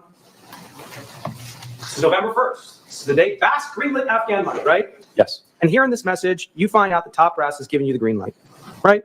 that's correct. Also the same day, you told Mr. Fritz that you were going to nail this Zachary Young mother effort. Isn't that true? I'll take your word for that. Want me to show it to you again? No, that's fine. And you tell Mr. Callahan that you have two main characters, right at the beginning of that sentence. I have two main characters I want to get up on tape, and then I'm going to try to find this Young character, right? That's correct. So you've zeroed in on your cast of characters for theater, correct? No, this is the lingo that we use in television news. The people who appear in stories are called characters. That's just what we call them. And certainly I was not engaging in theater. The next day is November 2nd, right? Yes. Corey, can you put up Exhibit 99? We've looked at this message before, but let's just put it in time frame for us. This is when the next day you say you zeroed in on that American, right? Yes. And now it's November 3rd, the next day after, right? After November 2nd is November 3rd? Yes. A lot of things happened on November 3rd in this story, Mr. Markar, correct? Yes, that was the first day that we actually were able to speak with Mr. Young directly. You filmed the Afghan from California, Mr. California, right? Yes, You filmed Mr. Kabul, right? I believe so. And you film your attempt to call Mr. Young, right? Correct. Let's walk through November 3rd in detail, okay? Folks, I've heard of this. Pay close attention to what is about to happen. I'm going to shut up now and just play it. I've heard of this. I haven't seen it yet. This is amazing. After the Mr. Kabul interview is over, you text Katie Bolos. Do you recall that? I believe it happened. I don't remember the timing of it. That's fair. Corey, can you put up Exhibit 117? Let's go to page 19. I'm actually going to play this in normal speed. 6:24 p.m. UTC. This is 2:24 p.m. DC time, okay? Yes. You tell Katie Bolilis, the Kabul interview I just did was heartbreaking. Nothing to do with this guy, though. That's this guy? Mr. Young? Yes. Just the business, right? Correct. One character on tape, correct? That's right. This character makes it into the final video segment, right? Yeah, it was a particularly sad story. There's nothing to do with Mr. Young, right? He had seen Mr. Young's post, but they hadn't had any contact. Nothing to do with this guy, though, right? Correct. They didn't have any interaction. Now, it's just 2 minutes after you tell Katie Bolilis that the interview with Mr. Kabul was heartbreaking at 6:24, which is 2:24, and unrelated to Zach, that you also tell her it's going to be Zach's funeral, bucko, right? I wrote that, yes. 2 minutes after. You just told her the video was heartbreaking, but nothing to do with him, right? Well, you need to put it in context of what Katie Bo and I were talking about. I mean, are you denying it was 2 minutes later? No, I'm not denying your timeline. Okay. Now, 30 minutes later, you interview the second Afghan character, correct? Mr. California? Yes, Mr. California. Yes. Now, you had a CNN employee go to Mr. California to film him, correct? Cameraman, yeah. And you had a CNN employee cameraman film you, correct? Yes. So we have a video of your side of the interview, right? Yep. And we have a video of his side of the interview, right? Yes, that's often how we do things. And parts of the interview make it into the final video that CNN published on November 11th, right? The very beginning. They made it in, right? Yes, yeah. It was at the beginning of the piece. Now, I'm going to play you a segment of the video, and then I want to ask you some questions about it. But Exhibit 274 is not yet in evidence. So can I get a limited publication of Exhibit 274 to just the witness? Is it a video? It is a video. Sure. Well, we're not going to play it. We're going to put it up there.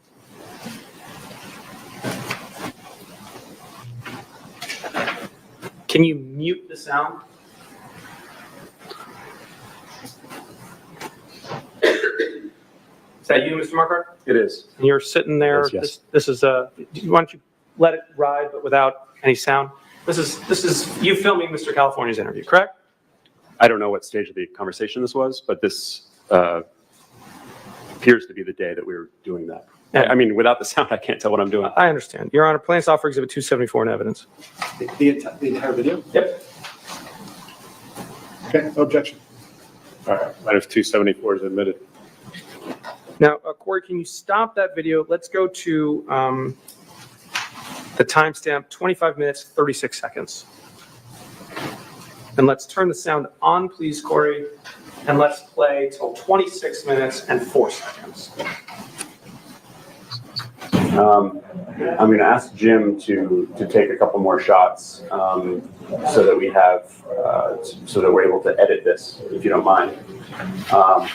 We'll probably just, what I'm going to ask him to do is probably, he's going to turn on the light, but we're just going to sort of shoot your hands, when you're talking. And then how would you feel if he went, when you leave, if he goes outside with you and just shoots you from the head down out on the street? So you tell Mr. California that you're going to ask CNN's cameraman to take a couple more shots so that you're able to edit the video, right? That's right. And that these shots are going to be of his hands when he's talking, right? Yes, And another shot from the head down while he's walking, right? correct. That was the first shot in the piece. And CNN ended up filming both those shots, didn't they? We did. So I need a limited production, please, of 275. So can we take it down from the publication? And let's put up without sound exhibit 275.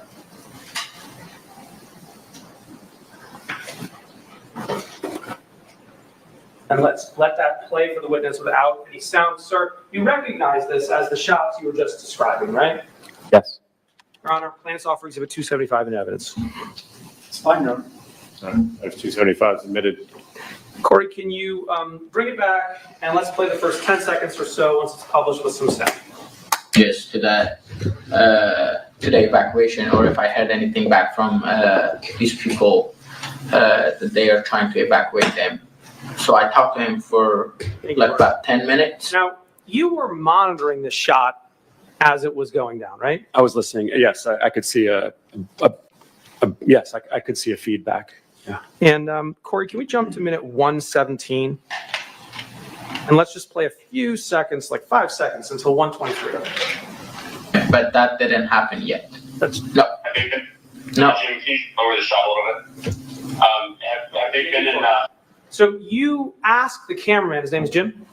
I believe so. You say, can you just lower the shot a little bit, right? Yes.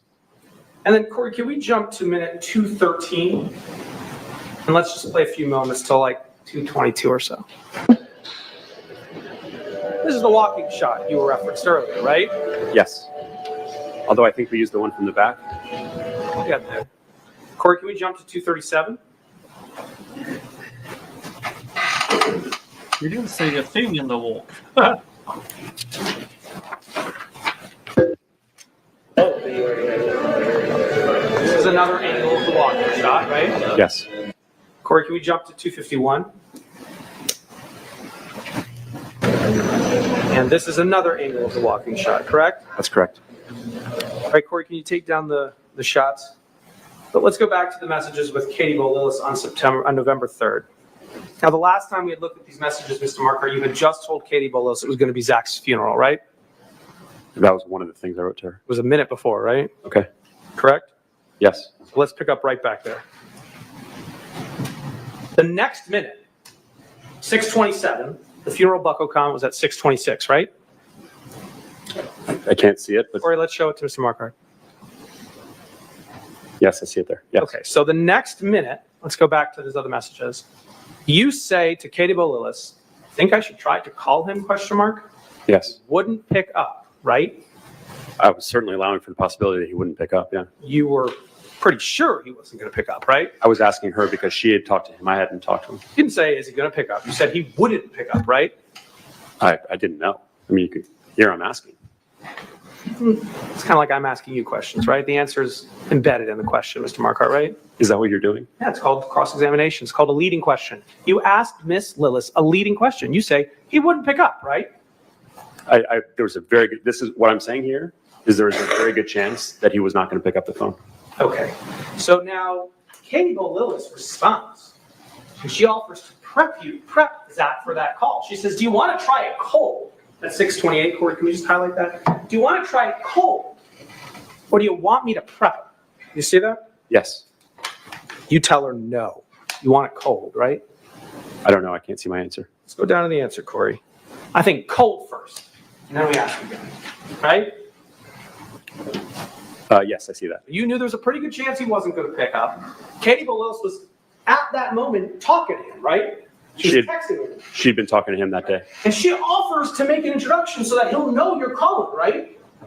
We just looked at that. Do you want me to prep it? Yeah. Yeah. You tell her no. Don't tell him, right?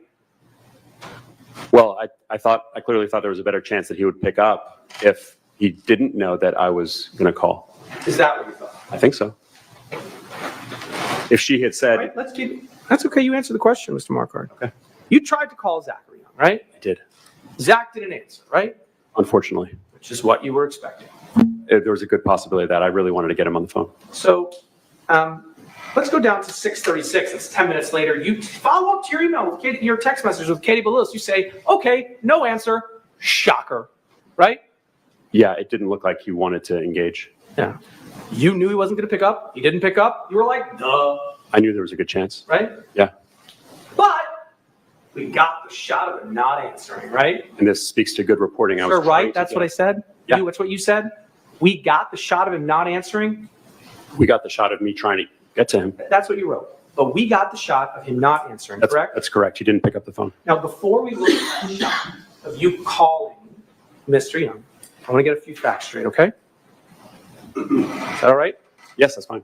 When you attempted to call Mr. Young, you did it through an encrypted messaging application called Signal, correct? That's how we were speaking with him. That's correct. That's not a regular phone call, correct? It's like calling someone on FaceTime. It's not a regular phone call, right? What do you mean by regular phone call, I sir? mean, if I pick up my phone and I dial your number and I press call, I'm using a regular phone line, right? Right. It's like calling someone on FaceTime. It's like WhatsApp, right? Sure. Same thing. So it's not a regular phone call, right? I'm sorry, sir. I don't know what you mean by regular phone call. It is a phone call. It absolutely is a phone call. It's a VoIP phone call. Do you know what VoIP is? Voice over IP. Right. Correct. So it's a voice over internet protocol, right? Yeah, I call that a phone call. Okay. Uses the internet to place a phone call instead of the telephone wires, correct? That's the distinction. I agree with you there. Oh, it's not a regular phone call. It's a phone call over via voice over IP is still a phone call. Didn't say it's not a phone call, sir. I just said it's not a regular phone call. But it's okay. On November 3rd, you had not yet texted or called Zachary Young from your cell phone, correct? That's right. You would have no reason to recognize the number you were dialing on, correct?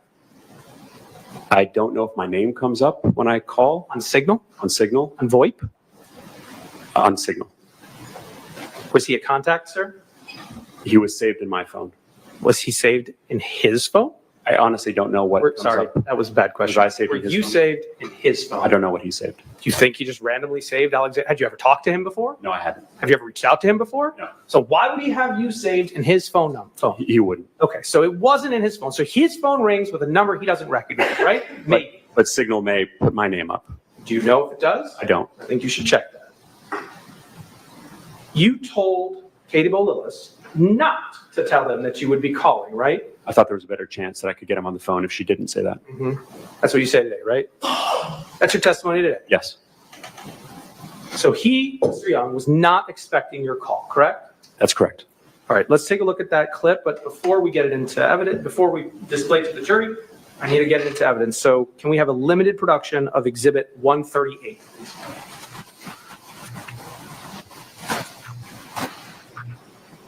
Let's mute the sound, Corey. Let's let it roll. Sir, is this the video of you attempting to call Mr. Young? Yes, it is. Your Honor, plans to offer Exhibit 138 into evidence. No objection. All right, Class 138 will be admitted.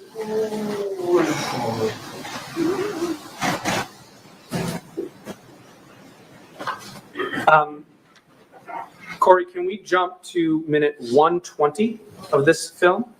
And let's put the sound on till 135. So 15 seconds, please.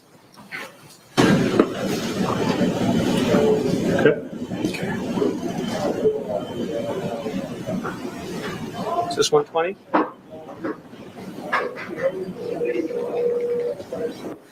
So you've got the shot set up and you place the signal call to Zachary Young, right? That's right. Let's watch it ring. Corey, can you let it play till 2:35?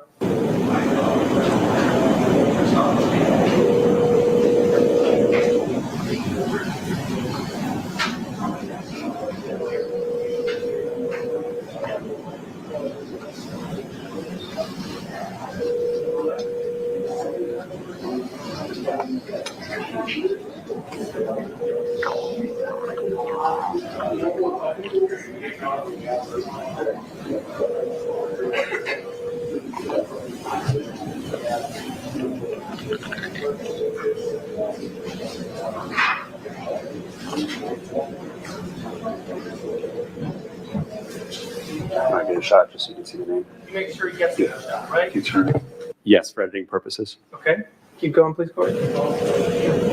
Zooms in.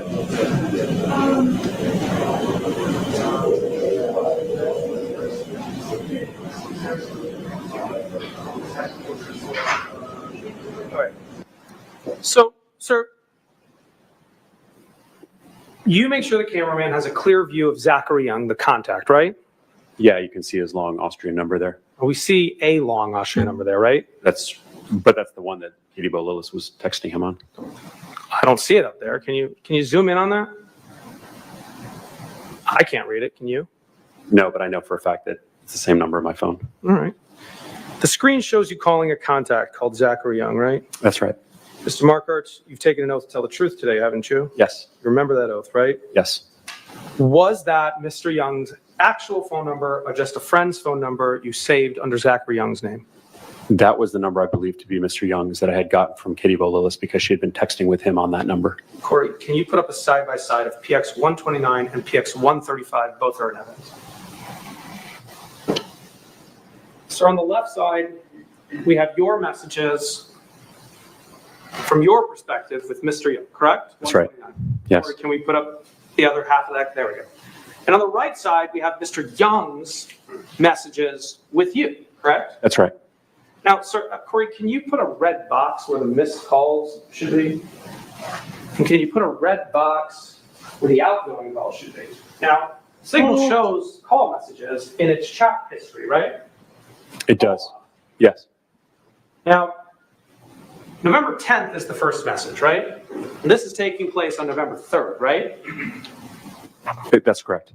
There is no missed call in Mr. Young's chat history, correct? I don't see it there. There's no outgoing call in your message history with Mr. Young, correct? That's correct. Was that Zachary Young saved under that phone number, Mr. Markart? Yes, it was. It was the same number that Katie Bo-Lillis had given me and that he had been using. All right, Corey, let's put up let's go back to 138.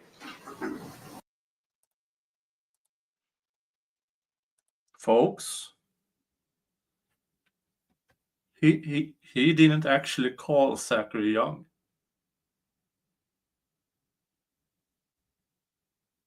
What the attorney says here is correct. Your history is what is the your history is always up there, and there's nothing. He never called Zachary Young because there's no outgoing call from his phone, from Alex's phone to Zachary Young, and Zachary Young has no incoming or missed call.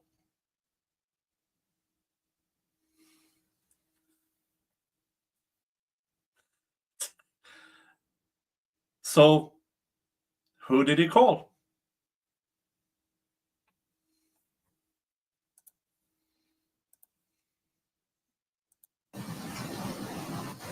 And let's play until 2:43 and pause. Can you just hold the phone in your hand for a second?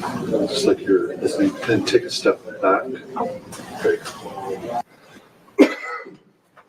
So the call ended and you saw no answer, right? Yeah, I let it ring quite a few times. Your producer then tells you to hold the phone and pretend to be listening, right? The cameraman told me that. Okay. He even told you where to stand for the shot, right? Yeah. Yeah. Let's turn the video back on. Let's play till 3:09, please, and then let's pause it. You're the phone, the shot. You're pretending to call Mr. Young, correct? I don't know what I was doing at the time. It looks like I'm placing a call. Call. Your ring? I don't hear any ring. You were pretending to phone call him, weren't you? I don't know. Okay. They roll on that.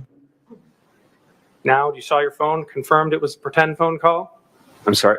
Now that you saw your phone screen not ringing or showing a missed call, are you confident that you were pretending to call Mr. Young? I was holding my phone like I was making a phone call after having made the phone call. What you're getting at is very basic TV production.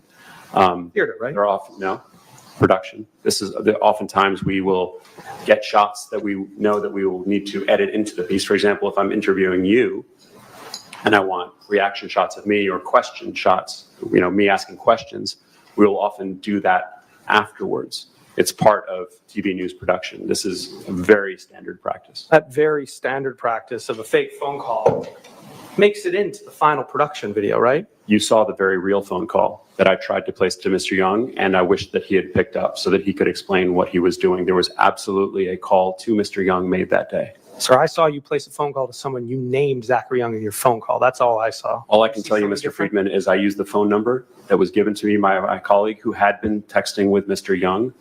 As far as I knew, that phone number was Mr. Young's because she had been successful at texting with him. The same phone number, mind you, that I then used a week later to text with him that he responded on. As far as I knew, that was his phone number. I called him. He did not pick up the phone. And what you're seeing here are what are called pickup shots so that we can then edit the story together later on. This is very standard production. Sir, that...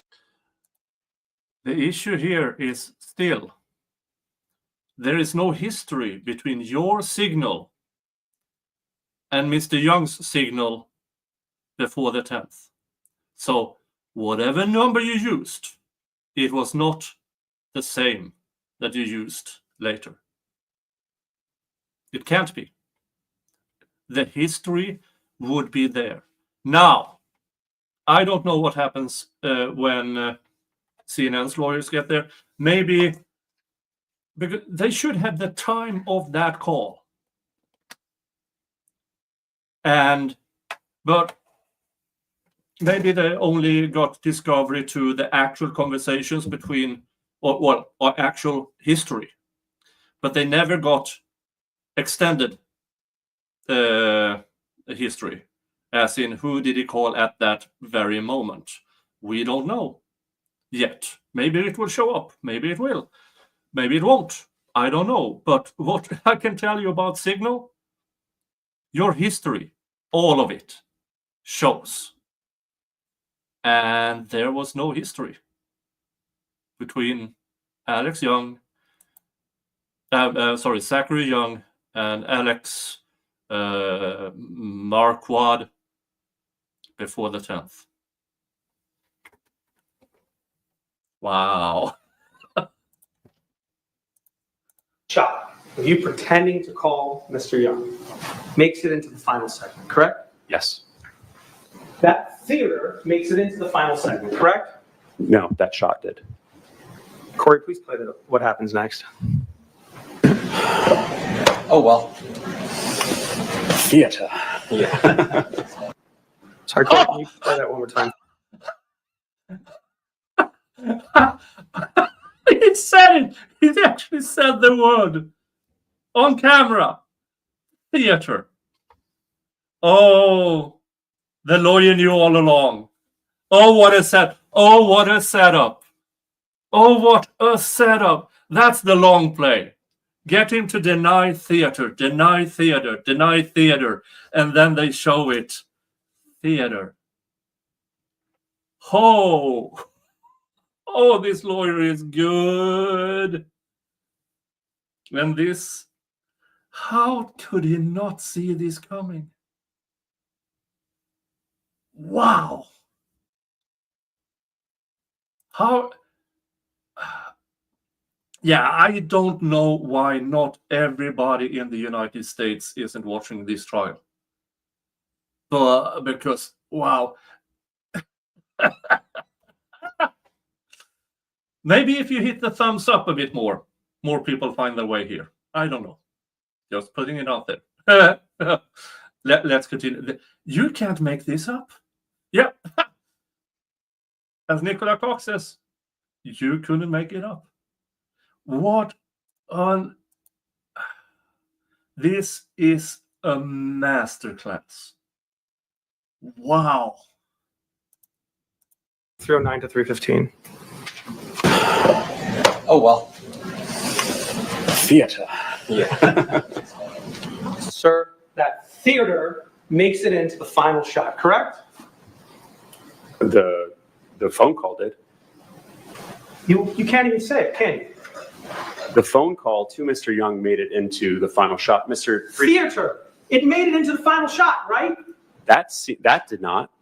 Sir, I appreciate. the theater of you faking a phone call to Mr. Young made it into the final video segment, correct? We didn't fake a phone call. We made the phone call. Sir, you just admitted that you were holding your phone. It's standard procedure in CNN and TV news production to take other, I forgot the name you used, shots, right? Pickup shots, yes. Pickup shots. Yeah. You just said it was a pickup shot. Yes. That theater made it into the final video segment, correct? The pickup shot did, yeah. Can't say this, Mark, can you? I appreciate that you're trying to paint this as some kind of scandal. I can explain what's going on here. And Sir, I didn't ask you. I'm not going to use my time for it, but I am sure Ms. Axelrod will ask you to explain it. that's fine. Thank you, Mr. Friedman. Sir, at the beginning of this cross-examination, you told me no part of the video segment was theater. Do you recall that sworn testimony? That's correct. You lied to the jury, did you not? I did not. Before you signed off for the night, Mr. Markhart, you texted your boss, Mr. Callahan, right? Can you show it to me? Sure. Can you put up Exhibit 121, please, Corey?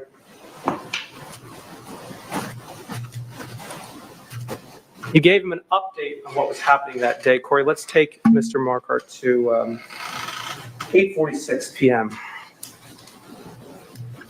And first you tell him that Katie Bolillis has been in touch with the main guy, Zachary Young, correct?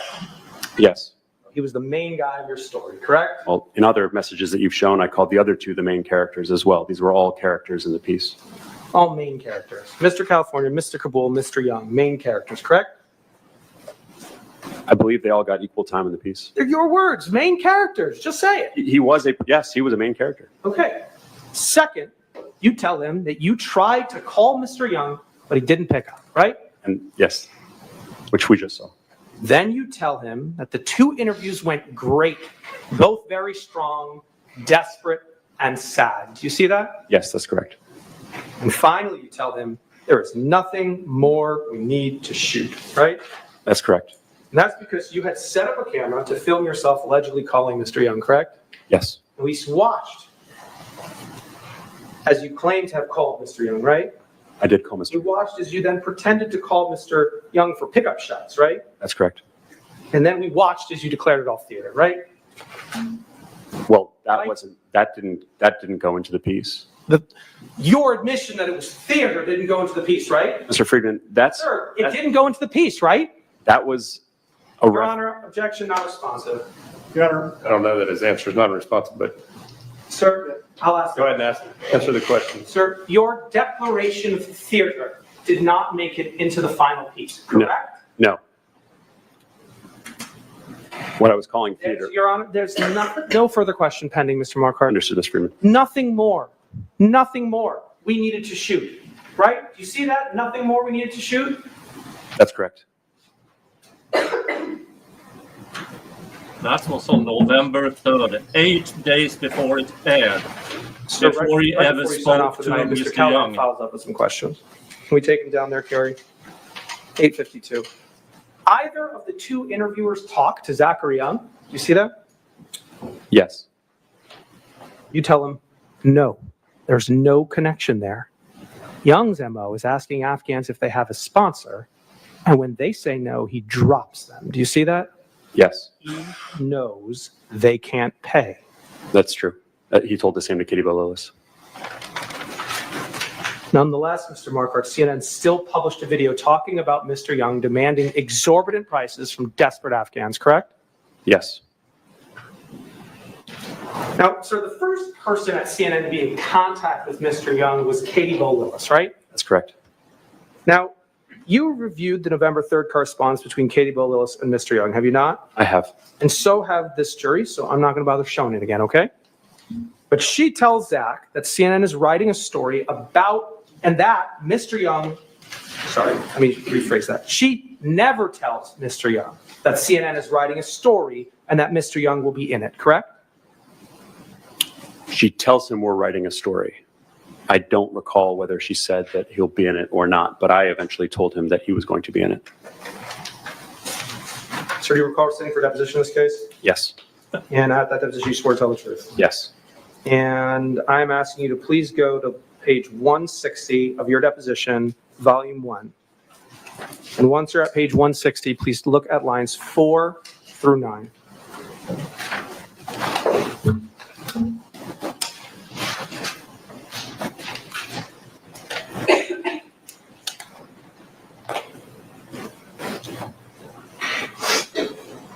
Okay, sir. Your Honor, may I proceed? No objection. At that deposition, sir, I asked you the following questions, and you gave the following sworn answers. Question: Ms. Lillis never tells Mr. Young that there's a story about that CNN is going to be writing a story and that Mr. Young will be in it, correct? That's correct. Answer: that's correct. Correct.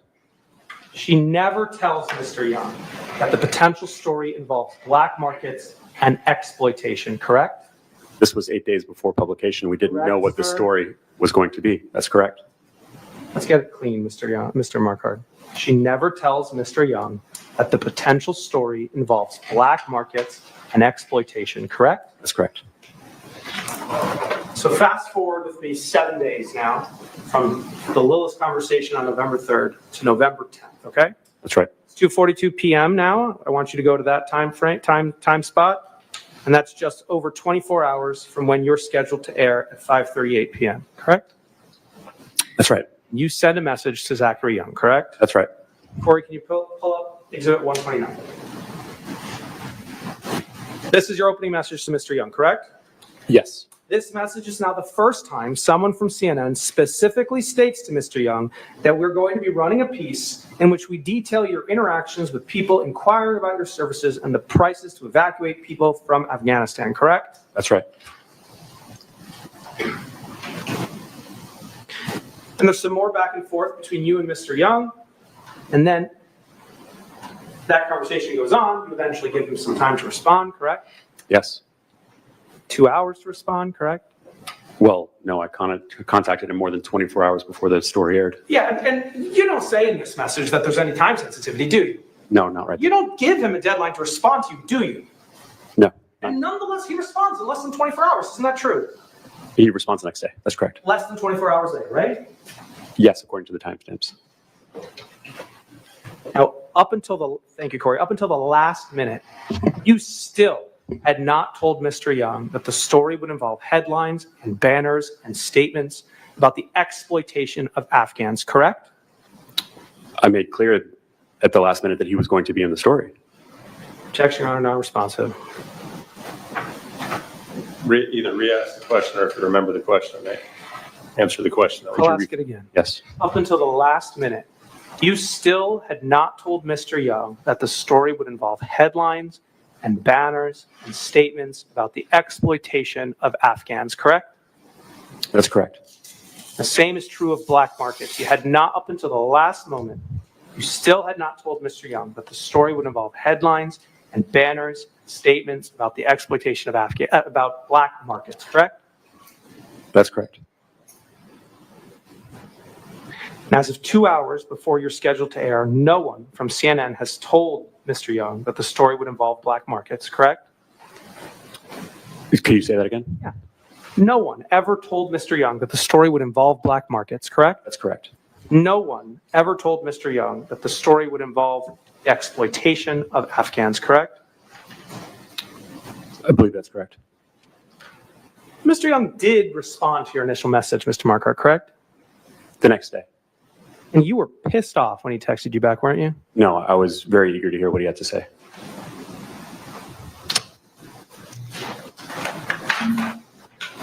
Oh, what happens here?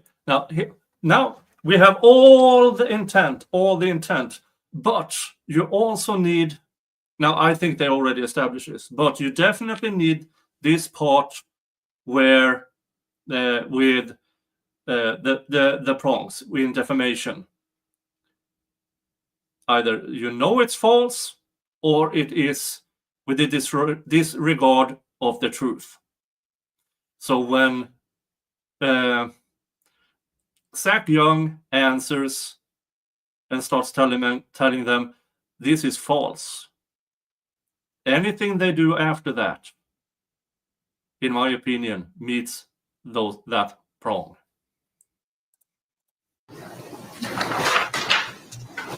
Corey, can we put Exhibit 129 at page 1 on the left side of the screen? And let's focus on Mr. Young's response to Mr. Marquardt. Can we shift that over to the left side? So this is Mr. Young's first response to you, Mr. Marquardt, correct?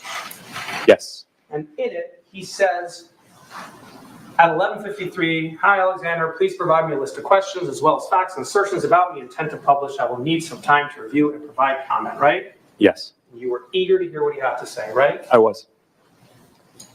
Corey, can you please put up on the right side of the screen Exhibit 141 at 1, which is in evidence, and bring me down to 4:54 UTC time, which is 11:54 a.m. Yes. Okay, so 11:53, Mr. Young reaches out to you for the very first time, right? Yes. And 1 minute later, at 11:54, you say FFS. What does FFS stand for, Mr. Marquardt? Would you like me to swear in court? I think I need you to, Mr. Marquardt. I'm sorry, but that's what you wrote. What does FFS stand for? Oh, apologies. It stands for fuck's sake. What's the line underneath this thing, Mr. Marquardt? Effing Young just texted. It actually uses the cursor, but I think we've seen enough of that today, right, Mr. Marquardt? Yes. So you write, for F's sake, effing Young just texted, right? Yes. Eager to hear what you have to say, right? Yes.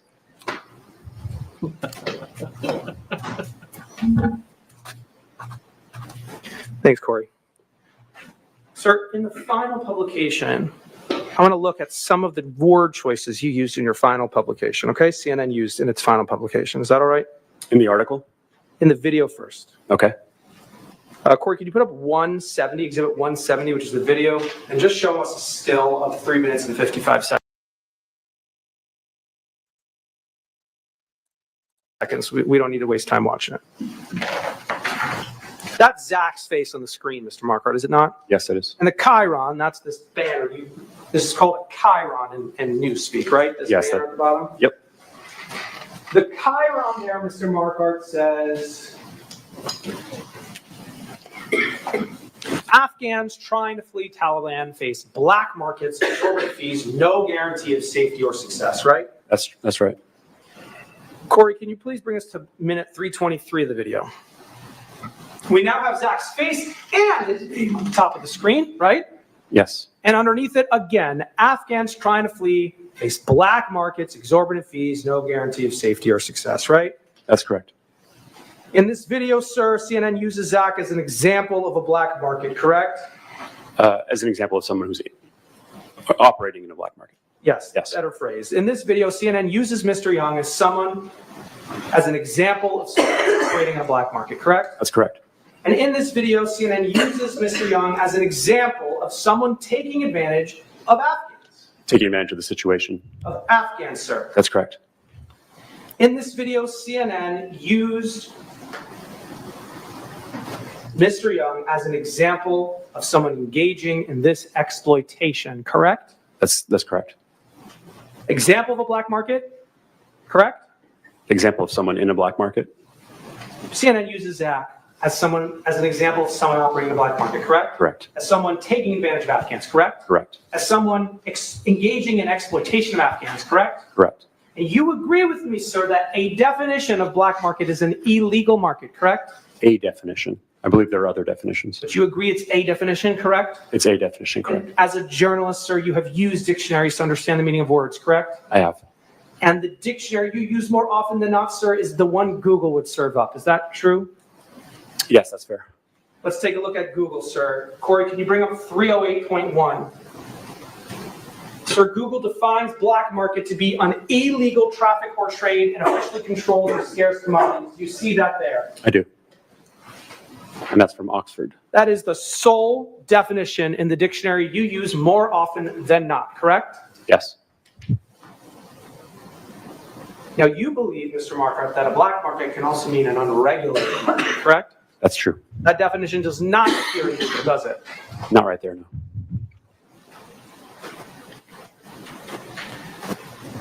Thank you, Corey.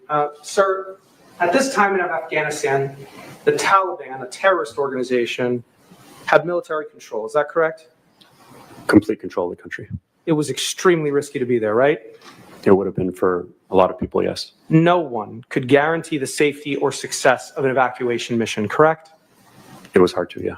No one could guarantee the safety or success of an evacuation mission, correct? I think it's fair to say it's hard. It's very, very hard to guarantee. It's hard or it's impossible, sir? I wouldn't say it's impossible. There were flights that were going out. And Some people were being, guarantee someone they could get on that flight, sir? not anyone, some people. The Taliban was letting some people out. So the Taliban could guarantee safe passage outside, correct? They would be best positioned to. Is there anyone else that you know that could guarantee safe passage out of Afghanistan, sir? No. Corey, can you put up PX 170 at 354? CNN nonetheless chose to display a chyron over Zach's face and his name, saying that there is no guarantee of safety or success, correct? That's right. That is just the baseline true of anyone offering evacuation services, isn't it true? That's true. Sir, your video said, CNN's video said, that desperate Afghans are now being exploited, correct? That's right. You had no evidence that Zach exploited an Afghan, isn't that correct? He was exploiting the situation. You had no evidence that Zach exploited an Afghan, correct? Afghan individuals, that's correct. He was trying to. He can't help himself. I mean, Corey, can just you getting play worse. the first 9 seconds of PX 350, which is an evidence? They say they will help Afghans escape the country, but only for a price, a steep price. How desperate Afghans are being preyed upon. That's next. This is a preview of the segment that lead with Jake Tapper, sir. That's right. Mr. Tapper says that after the commercial, the video will discuss how desperate Afghans are being preyed upon. That's right. You never found any evidence that Zach took any money from an Afghan citizen, correct? That's correct. As we covered earlier, you did not have any evidence that Zach took advantage of an Afghan, correct? That's correct. But CNN still broadcast that the story was about Mr. Young preying on desperate Afghans, correct? He was attempting to. Thank you, Corey.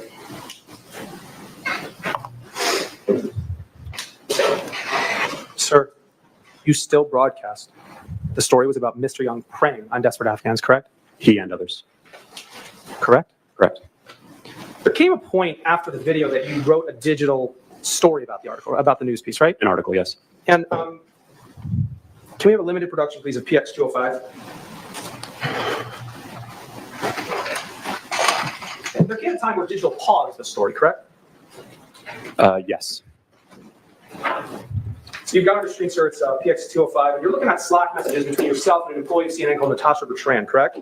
Yes. And you're discussing the digital write-up in this piece? Yes. Your Honor, Plaintiff's offer exhibit 205 in evidence? Plaintiff's 205 will be admitted. Can we publish to the jury this week?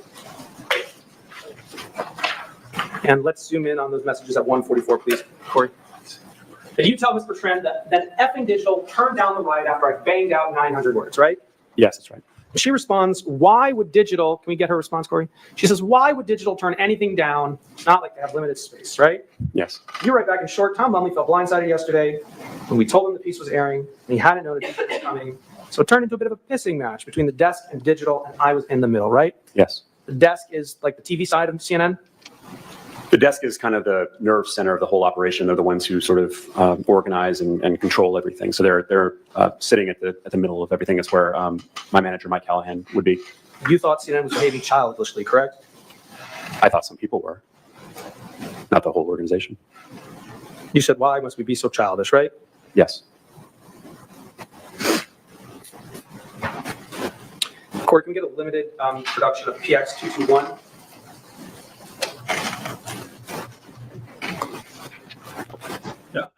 I have to, for you who just joined, this is a defamation trial of Zachary Young, a Navy veteran, medically discharged, who took upon himself to start a business as a contractor, a military contractor. Then Afghan withdrawal, the Foster clock that was. So Mr. Young decided to offer his services to companies, to sponsors, to get Afghans out. And he did.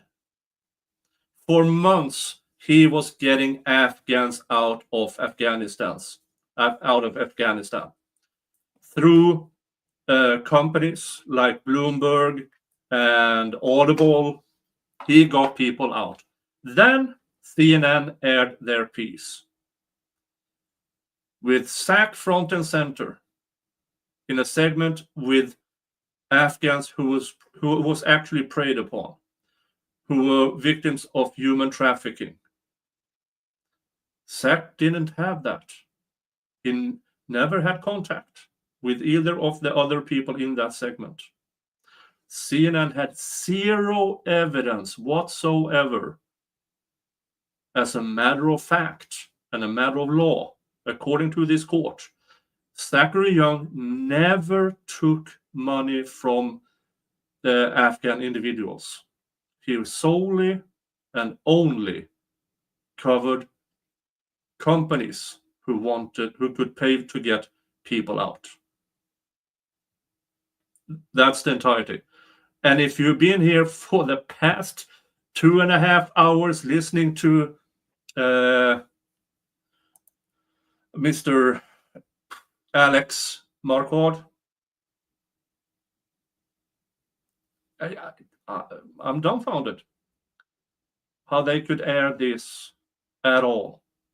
And here they are, after, I believe, more than 2 years of CNN trying to get this case dismissed, trying to get evidence out, trying to not get the post. But here they are. CNN, a news organization with all the protections of the First Amendment, they are still here in a defamation trial. And in my opinion, they're losing, and losing hard.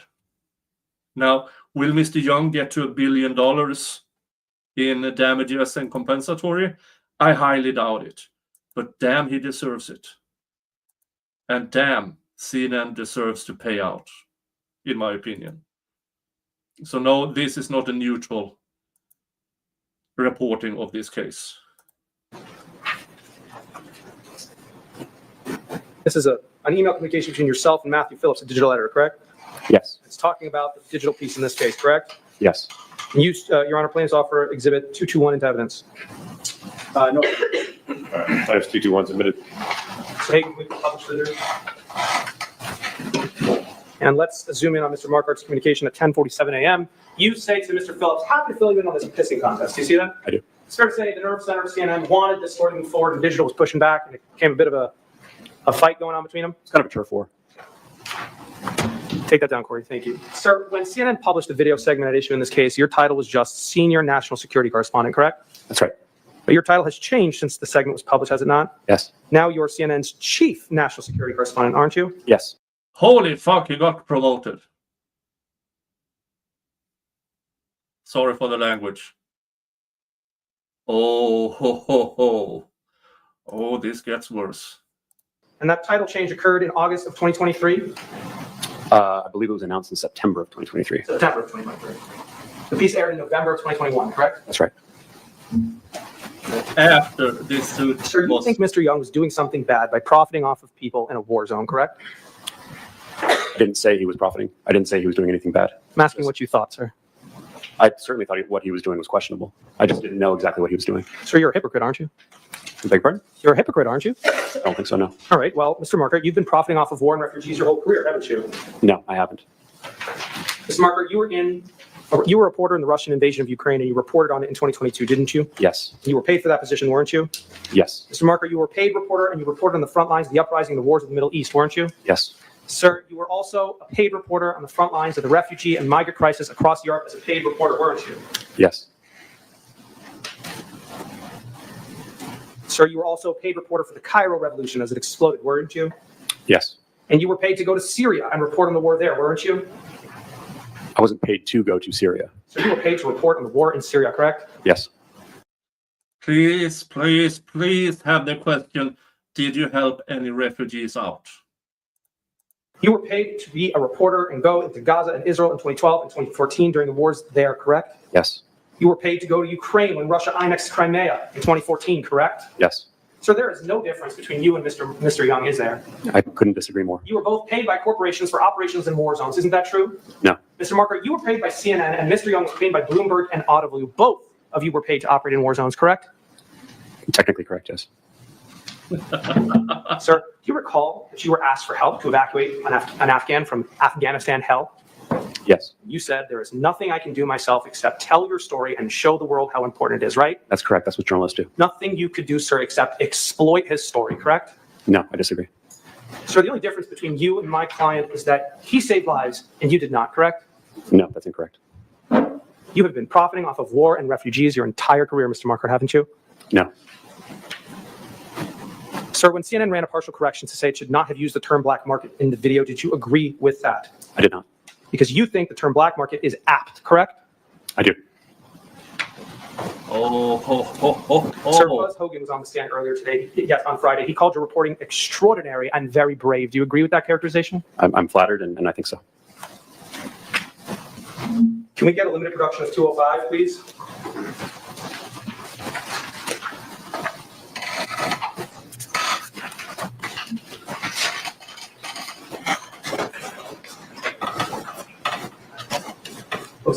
Sorry, can we publish the jury?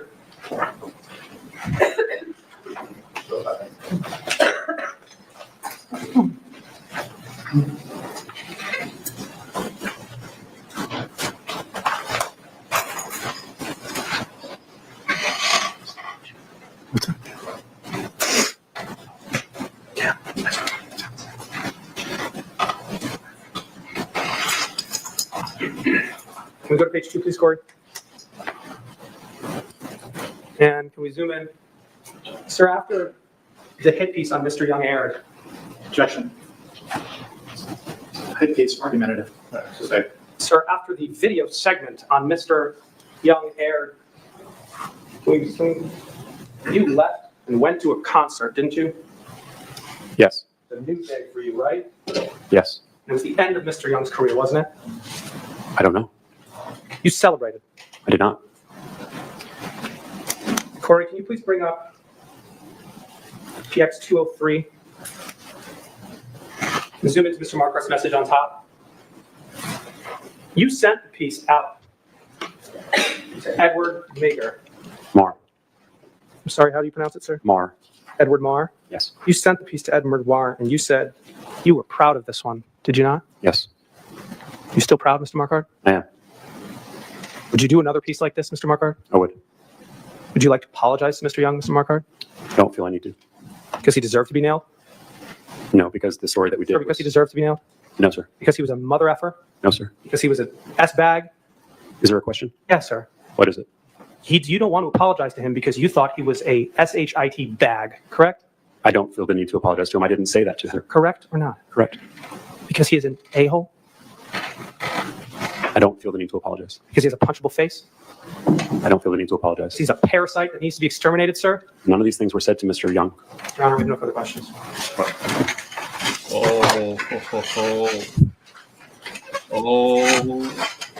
I don't think the lunch is here yet. Take a lunch break. Is it? You want to start? Or We can start. And, Your Honor, I'm going to grab my lighter. Just want to signal me when food's here? sure. Y'all doing all right?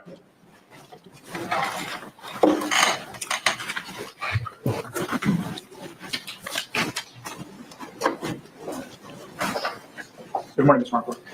Good morning, Mr. Echelon. Did you stand by your reporting in this story? I do. Explain to the jury why. I felt that this was an incredibly important moment in American history. The U.S. had just ended its longest war. It had come to a catastrophic end, and countless people, American citizens, people who had helped American forces, American diplomats, had been left behind. And so I started on a series of stories to highlight the efforts to try to get them out, get them to safety. This was a hugely important story in American history, and I felt that there were a lot of people's stories who had not been told. And it was heartbreaking to hear 2 months on from that extremely chaotic evacuation where, you know, we all saw these scenes of people chasing planes down the runway, but there were still people in hiding being hunted by the Taliban.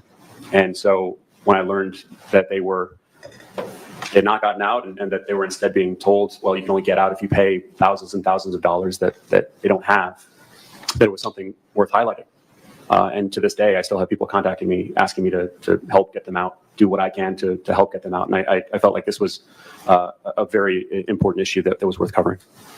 Let's just focus on what Mr. Friedman asked you about questions about Mr. Young. Given every question that Mr. Friedman asked you about Mr. Young and the back and forth you had with him, do you stand by your reporting about Mr. Young? I do. Why? Because throughout the course of the reporting, and when you look at the final story, this was always a story. These two stories, the video and the article, were always about this idea that these desperate Afghans were facing these extraordinary amounts of money, these exorbitant prices. And everything that we put in those stories was 100% factually true. There was no allegation of anything illegal. There's nothing in there about him being a war profiteer. We do now that we know that he made money off of these people.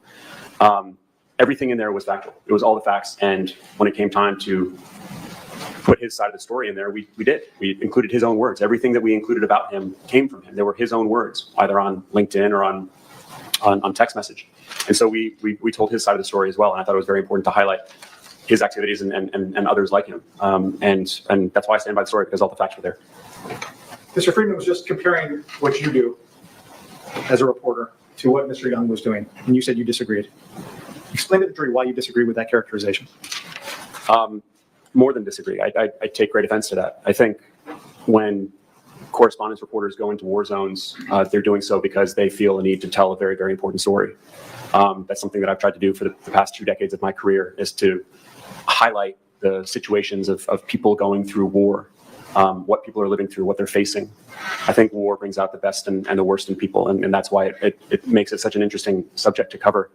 And to insinuate that I was doing that to make money is not just incorrect, it's downright insulting. There are plenty of other ways for reporters to make money. I wasn't paid to go into a war zone. I could have done other kinds of journalism that would have also paid me. And I wouldn't have had to risk my life and getting shot at or had missiles, falling all around me. I think that the comparison could not be. Mr. Young, a former Navy, medically discharged, military contractor, getting Afghans out of Afghanistan. Yes, you put yourself in harm's way for reporting, and for that I commend you. But the story on Zachary Young was a hit piece, in my opinion. Complete hit piece. Every piece of information you gathered about Zachary Young told you that he was not exploiting Afghans. It's simply not true. But you were blind, tunnel visioned, you thought he was an asshole, so you put him in a segment with people he had nothing to do with. Farther from the truth, to allege that war correspondents are war profiteers is just it's a very cynical way, I think, of looking at things. The goal that we have in covering war zones is really to highlight the plight of people who are at the darkest, most desperate, toughest times in their lives, and to try to tell that story to the world. And why is it important to tell that story to the world? So that people understand what's going on around the world. I mean, you look at the wars that are going on today in Ukraine, in the Middle East, back then the war that was going on in Afghanistan. I think it's critically important for, most of our audience is in the United States, but it's also around the world to see what's going on in these countries. I mean, for American citizens, it's important to understand what the U.S. government is doing, or in the case of Afghanistan, not doing. to help people or to fight these wars, where your tax dollars are going, who's making these decisions, why they're making these decisions. I think, these are historic events that are really worth people understanding. Why is the Russian invasion of Ukraine important? Well, it could completely change the borders in Europe. It's the biggest war in Europe that we've seen since World War II. The war in Afghanistan was where thousands of American service members served, were injured, lost their lives. It's important for Americans to see and understand that. The same goes in Iraq, for example. I think these are critically important stories for our audience, both in the US and around the world to understand. A couple more questions, and I think from my reading of body language that lunch is here. So, first of all, before this, thank you to Frank for your generous donation via PayPal. Thank you so much. Yes, I do accept monetary support on this channel, either via PayPal, Buy Me a Coffee, or Super Chats and gifted memberships. Now, in this segment here, I'm perfectly okay with you just watching, hitting the thumbs up, and help this get more coverage, more spread, if you will. But if you wouldn't mind, I also accept some monetary support, because in the end, that is what keeps this channel going. That was the grift of today. Let's get back to the trial. just a couple more questions. I think at one point, under questioning from Mr. Friedman, you said that Mr. Young exploited the situation. Do you recall that testimony? I do. And Mr. Friedman didn't want to hear your explanation, but I would like you to explain to the jury what you meant. Exploiting, taking advantage of the situation. The situation was you had all these people who were hiding, who were in shelter, who were being hunted by a terrorist organization, people going door to door. And they couldn't get out. Many of these people had worked with American forces, they'd worked with American diplomats, they'd worked with American companies. They had a right to be evacuated and to get out of the country and to be saved and to give their children a better life, whether in the United States or elsewhere. And who failed at that? Was it the government who failed at that? Which created a market.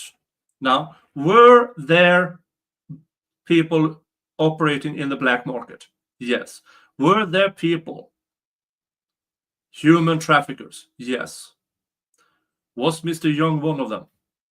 No. It's not even close, in my opinion.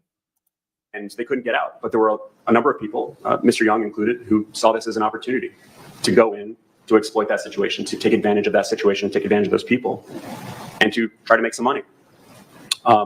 I didn't report at the end of the day that he was making money, but he was. And so when you see Mr. Young and others saying, well, it's going to cost you $10,000, $15,000, $20,000 to get you and your family out of Afghanistan, I would just put myself in the shoes of that father with two young kids saying, thinking I need to get out of this country, but I can only do so if I pay $50,000, which is not money that I could even begin to find, whether it's in my own pocket or track it down through a sponsor.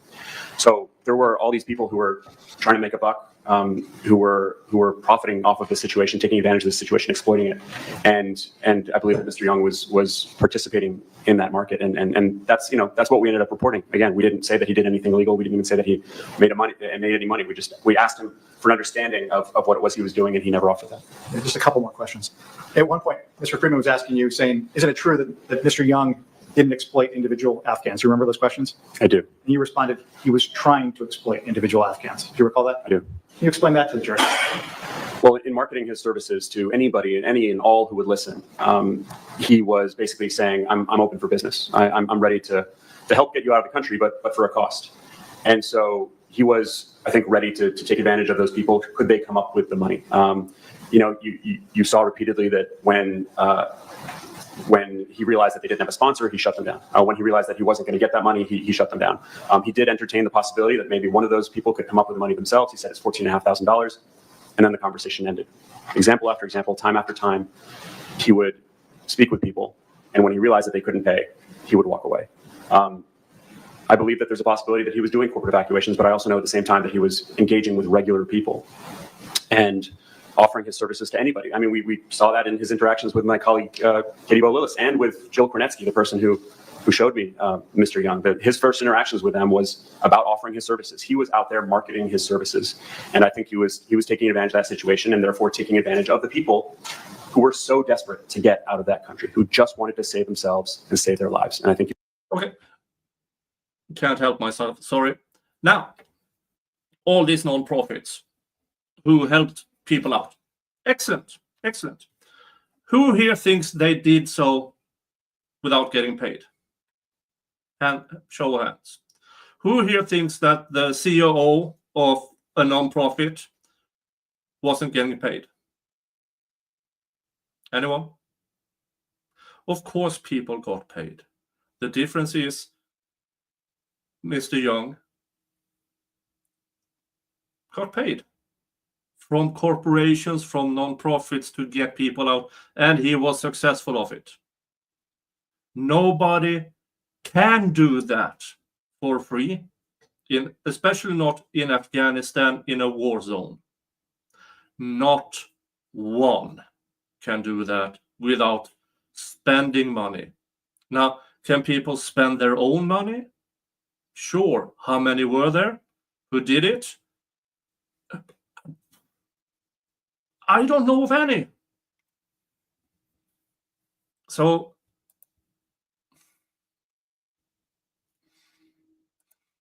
who's taking advantage of that? All of the documents that Mr. Friedman repeatedly asked you about, the ones where you interviewed sources, the ones where you were exchanging messages with your coworkers, all of those messages, were those your messages? The interactions that I had with my other colleagues, yes, they were. Okay. And did you produce those as part of this litigation? Yes, I did. You didn't delete them? I did not. Okay. Were you concerned about the jury seeing them? I wanted the jury to see all these conversations because I think it showed how much research I was doing. I think you look at the number of conversations that I had from the middle of October until the middle of December when it was, middle of November, so basically 3 weeks. I think it just speaks to the fact that I was really just trying to understand what was going on, understand what the people were going through, understand what they were doing to try to get out, and understand who these people were who were saying, okay, you can get out if you pay me this money. And so I think if you take all these conversations together, it speaks to the vast research that we did to try to get this story right. And that was always the guiding principle here. Just get the facts, get it right, tell the story correctly and as fully as we could. And that's what I think we ended up doing. I think this is probably a good breaking point.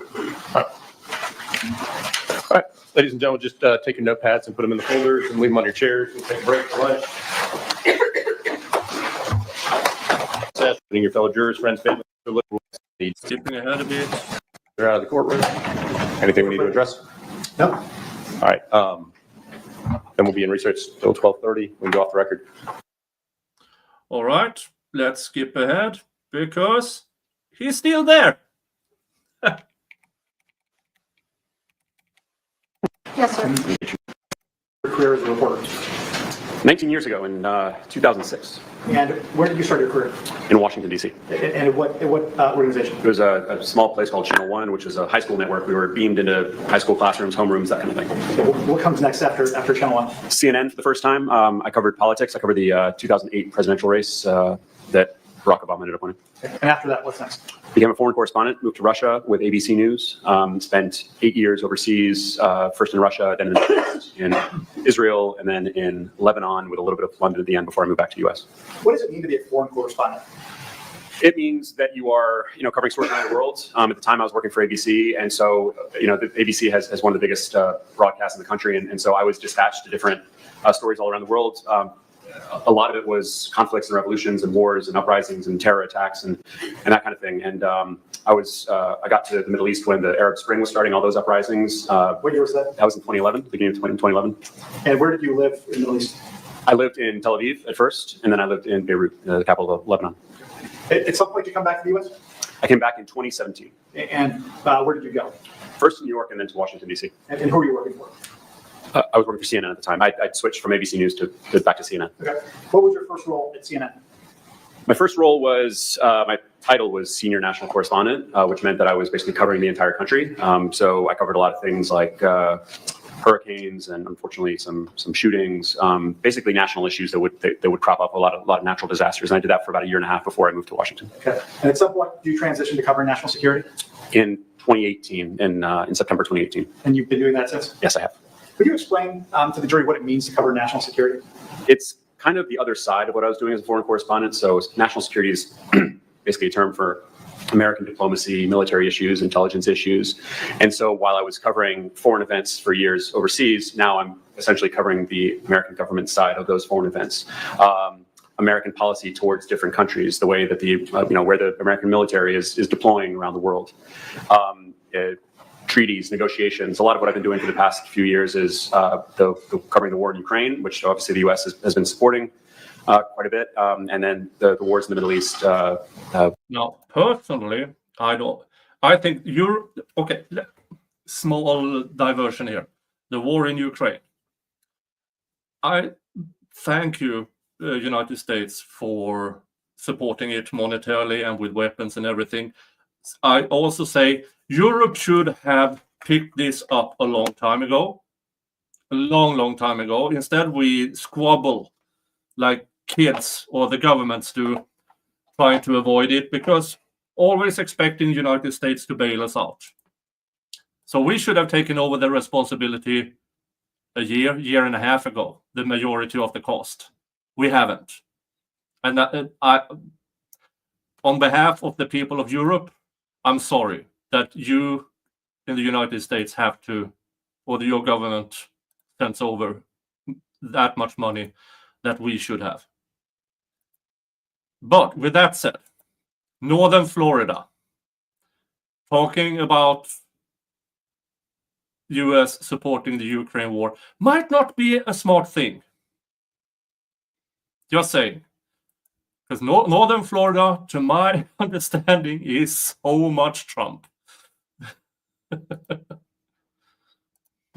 In Israel, Gaza, Lebanon, etc. Back to Trump. And I think you touched on this briefly, but have you gone to different conflict zones and covered those news stories?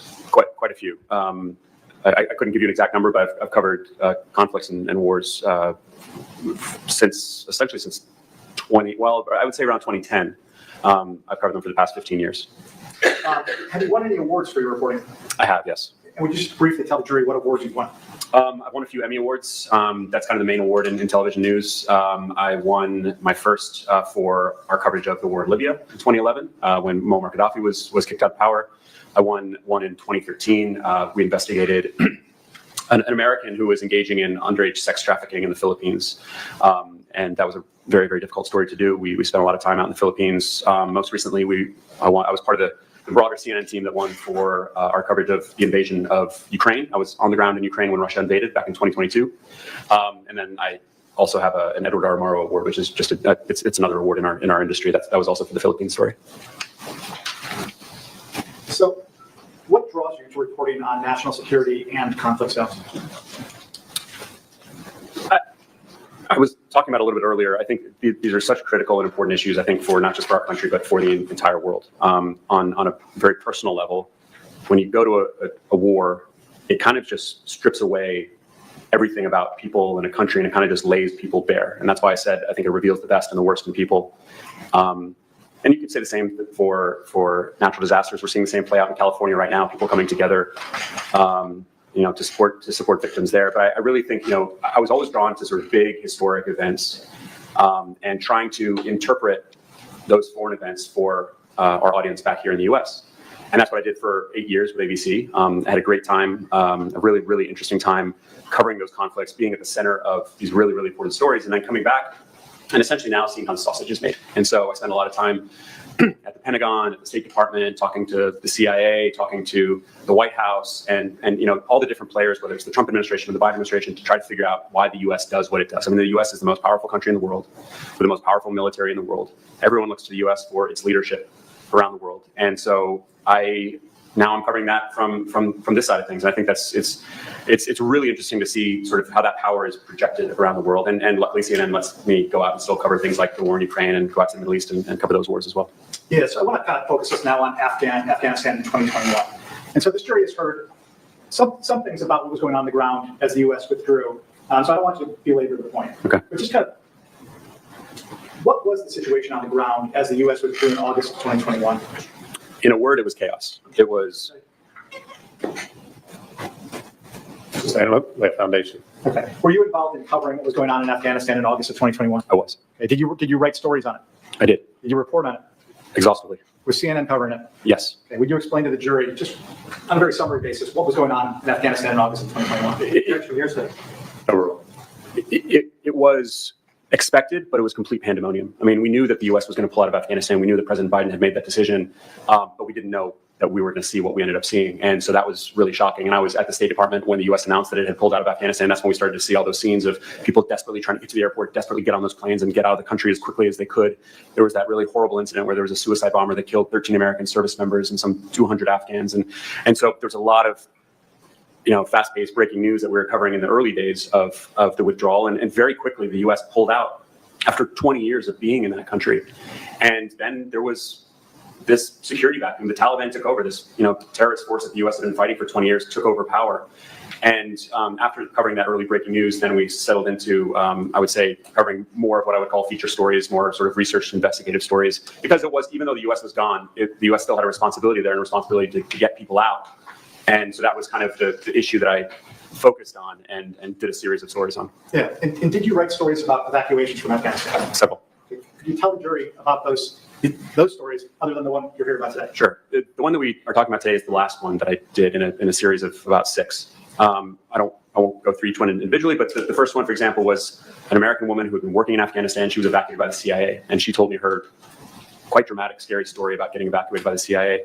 There were all kinds of Afghan interpreters and soldiers who had worked with our American troops, and I followed the trip of one of them, a young man named Mohammed Iqbal, who traveled, who got out of the country and got to the Middle East, and then he was the U.S. soldier who he'd worked with was waiting for him back in the U.S. at the airport in Washington. So we filmed that reunion, and it was that was about these Americans trying to help get their previous interpreters out of Afghanistan. We did a couple stories about these very brave Afghan pilots who had flown their helicopters and planes across the border into neighboring countries and were stuck there, and who were trying to get to Europe or try to get to the U.S. And many of them have eventually gotten to the U.S., but they were struggling to get their papers processed and get everything moving. And I think I know that our story helped do that. I've been thanked by a number of those pilots. And we did another story on a young American man whose Afghan family was stuck there, and he was, he's an American citizen, he's in the American military, and he was trying to get his family out. So we did a lot of these stories, and I'm really thankful that CNN had so much interest in doing these stories. So now, focusing on the story that you heard about today, Mr. Friedman asked you some of those questions, but how did your reporting, or how did the idea to do the story start? Well, it essentially started because it came out of that chaotic moment when all these people were desperate to leave, and so many people got left behind, not just American citizens, but all those people who had been working with Americans for years. And they were stuck, and they were being hunted. And, there was all this debate about whether the U.S. should be doing more to try to help get them out. And I think most people would agree, yes, they need to get out of there. They serve the U.S., they helped American forces. And the government was unable to do that, was failing to do that. And so, I had done this series of stories. I kept looking for more ideas and other stories that I could do. And that's why when someone approached me with this story, I thought it was an interesting one to focus on. And so I kind of built it out from there. Do you recall the exhibit where Mr. Friedman introduces Ms. Kornetsky's text exchange with you, and where she first tells you about Mr. Young? Do you recall that? I do. And you responded, "That sounds extremely interesting. Let's talk Monday." Do you recall that? I do. Why were you saying that? Why was it interesting? She had given me enough detail to sort of give me the broad strokes of what was going on there. She had mentioned this one person, Mr. Young, and what he was doing. Of course, she called him a mercenary, which is not a word that I used. And she quoted these huge amounts. And I thought that was, well, first of all, very interesting, but also knew right away that a regular person couldn't afford that. I mean, that's a lot of money for anybody. It's a lot of money for us here in the U.S., let alone a country like Afghanistan. I knew that was not something that they could afford. And so if this was something Mr. Young was doing, I knew that would be something that other people were doing. And I thought that would be worth highlighting, because I was still getting text messages from all kinds of people, many of whom you saw the people I was speaking with today. They would continue to text me to say, help me get out of the country. What can you do to help me get out? And I would have to explain, I don't have resources to get them out. All I can do is tell their story and highlight what's going on. And so I just felt like, okay, this was something that was interesting that could turn into a broader story. Mr. Meza, you could put Defense Exhibit 82, which is in evidence.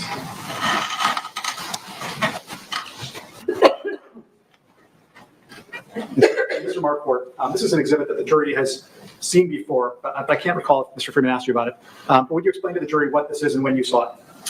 I saw this early on in my conversation with Jill Kornetsky. This is a screen grab of her conversation with Mr. Young. This is Mr. Young introducing himself, to Jill, in which he says that he is a former CIA officer with strong connections in Afghanistan. Essentially, he's offering his services to Jill Kornetsky, and this is one of the early things that she shared with me. And what did you think about this exchange when you saw it? Well, I think it was interesting right off the bat because he's claiming to be former CIA, and that's something that I cover quite often. And she had already said that he was asking for a lot of money. So here I thought, here's a guy who's a former CIA officer who was asking for a lot of money, and clearly pitching her on his services. And so I assumed that if he was doing that with her, that he was doing that quite broadly. And if we could go to page 4 of this document, Mr. DeMeza. Thank you. If you just highlight Mr. Young, yeah. You see where he says, our costs include legal status on UAE, legal status on arrival in UAE or Albania. Charter alone is over $1 million. You see that? Yes, I do. Was that interesting to you? Well, he's starting to explain what he does. And this means getting these Afghans out to the United Arab Emirates, which was a pretty common first stop, or to Albania. He's engaging with Ms. Kornetsky and kind of explaining the costs. And obviously, when you see a cost like $1 million, then yes, that's grabbing. Why? Because it's a huge amount of money. And, it begs all kinds of questions about how he got to that figure. Mr. Meza, you can take that one down and put up DX77, which is in evidence.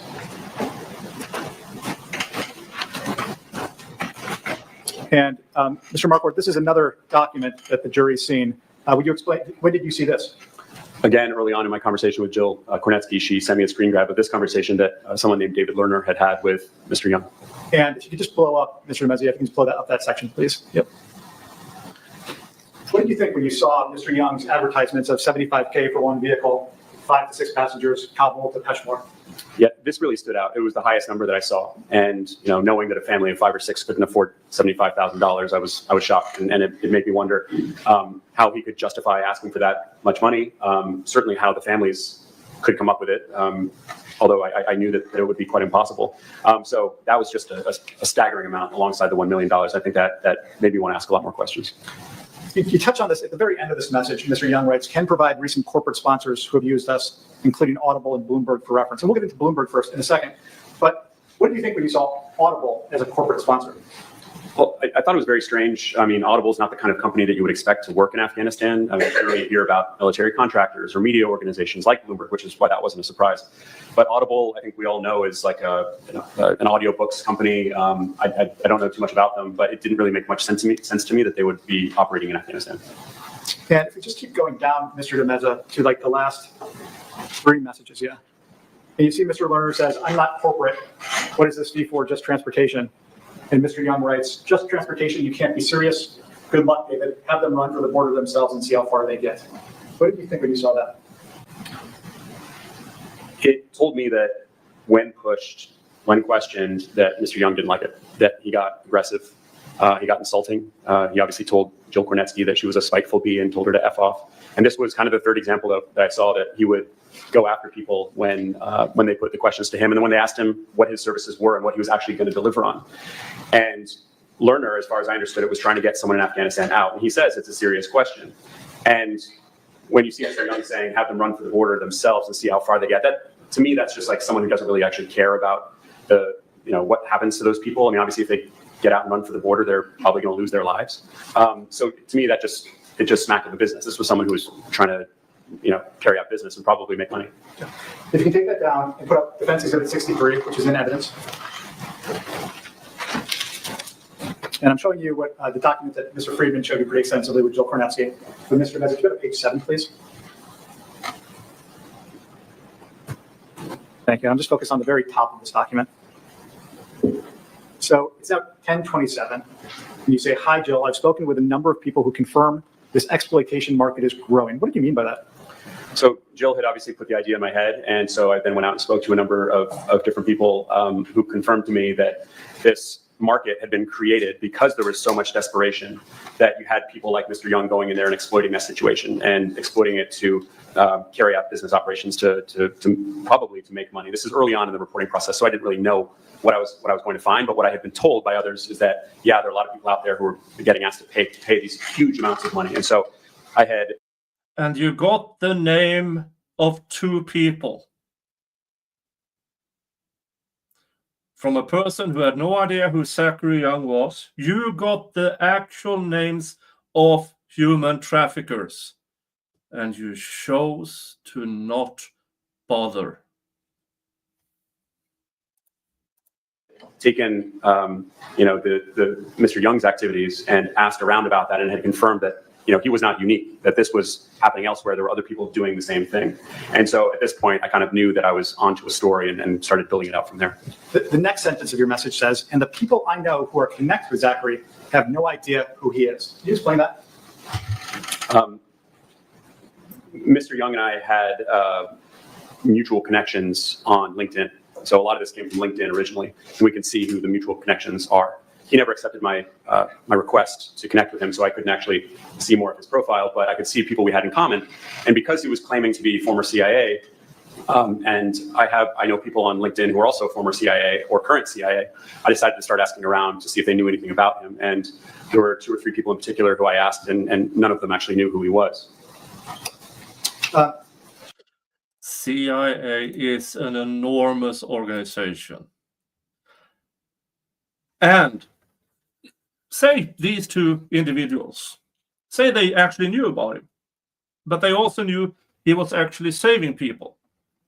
Why the freaking frick would they tell you that and risking his operation?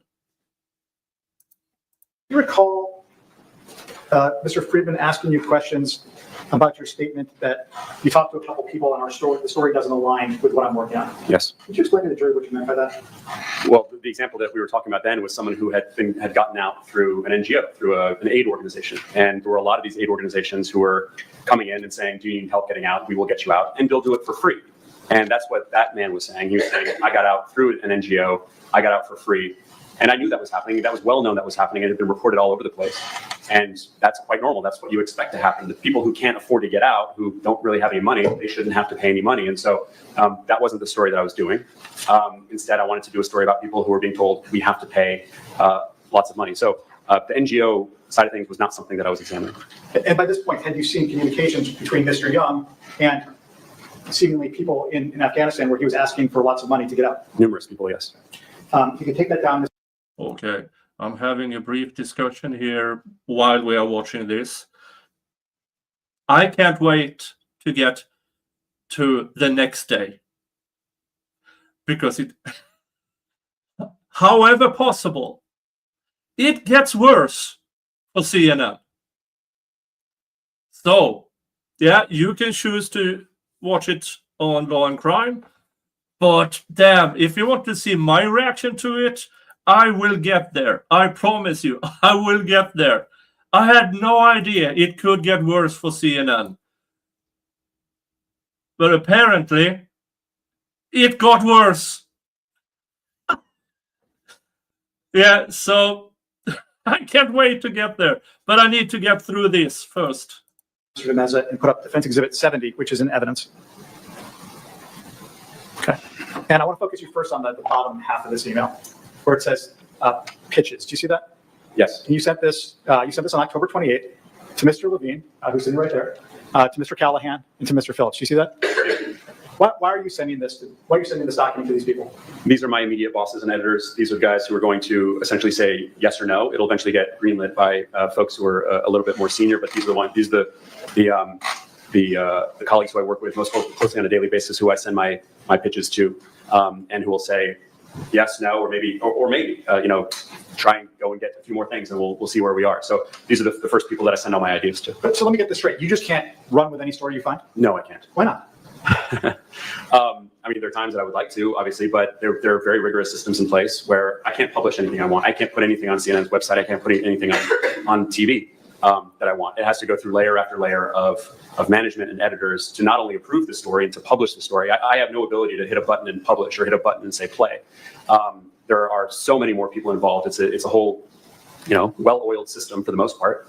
And so the very first step in the process is I come up with an idea, and then I tell these guys what my idea is, and they say yes or no. Yeah, I think this will just keep going, and more of this. And we know the defense tactics by now. So I'm going to skip ahead until redirect, because apparently he goes on for quite some time. Let's see. And up there, it's still them. Didn't he just say about half an hour ago that he only had a few questions? Well, what's interesting, though, is very few sidebars. Let's go on to after the break and see what's going on. Is it still? It's still them. Jesus Christ.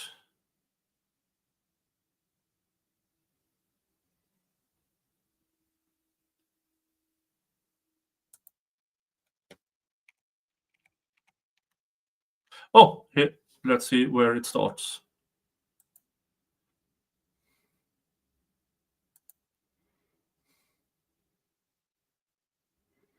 The redirect. Let's see.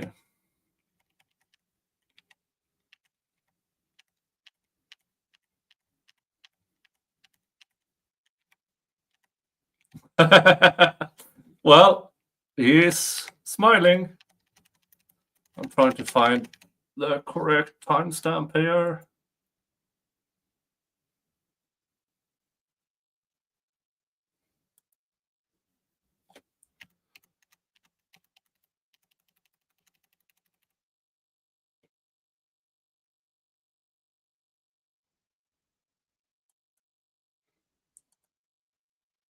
There it's still him.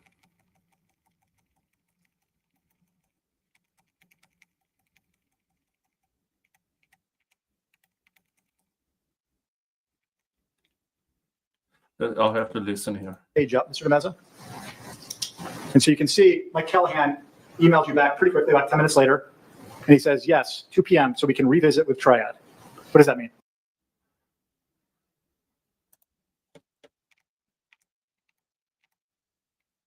No, that's still him. Sorry, folks. Oh, I hope we get to jury questions, because oh, ha, ha.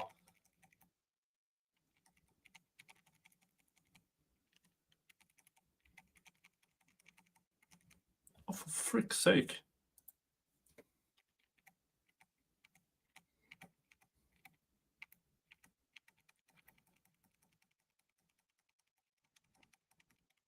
Sorry, folks.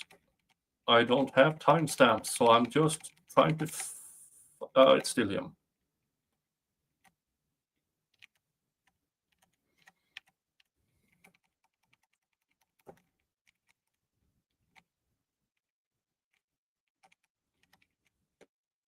You take your TV, prefer to read articles versus Turning the TV segment. Still him. So,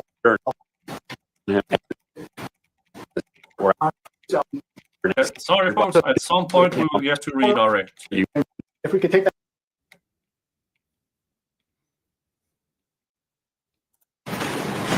Yeah, okay. We're closing in. man, and by that man. Okay, redirect. I have some questions for you, Mr. Margaret. Before we do that, I'd like to look at some documents with you very quickly. Can we get a limited production of PX 166?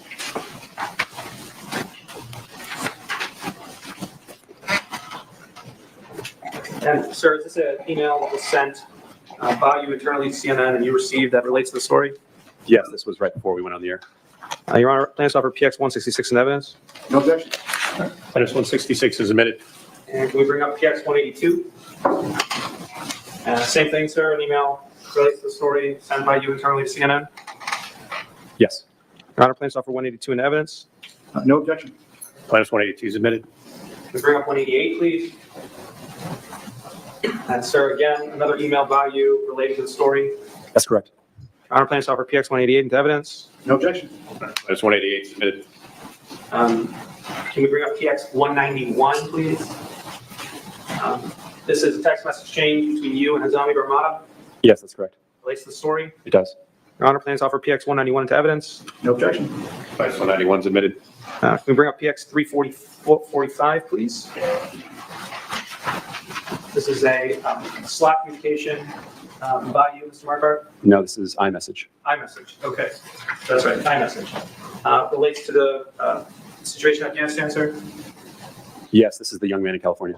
Okay, so this is a text communication between you and Mr. California, as we've been referring to him, right? Correct. All right, Your Honor, please offer PX 345 in evidence. Can you just go to are there other pages?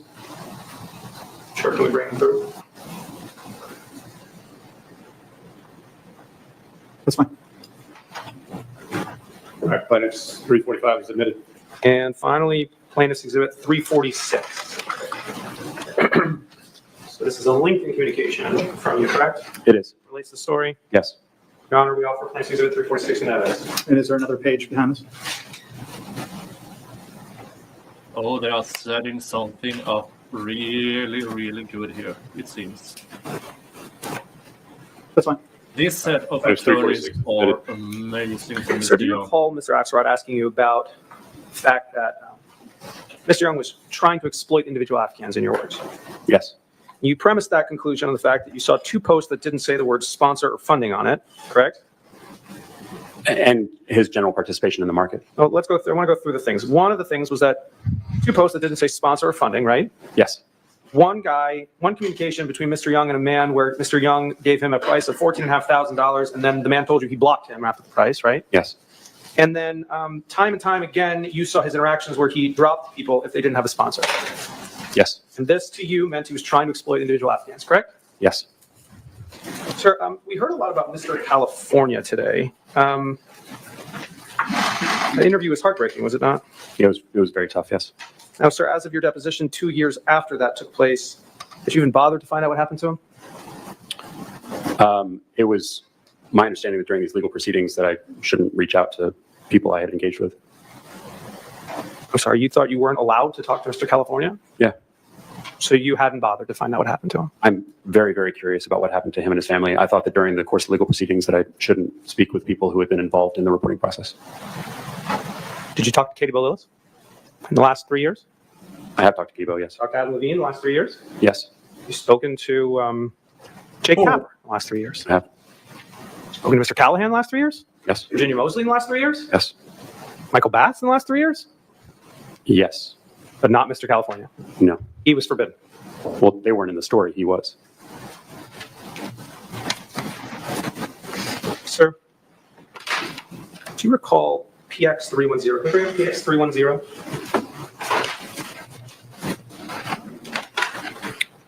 And it's in evidence. Can we publish it to the jury? On direct, you were asked about this, and I believe you testified, if I have it right, that this was the highest number you had ever seen, right? $75,000, right? I believe that's correct. It was a 70,000 figure, but I think 75 was. Oh no, Mr. California told me 100,000 for 10 people. For 10 people. That's 10K. 10K about. Yeah. This is 75,000 for 5 to 6 people, right? Right. Can you divide 75,000 by 6? If you can, I'll do it for you. It's not a math test. I just 10. Well, it would be 15 for 5, 12 and a half for 6. Okay. So 6 people is at 12,500, right? Yeah.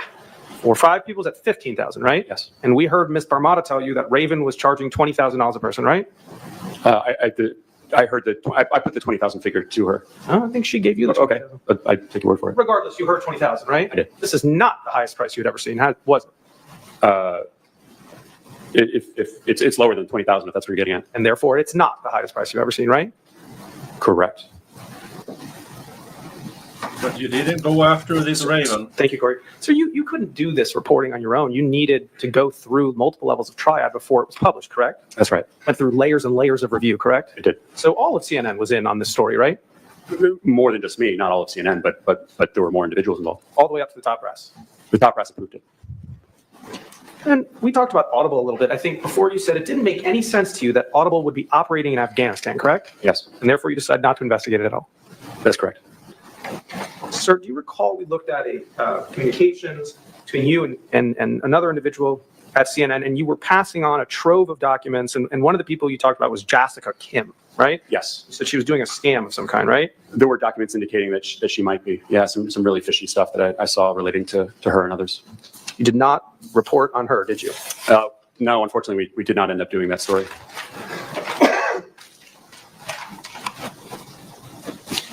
Corey, can you bring up PX85, please? And in this communication, you said, I need to talk to people who have been through it. Do you recall saying that? Could you show me where? Yeah, I'd have to find it. I didn't write down where. Let's see. There we go. Corey, I need to talk to people who have been through it. You see that? That's right. Did you ever talk to an Afghan who had been through it? No, I wasn't able to find one. You went to press anyways, right? Yes, we did. Thank you, Corey. On direct reader cross, whatever it was, Mr. Axelrod was up here. Let's call it that, okay? You said that Mr. Young's prices were unreasonably high, right? I said they were exorbitant. Oh. Were they unreasonably high? They were. It was unreasonable to expect an Afghan to be able to pay that. I didn't say they were unreasonably high. So you agree that he was charging market prices? I don't know. That's the question I asked him repeatedly. Did you do anything to see whether or not it was market price? I knew that what he was charging was generally market price because the Mr. California, use your phrasing, was getting asked 10 grand a head. Mr. Cobble was similarly about 10 grand a head. Both of them told me this was more than they could afford. Mr. Young was charging more than that. And I would just remind everyone that 14.5 was on the lower end. His prices were actually going up to about 18.5, 19.5. And so I knew that there were actors like Mr. Young in charging these exorbitant amounts. So exorbitant, but market. Exorbitant for Afghans in that market, yes. Did it occur to you that Mr. Young was actually only charging corporations and NGOs, right? No, because I saw him reaching out to regular people. The one he blocked, right? He was speaking with several normal people. And his MO was to drop them after they didn't have a sponsor, right? Yes, I mean, it seemed like momentarily he was willing to engage someone who might be able to afford it. But so your testimony is that Mr. Young was trying to charge Afghans money, but immediately blocked somebody after giving them a price? There's little difference, I think. Is that your testimony? Restate the question? Yeah. Is it your testimony that you believe Mr. Young was actively trying to take money from an Afghan and therefore blocked him immediately after giving him a price? Once he figured out that they couldn't afford it or didn't have a sponsor, he would drop them. He told you Afghans can't afford it, didn't he? Yes. You said he knew that, right? Yes. But he was still trying to take money from him? Yes. Corey, can you put up PX86 on this on the it's in evidence, Your Honor. Can we share with everybody? And can we go to the message at 9:56?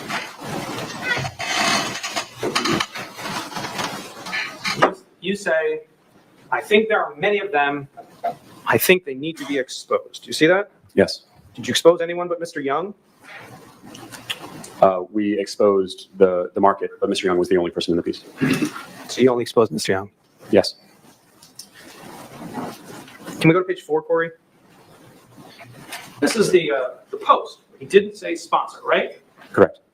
And there's a globe up here. You said it means it's publicly available, right? That's right. You understand how LinkedIn works? Generally, not specifically, but yes, generally I understand that to mean public. Meaning anybody can see it if they search for it, right? Anybody, yeah. LinkedIn still prioritizes its distribution to your network, though, right? I don't know. Oh. So you don't know whether if I post something on LinkedIn, the people that automatically see it are those that I'm connected with already? I believe if you post something, the people you are connected with will see it. But if you post something publicly, I don't know where LinkedIn places that. I don't know how their algorithm works, is what I'm saying. How can you not do that research? Seriously. Why? Yeah. Being smart. That globe means that Mr. Young hasn't restricted the world from seeing his posts and only allowing his friends or his connections to see his posts, correct? That's right. And if you were to search, say, hashtag Afghanistan or any one of these hashtags at the bottom or clicked on those, you would see posts like that. If someone looked up Afghanistan, for example, they might find Zachary Young's post. So if you were Audible and you were trying to find somebody to help you get out of Afghanistan and you went on LinkedIn and you typed in hashtag Afghanistan, you might find this post, right? That's correct. Even if you weren't connected to Mr. Young. Correct. Thank you, Corey. You can take that down. Sir, You interviewed a lot of desperate people, didn't you? I spoke to a lot of people who were desperate. You felt bad, didn't you? I did. I think you testified earlier that it broke your heart. It was heartbreaking. You took out that heartbreak and that anger and you channeled it at Mr. Young, did you not? That's not true.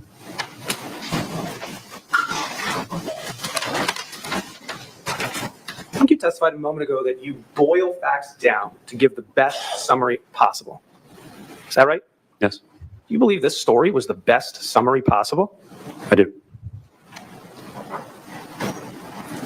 Sir, do you recall Mr. Axelrod got up here? He repeatedly asked you if you produced documents or you had deleted them, right? Yes. Did you have a massive defamatory story published about you on an international scale? Objection. What's the basis of the objection? Relevance. Come up. Oh. He's been in a defamation case before. Uh-oh. And for the first time in roughly 4.5 hours, we have a new sidebar, which gets us to sidebar counter 35. Yeah, folks, for you who are completely new here, I have a sidebar counter. I had it during the entirety of the YSL trial, and I'm using it now again.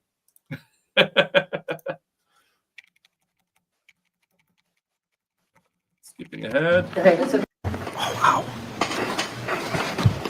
We had to get one sidebar in today. Okay, this is good. You're excused. Thank you, ma'am.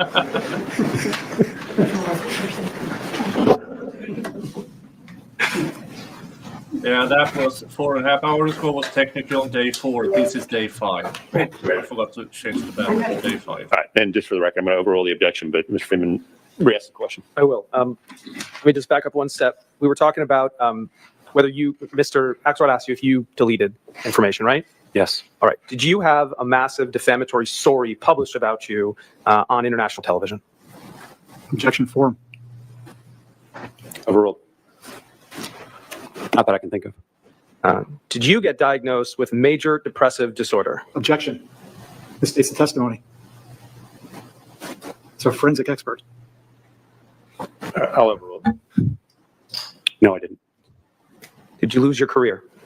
No. Were you labeled a criminal, a black market criminal, on international TV while living abroad? No. Were you scared the police might show up? No.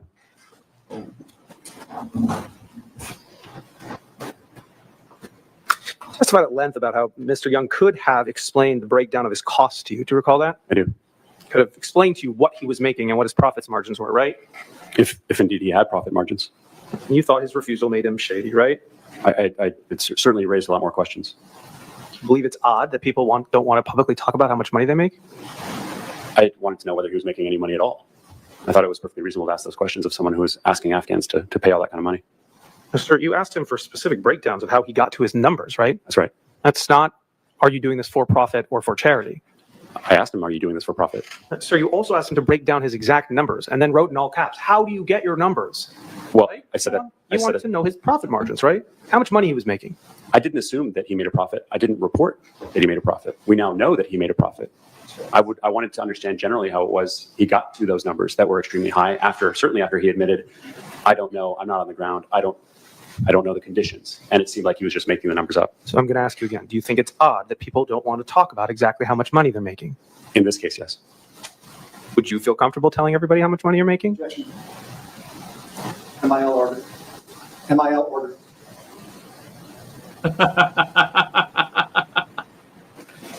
In the context of that, I mean, that was. He's not asking how much he does. He's asking him, would you be comfortable?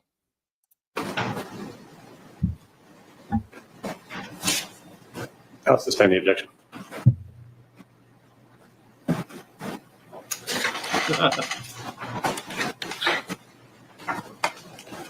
Yeah, I've been actively trying to find the number on what exactly Mr. Marquardt earns on CNN. I can't find it. Not on a few Googlings and checking the CNN website or anything.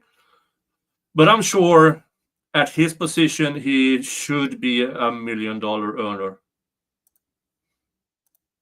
Sir, you testified that when you reach out to sources, you like to make them feel comfortable, right?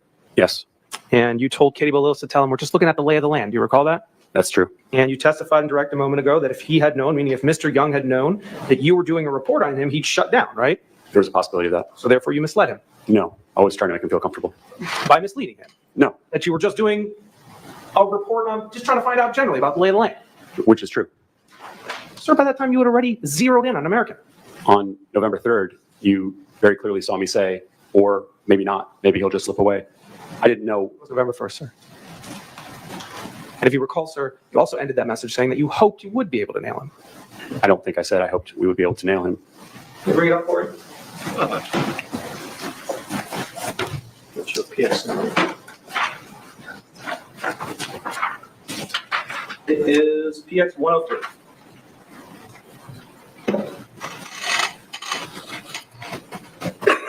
You bring up this one right here, Corey? And can you highlight I hope so Mr. Marker doesn't miss it this time? Recall now? I see that I hope that this is going to be good. I see Mr. Phillips talking about, I hope that Let's go through the it. story is going to be good. Scroll up for me, Corey. A little bit more. We're going to nail this Zachary Young MFer. Going to hold you to that one, Cowboy, or not. Maybe he just slips away. We shall see. We shall. I have faith. This is going to be good. I hope. I have faith. This is going to be good. I hope. You see that? I do.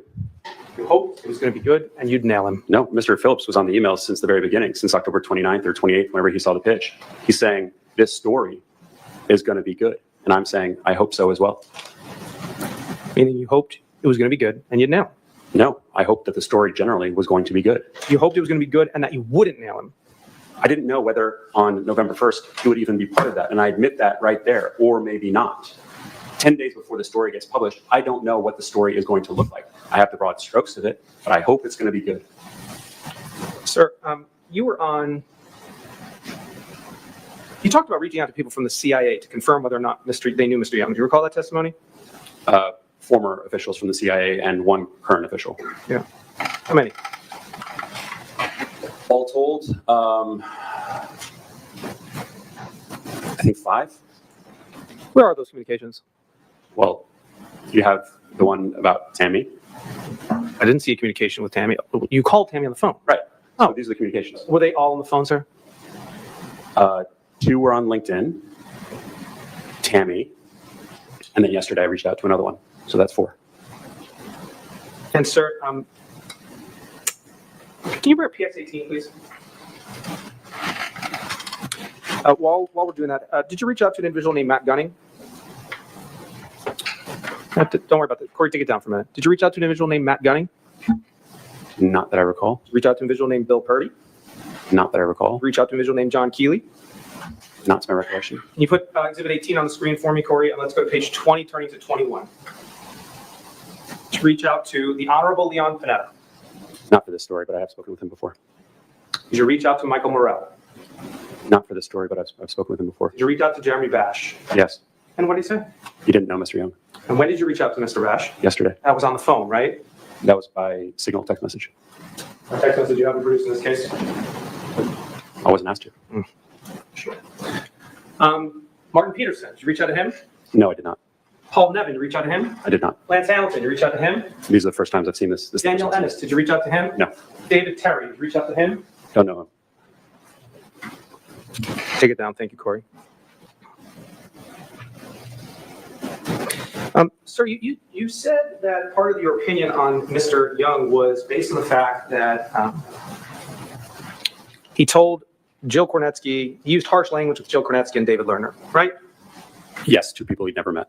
And did you read the entire chain communication between Mr. Young and Ms. Kornetsky? Or did you just look at one message? No, there were several messages. Did you read the whole thing from start to finish?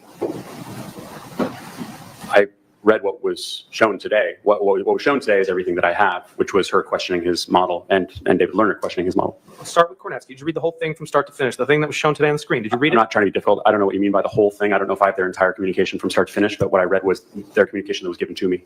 That was shown on the screen today. Yes. You read the entire chain of what was put on the screen today, right? Yes. Do you believe she was being spiteful? No. Okay. What about David Lerner? Did you read the full message? Yes. Did you see that he lied to Zach and Mr. Young, right, about having a sponsor? No, I don't recall that. We bring up PX 310. Is their sponsor able to pay David Lerner? Answer, yes. And he gets a breakdown of prices, right? Mm-hmm. Scroll down for me, please. I'm not corporate. What is this fee for? Lied to him, right? Told him he had a sponsor. And then he told him, no, I'm not. You don't have a sponsor. Did you notice that before, Mr. Marquardt? I don't see that as a lie. I see that as him saying he's not a corporation. Yes, sir. David Lerner's American, right? Yes. I think he's saying he could be a sponsor, he himself. He's willing to help this person get out. Sir, you mentioned John Lovitz before. Do you recall that? Yes. You said his famous line was theater. Do you remember that? One of them, yeah. Isn't it really acting? He used to say acting, not theater, sir. Is that right? Yeah, that's right. Then I misremembered it. I thought it was theater. So your testimony here today, sir, is that you invoked a fictional character of a comedy show played by an actor to explain why you faked a call and killed a man's career and reputation with lies and slander. No, that's incorrect on multiple counts. Sir, you explained that the reason you use the words "for F's sake, effing Young just texted" is because you might now have to make all kinds of changes, right? Which I was ready to do. So you were ready to do it, no problem, but for F's sake, effing Young just texted. Those are consistent to you. Yeah, it was going to be a lot more work, but I was ready to do it. Okay. And then you said, in the end, you told us if he said you would have given him more time if he needed it. Do you recall testifying to that with Mr. Axelrod was up here? If we had needed it. Oh, if you had needed it, you'd give him more time. If we had needed more time to change the piece. But if he needed more time, you wouldn't have given it. We didn't think he needed more time. He told you he needed more time, but you decided he didn't, right? That's correct. We disagreed. So you went to press. Correct. There were simple questions he could have answered quickly.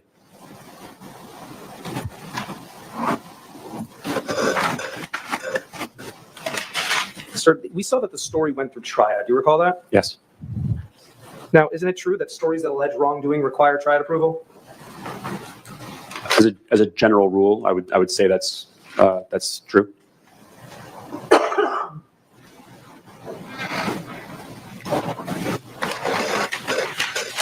Recall at the end of the video, sir, you say that person offering those evacuations, Zachary Young. Would you like to see it? Yes, please. Sure. Corey, can you bring up the end of the very end of, I think it's PS17.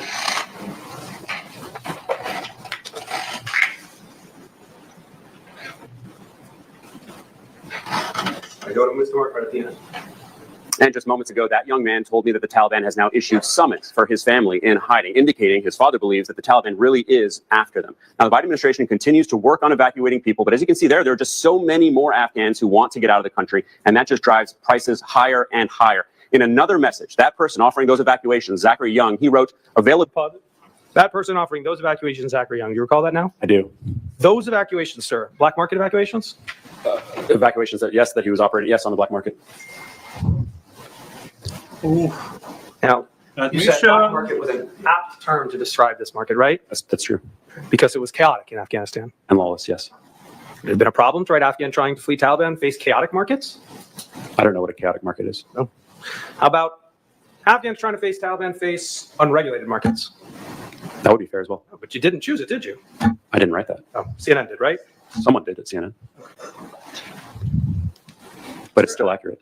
It's still accurate. I know this. Can you take it down, please, Corey? You said you never implied illegality, you never implied criminality, despite the use of the term black market, correct? Yes. Despite the fact it's a sole dictionary definition, correct? Correct. CNN apologized. Yes. Why? They felt they needed to. Because it implies criminality? I don't know. It implies illegality? I don't know. Just wanted to try to protect themselves from this lawsuit? I don't know. I wasn't involved in that process.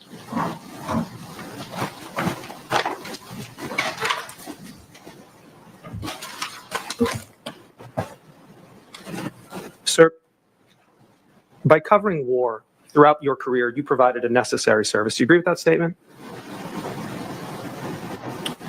I believe that covering wars is necessary. And by evacuating people from a war zone, Mr. Young provided a necessary service. Do you agree with that statement? If indeed he did. You still don't know to this day if he actually evacuated people. I don't. Sir, only one of you went out and defamed the other, right? I don't believe that's what happened. You don't report in war zones for free, do you? Whether I go to a war zone or not, I'm still going to get my salary. I could do all kinds of different journalism that would not risk my life, and I would still make a salary. Sir, you go to war zones and report, and you are paid for that service, correct? I haven't been to a war zone in over a year. Not always correct. Oh, so you go to war zones for free? You report on war zones for free? When was the last time I was in a war zone, sir? Mr. Marquardt, I'm asking you a very simple question. I don't know why you can't give a simple answer. You go to war zones on behalf of CNN and other news organizations, and you are paid for that service, correct? I don't go there to get paid. I go there to cover the story. Why can't you just admit it, sir? Because it's so easy to admit.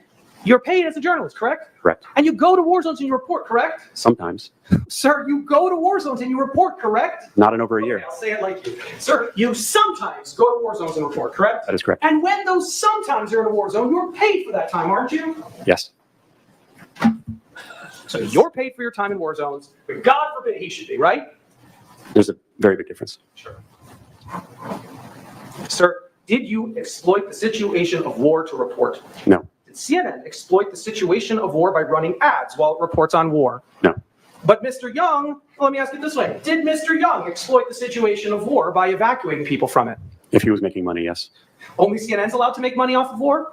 I don't believe Only CNN's journalists making are allowed to make money off of war? money. Journalists don't make money off of war. Sir, do you believe that someone who evacuates 22 women and a baby from Afghanistan is a hero? Even if they are paid to do it? Yes or no? I would need to know more about the circumstances. Let me get this right. You didn't write a story about corporate evacuations, correct? I did not. You wanted to write a big story, correct? Yes. Scandal sells, correct? That's not what we were doing. You chased scandal. No. Scandal needs a bad guy. There was nothing scandalous about the You piece. were pitched a story about Zachary Young, correct? Yes. You pitched a story about Zachary Young, correct? No. CNN's brass told you to pursue Zachary Young, correct? No. You all hated him, correct? No. You ignored other leads for other stories, correct? No. You justified it because anyone making $15,000 is a scam, correct? No. So you orchestrated theater to say it, correct? There was nothing theatrical about it. You knew he did nothing illegal, correct? I did not know that. You knew he did nothing criminal.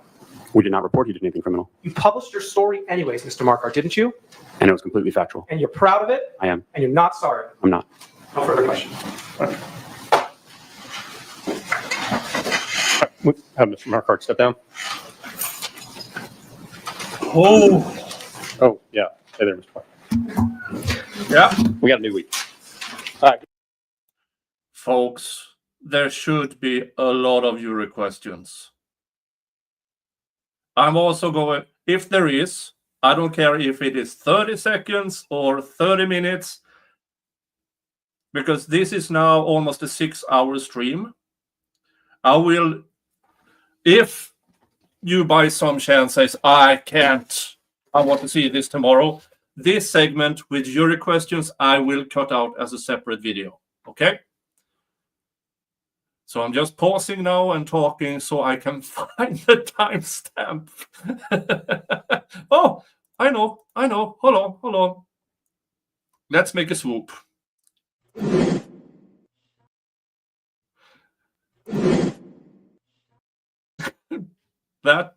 Yes, again, that is my Norwegian fire-farting dragon I use as a swoop.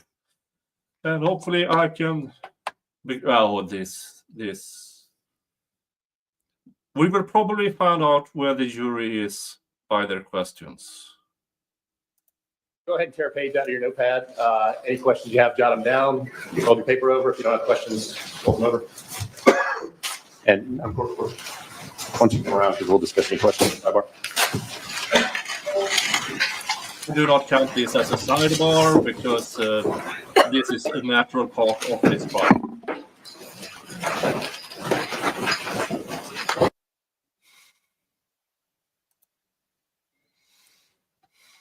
Skipping.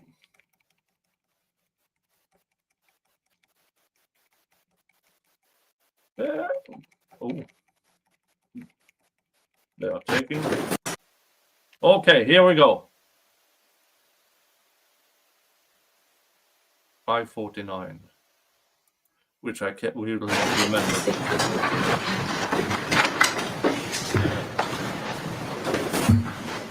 Take this in normal speed as well.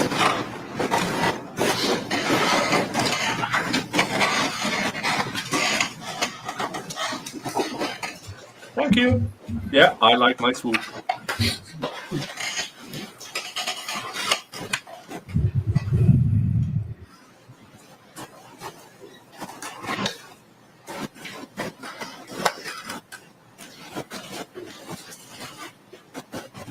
Here.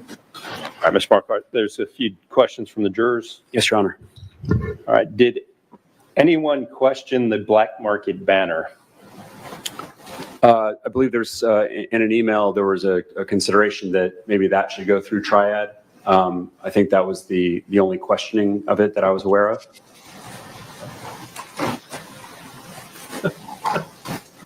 Why, after several examples of hearing that Mr. Young cut off communication with people without funds, did you still feel as if he was exploiting Afghans?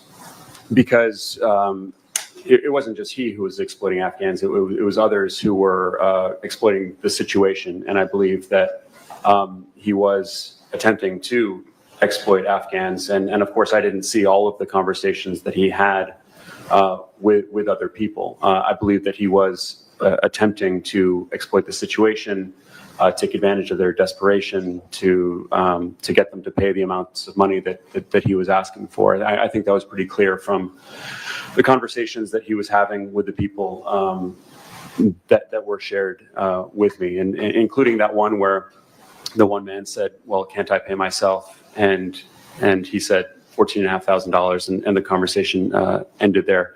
It was pretty clear to me that even if Mr. Young had been working on corporate evacuations, that he was willing to engage with regular people as well. And so given the number of people I spoke with, the number of people who I saw him speak with, I felt comfortable saying that he was part of this broader exploitation effort and market. Do you and your colleagues believe that Mr. Young should have evacuated anyone who requested help without charging? No, not necessarily. I think it's fully acceptable to, for example, have gotten people out. And I was certainly allowing for the possibility that it could cost a lot of money. I didn't understand how he got to those numbers, and he admitted himself he didn't know how he got to those numbers. So to me, that indicated that he might have been making a profit. Another thing that we didn't discuss today was one thing that he also said was that the prices are so high because the spaces are limited and demand is very high. That's how economics works, unfortunately. And that line to me told me that he was making a profit. Now, that was not something that I could say clearly. That's not something that we put in the piece, but I was asking him time and time again, and not just me, but Jill Kornetsky and Katie Bo-Lillis to ask him genuinely, how do you get to these numbers? How do you get to $14,500? And he could very easily have said, the car costs this, the flight costs this, the visa costs this, the bribes cost this. And when he didn't, that told me that there was a decent possibility that he was doing this for profit. And again, that was not something that I was able to fully report out. But I did think that there was something suspicious there. He very could easily have said, I'm just covering my costs. And we would have included that in the story. And the story still would have been true, that Afghans were facing astronomical amounts to get out of the country. But I also would have been able to say, and we spoke to one of those people who was charging that, Mr. Young, and he told us that he's just covering his costs. But that's not what happened. He didn't give us any kind of explanation. And in fact, what he told us was, I don't know how I get to those numbers. So that's why we felt comfortable reporting what we did about the market in general and about Mr. Young in particular. All right. Did you ever get concrete proof one way or another as to whether Mr. Young was or was not in the CIA? The closest that I got was from someone who currently works at the CIA, who I spoke to off the record, so that means I can't use it, who told me that he did have some affiliation with the CIA. Given how secretive they are about what people do, and what people have done in the past, I knew that I wasn't going to get any more information. So the information that I got off the record was that he had some affiliation with the CIA. To this day, I don't know what that was. I know what he's told other people, and it's been different stories. And again, just yesterday, I spoke to someone who was once upon a time very senior at the CIA who didn't know who Mr. Young was. So I don't know what he did with the CIA. And also, we didn't include that in our piece. All right. How do you feel knowing that Mr. Young can no longer work in the space he is trained on as a result of your piece? When I approach these pieces and I report them, I do so with some humility and a recognition that what we report can have an impact on people. Yeah, in his testimony, in direct a couple of hours ago, he clearly said he had no idea if he was couldn't confirm, blah, blah, blah, blah, blah. Now he says he did know that he had some affiliation with the CIA. So he did know and has known for years. Oh, you blurted that one out. Journalism, fair journalism, accurate journalism is going to be tough. War journalism is tough. Sometimes what is reported about people is not necessarily going to make them feel good. What the impact is on a person is definitely something that I consider, but it can't be the biggest priority. The biggest priority is going to be telling the story as accurately as possible with all of the facts that we have.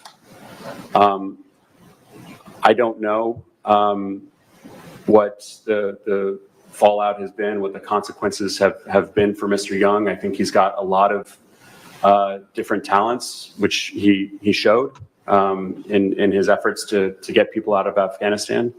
I'm sure that there are places that he can put those talents to use.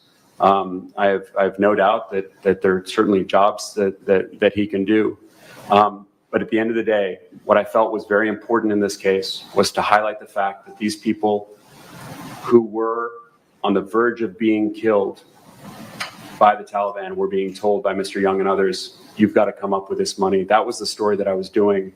And I felt that that was one that was very important to do. And given the fact that this 19-year veteran of CNN can't read, this question from the jury is so spot on. And he don't get it. The jury, I mean, these jury questions tells me they are wholeheartedly on Mr. Young's side. At least I hope so. You never know until the end of a trial. You never know. The jury is basically telling him, how dare you ruin this guy's life? How dare you? And he doesn't get it. Yeah, he might be able to find other kinds of work with his training after about a decade of therapy for you ruining his life. And more important, Mr. High Time news anchor, he was saving lives in Afghanistan. And your hit piece made sure he couldn't do that. How many could Mr. Young have saved in the end? We don't know.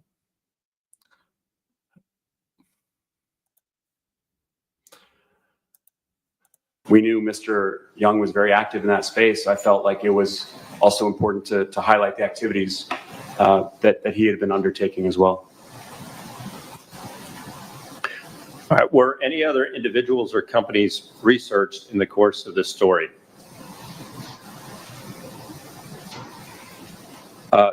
I researched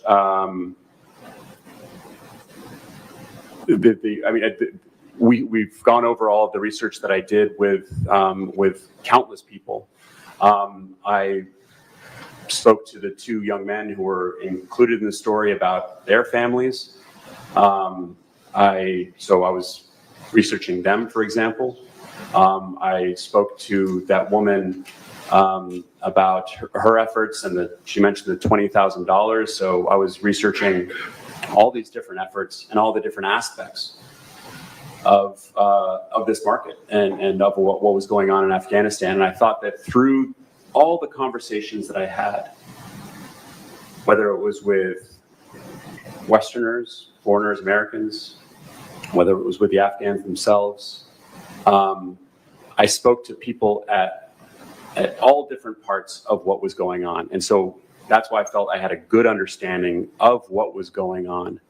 I spoke to numerous people who we talked about today who were facing the same kinds of things, $10,000, $20,000. So yes, I did a lot of research to get to this story and to get to the understanding of what we ended up publishing. I think the research was very extensive, and it's one of the parts that I'm proudest of was the number of people that we spoke to figure all this out. And the second part of that question was, if so, why were they not mentioned or pictured in the story? For example, if we look at the men who were featured in the story, Mr. California, Mr. Kabul, they spoke to the fact that this existed, that this was going on. So I knew this was going on, and I knew that this was a market, a black market that was happening, that these people were being exploited.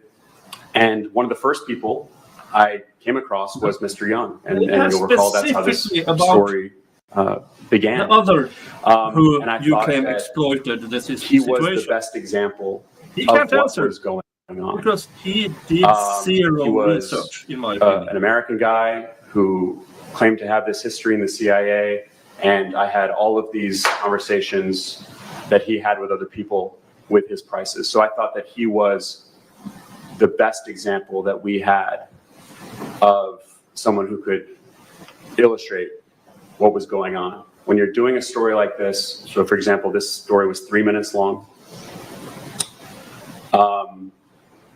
We obviously have limited time. You know, we're not going to do a 10 or 15 minute piece where you could have multiple examples. So I had one example of someone who was trying to get their family out. I had one example of someone who was trying to get himself out with his family. And I had one example of someone who was operating this market. And so broadly, I was able to tell the story about what was going on, and I had examples for each part. So that's why I felt comfortable using Mr. Young as the only example of that part. And I would just highlight the fact that if you look at the entire segment on the show, it was 5 minutes long. Mr. Young was just a minute. He was just over 20% of the entire piece. If you look at the article that I wrote, it was 29 paragraphs long. Mr. Young was only 6 paragraphs. Again, just 20%. So he was only a small part of this story. And what I used him for in the piece was to illustrate what was going on. And I thought that he was the best example to illustrate that. How many times did you actually place a call to Mr. Young prior to your story? Once. Why didn't you text him prior to November 10th? Because he had already been in touch with my colleague Katie Bolilis, and I didn't feel like we both needed to be texting him. She had quite a conversation with him on November 3rd. I did try to continue the conversation myself with him by trying to connect with him on LinkedIn, and that didn't happen. So it looked like he was done talking to us, essentially. So when it came time to actually publish the piece, I knew that we were going to try to reach out again. That's when I texted, and I skipped over the fact that I called. And I can't emphasize enough, I wanted him to pick up the phone. And we tried calling. I tried connecting with him on LinkedIn, and then I tried texting with him on November 10th. And then we had that back and forth. And I didn't get the impression that he was going to be offering up the kinds of answers that that I was looking for. So that's when I felt comfortable going to publication. But I really did try to get him on the phone. I really did want to talk to him. All right. And one last question, which sort of has two parts. And I think I need to read it together instead of, normally we wouldn't do a compound question, but I think I need to read it together to make sense. Post-apology, did CNN speak with you about your error before the apology? That's the second part, is before the apology. CNN issued the apology about 4 months after the piece ran. I was given a heads up that it was coming just before that happened. I wasn't consulted or told that I hadn't been consulted on the language of the apology. I hadn't been asked whether I thought that CNN should issue the apology. So I was just told that it was happening. I didn't think that CNN needed to do it. The correction that CNN was making was about the words black market, which we used, as you know, in the banners, and but which I did not use in my reporting. I still think that they're accurate. I don't think that CNN had to issue that apology. I think CNN had reasons for issuing that apology. I was fine that they did it, but I don't think that it was a correction for the reporting that I had done. It was a correction for the banners that were put up during the piece that I do think accurately reflect what was going on in Afghanistan at the time. And it's really, really important to emphasize the context of what was happening in Afghanistan at the time, the chaos, the lawlessness. So there essentially was only a black market in which to operate. I just want to say one more time, we didn't accuse Mr. Young of doing anything illegal or criminal, but he was operating in this black market, which reflected the lawlessness of Afghanistan at the time. All right. And again, if there was, I appreciate the questions. If I did not ask one of your questions, it was based on our rules of evidence or pretrial ruling in the case that would exclude the question. But thank you for submitting those. Any follow-up on those, Mr. Friedman? No, Your Honor. Anything, Mr. Axelrod? No, Your Honor. All right. All right. Now, Mr. Marquardt, you can step down.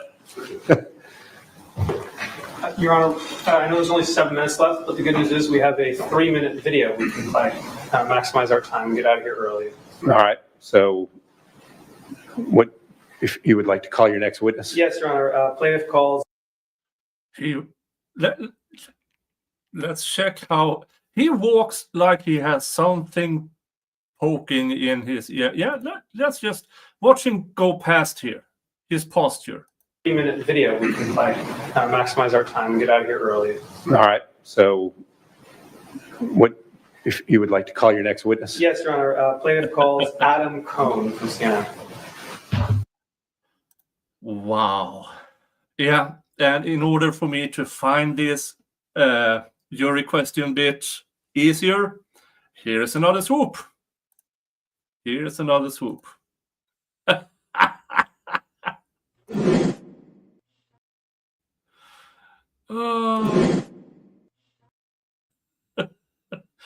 And with that, sorry for not getting it. Thank you to Watchdog for 22 euros. Saying, you're on a roll, Nick. Keep going. Thank you so much. And Watchdog, now 22 euros is about $25, which makes Watchdog the thus far honorary Viking of this stream with the $25 super chat. Thank you so much. If you want to beat him, you have to you would beat him with 10 gifted memberships. Just saying. But so far, Watchdog. Thank you so much. Thank you, thank you, thank you. Now, let's listen to the rest of this. If you become aware of any violation of any of these rules at all, notify court personnel of the violation. Tomorrow morning when we get back here, just make sure your phones are turned off before we come back in the courtroom. And we'll do like we've done since Tuesday of last week, gather 8:15 down in the reception area on the first floor, and we'll get a bailiff to bring you up to the jury lounge. and get you in here at 8:30 and proceed with the trial from that point. Any other instructions or anything else from the plaintiff? Not for plaintiff, Your Honor. Anything else from the defense? No, Your Honor. All right. Well, y'all have a good evening. I'm glad it stopped raining, so it's a little cold probably, but y'all have a good evening. Safe travel back home. Thank you. You too. You too. Okay, let's see what's going on.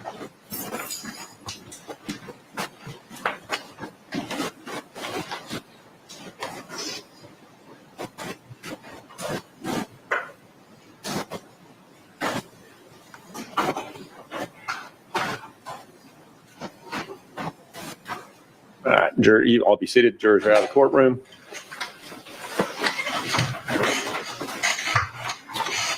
I guess you've got a few more videos, but what else the plaintiff's got on tap for tomorrow morning? Your Honor, we have a few more videos and one more live witness, Mr. Thomas Lumley, I believe, and then the plaintiff will rest. All right. Will that get done before lunch tomorrow? Well, I don't know how long, I don't know the answer to that. I need to talk with my team to determine how long the videos are and how long Mr. Lumley's examination will be. But I can have an answer for you tomorrow. All right. And then I know we had the issue with Mr. Otto, but he was coming tomorrow. Can he be tomorrow afternoon if they're getting wrapped up by somewhere around lunchtime? I think so. Okay. All right, so we don't need to address calling him out of turn. Yeah, I think that works. Yeah. Assuming that we can work out the other issue. The other issue. The photograph issue that we filed the motion last night. Oh, about his identity. All right, yeah. Your Honor, we filed an opposition, but my partner who was going to argue that is not here. We didn't know. So good, we have a short argument in opposition. I would ask we could argue that tomorrow morning, Your Honor, or by lunch.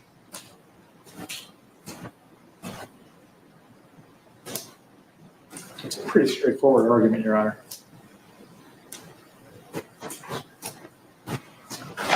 When did I saw the motion, but when did the opposition get filed? I think we filed the opposition this morning around 7 o'clock or 7:30. I don't know if we emailed it to you, Judge. We were obviously trying to get ready for trial. Okay.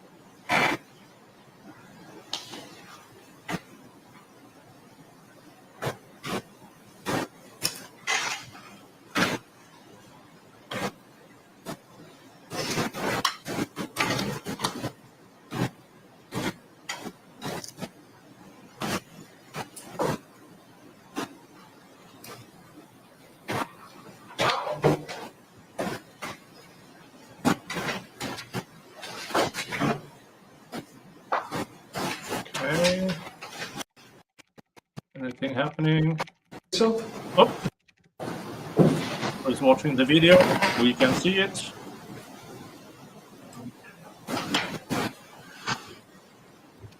Do you need an answer on that tonight, Mr. Axelrod? I don't think so. I think it'd be preferable to have it, but Yeah, there was, had a staff attorney pull some of the cases that were cited. I hadn't even had a chance to look at them that were cited in the motion. And I guess one of my questions, and just looking at the general citations in there, is I think there's the entire identity of the individual was being withheld or whatever. And I wanted to see if there was a difference between, obviously his name's being used. We've used it. We've talked about it on the record. And you're just looking for his image. So I wanted to see if there was a distinction in that. So I wanted to get a chance to look at some of those cases.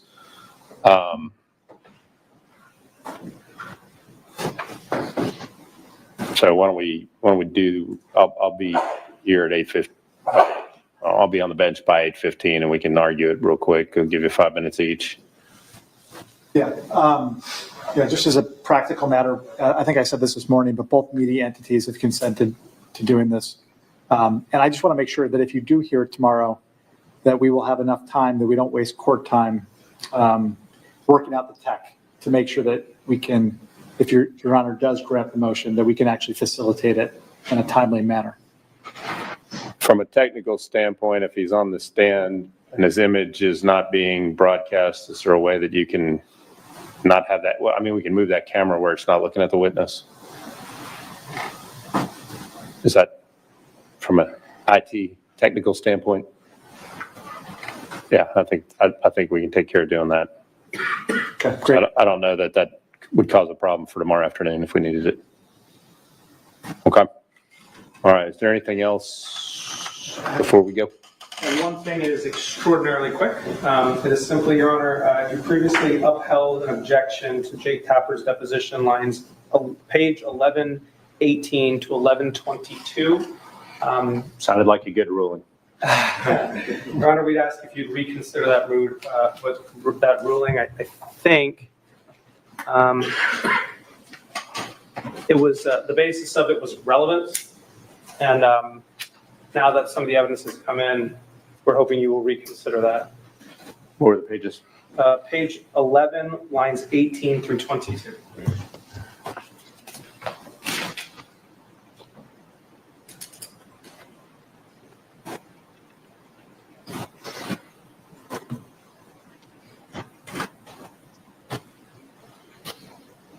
No, I'll sustain that objection still. Thank you, Your Honor. Quick enough? Look it up. Anything else? Mr. Friedman? No, Your Honor. No, Your Honor. All right. Well, y'all have a good evening. Here's one. I'll see y'all.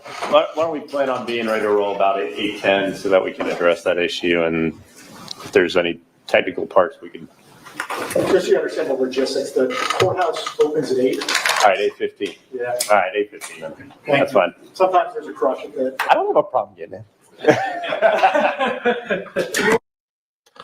All right, folks. 6 hours and 17 minutes later, it is over here 10:20 p.m. and I need to get to work tomorrow and I need sleep so I can return to you with what I assume will be something interesting, something I've only heard of. Apparently, it gets worse for CNN. Somehow this gets worse. I have no idea how, but somehow this gets worse.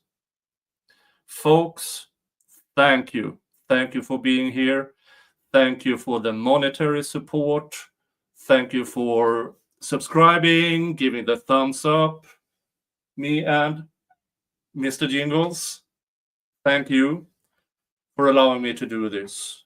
And hopefully more and more people will open their eyes for this trial. Because, oh my God, CNN, you screwed up royally with this.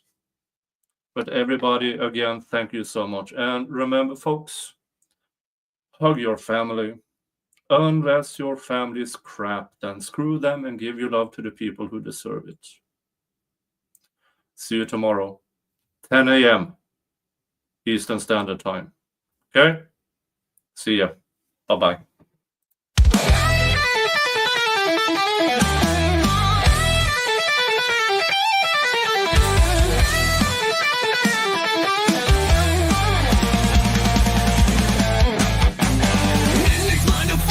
Against the void, grasp the twisted threads of truth, laughing in the face of chaos, burning knowledge like a ruthless youth.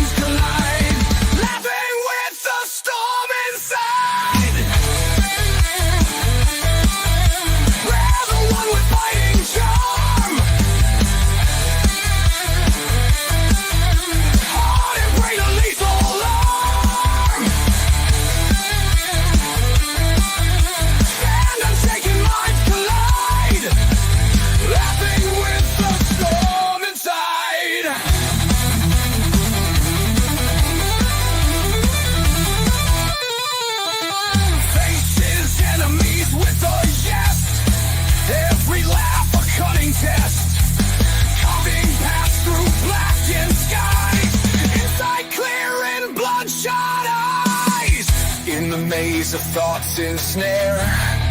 Every joke a blade prepared, cuts through lies with humor's flair. Unseen wisdom few can bear.